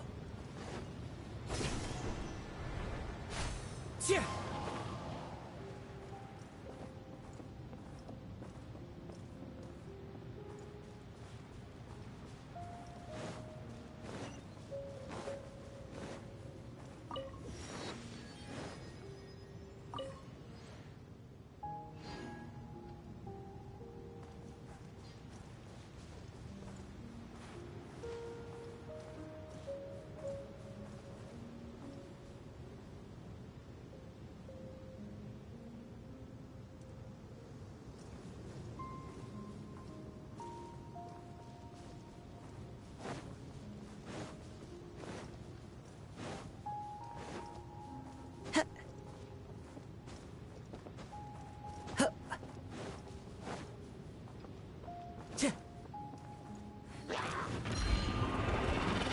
one with nature.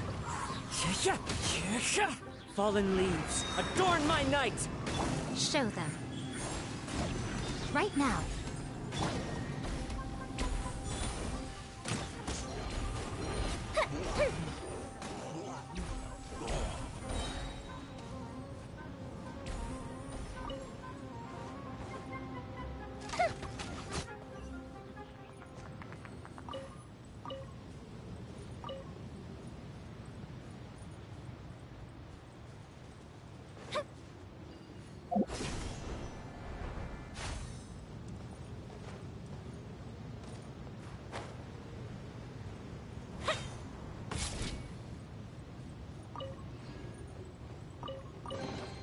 Ooh, will we find any firework materials in here?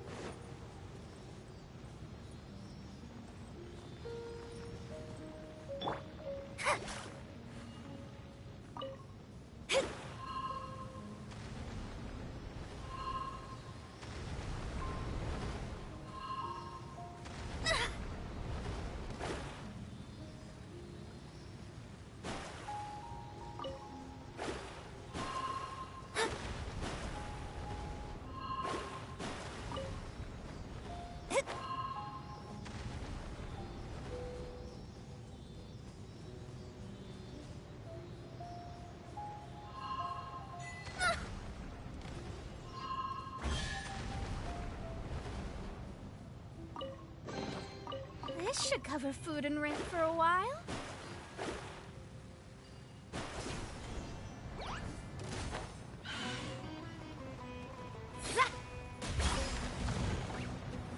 Shadows of fate! Leave my space!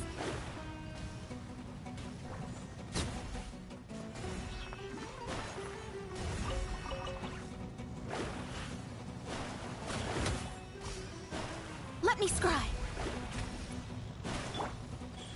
Right here, right now. The fuse is lit!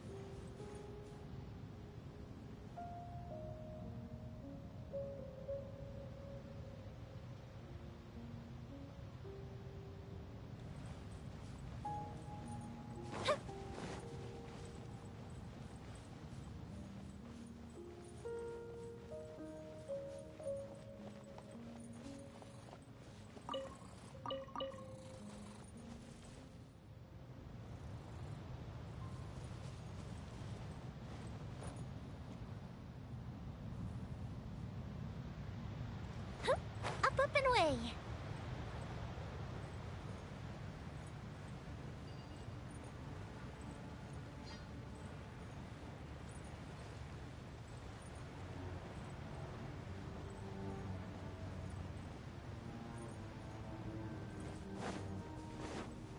You are not welcome here.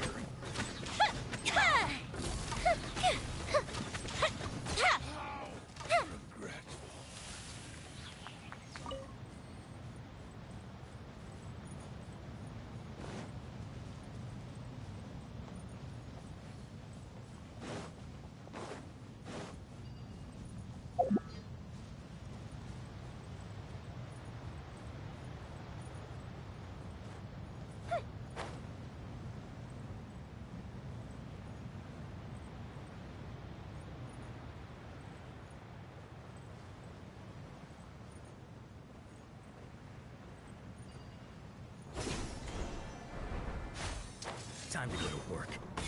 The fuse is lit! Now you're testing my patience. Gotcha.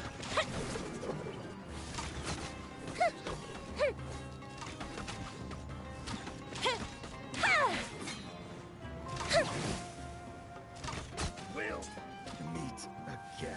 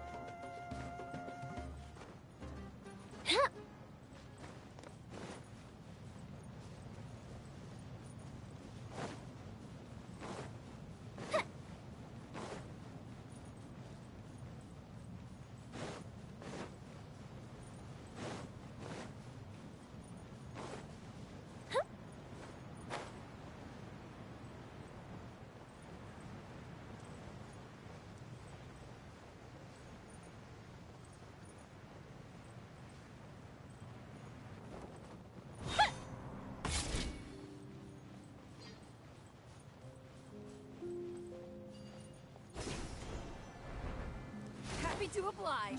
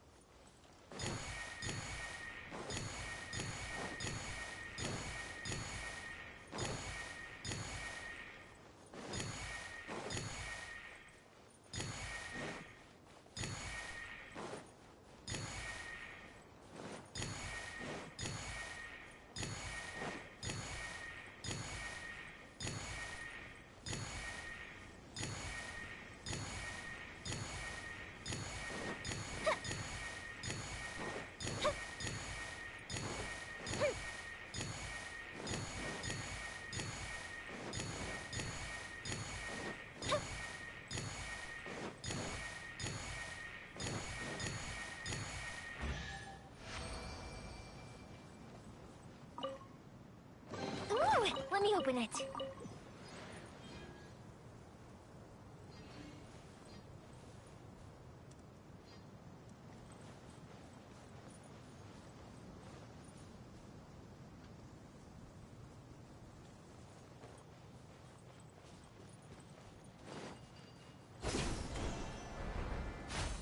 Up and away.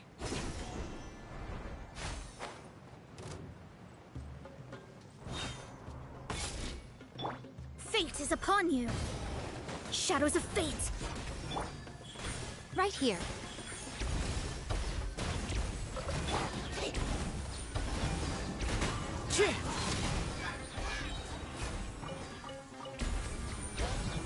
Emerge, right now. Let me scry.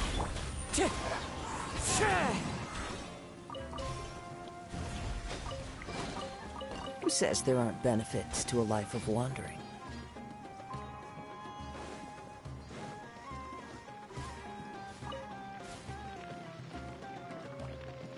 Into the wind!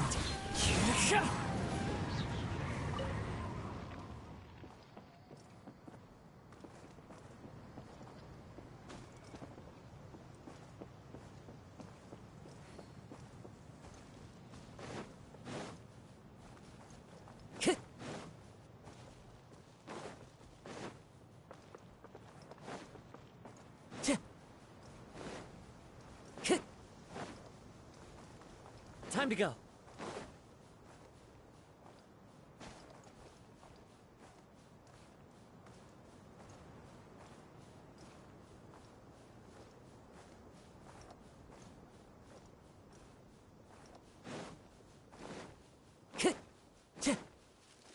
Sure.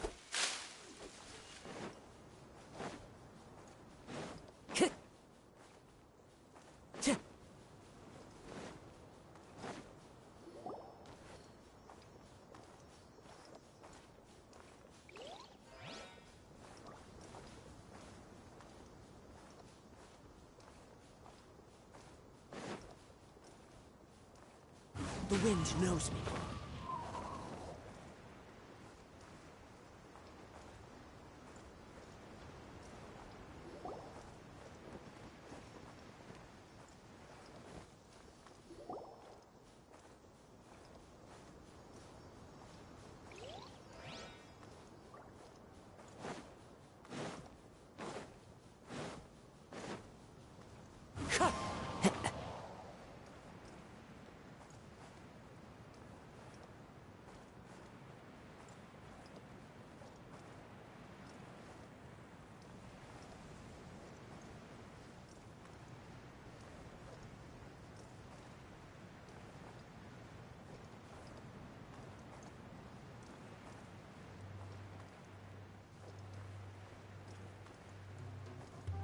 Cheer!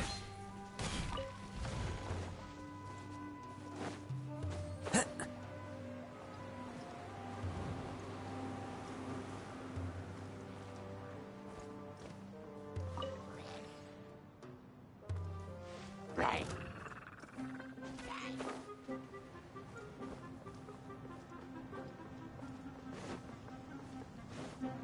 Time to go.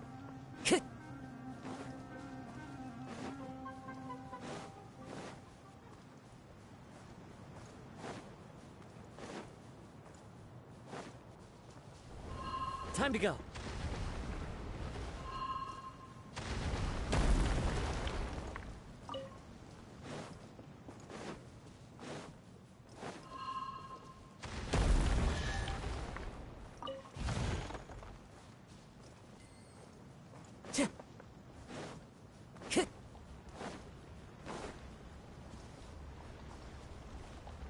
Time to go.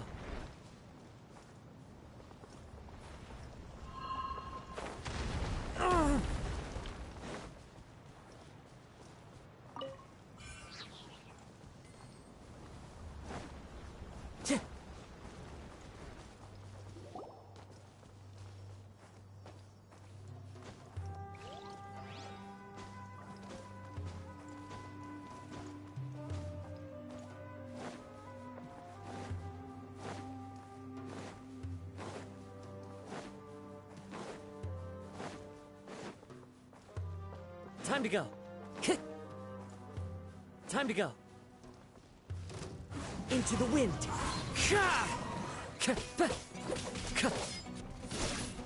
Come on out. Emerge. Right now. Shadows of fate.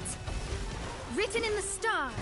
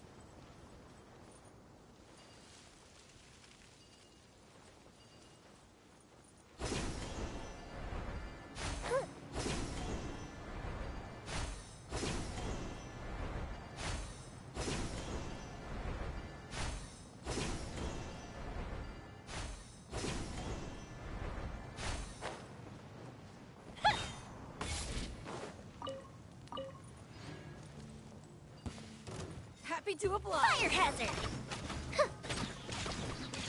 How heartless.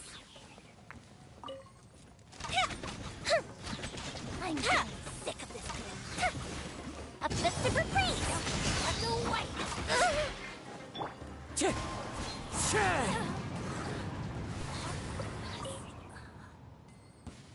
Your coming was foretold. The wind knows me. For the eternal Clouds high. oasis. The birds call. One with nature. The eternal oasis at long last. A fateful offering.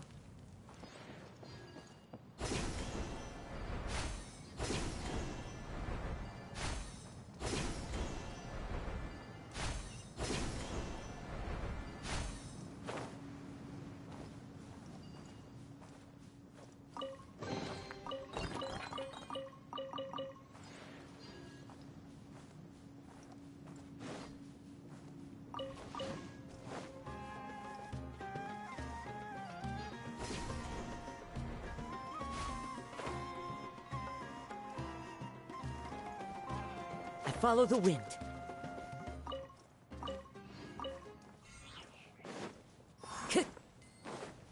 Time to go.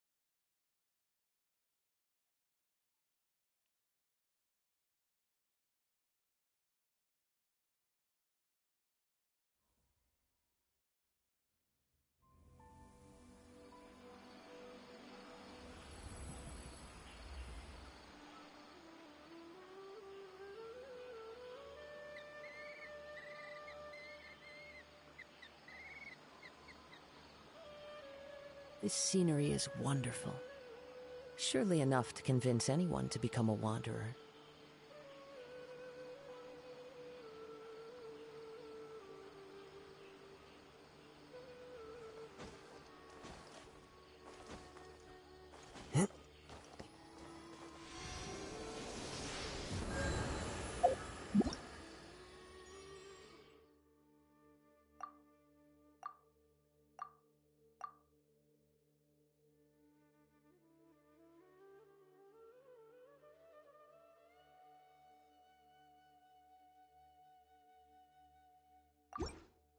There are leaves around, and I know just the tune to accompany them.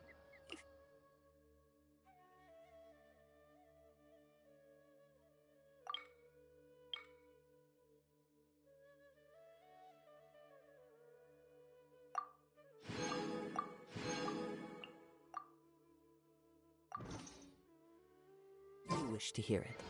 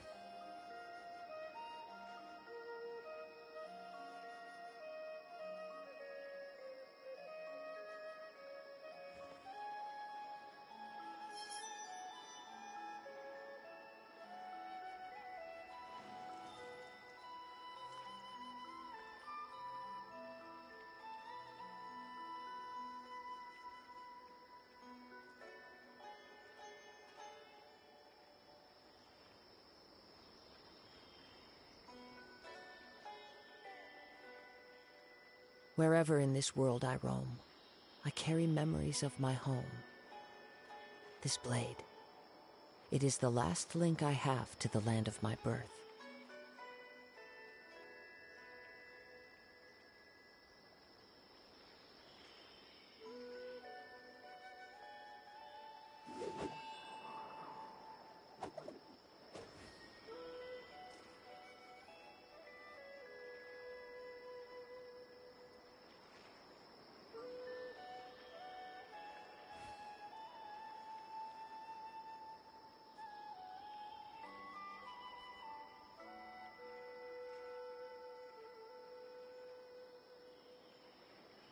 There are leaves around, and I know just the tune to accompany them, if you wish to hear it.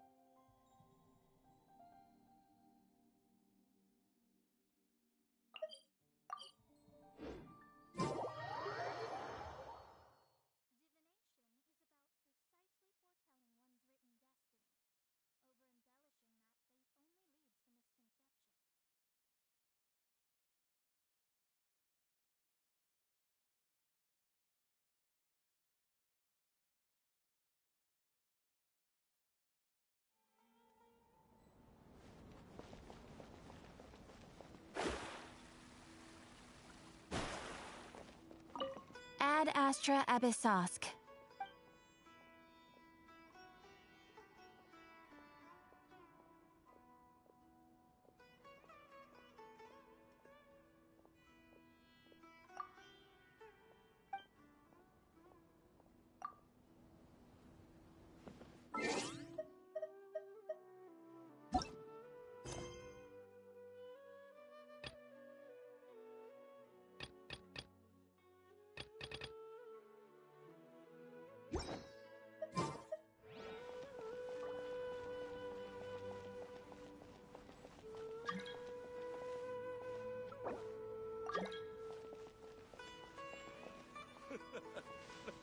Makes me laugh every time.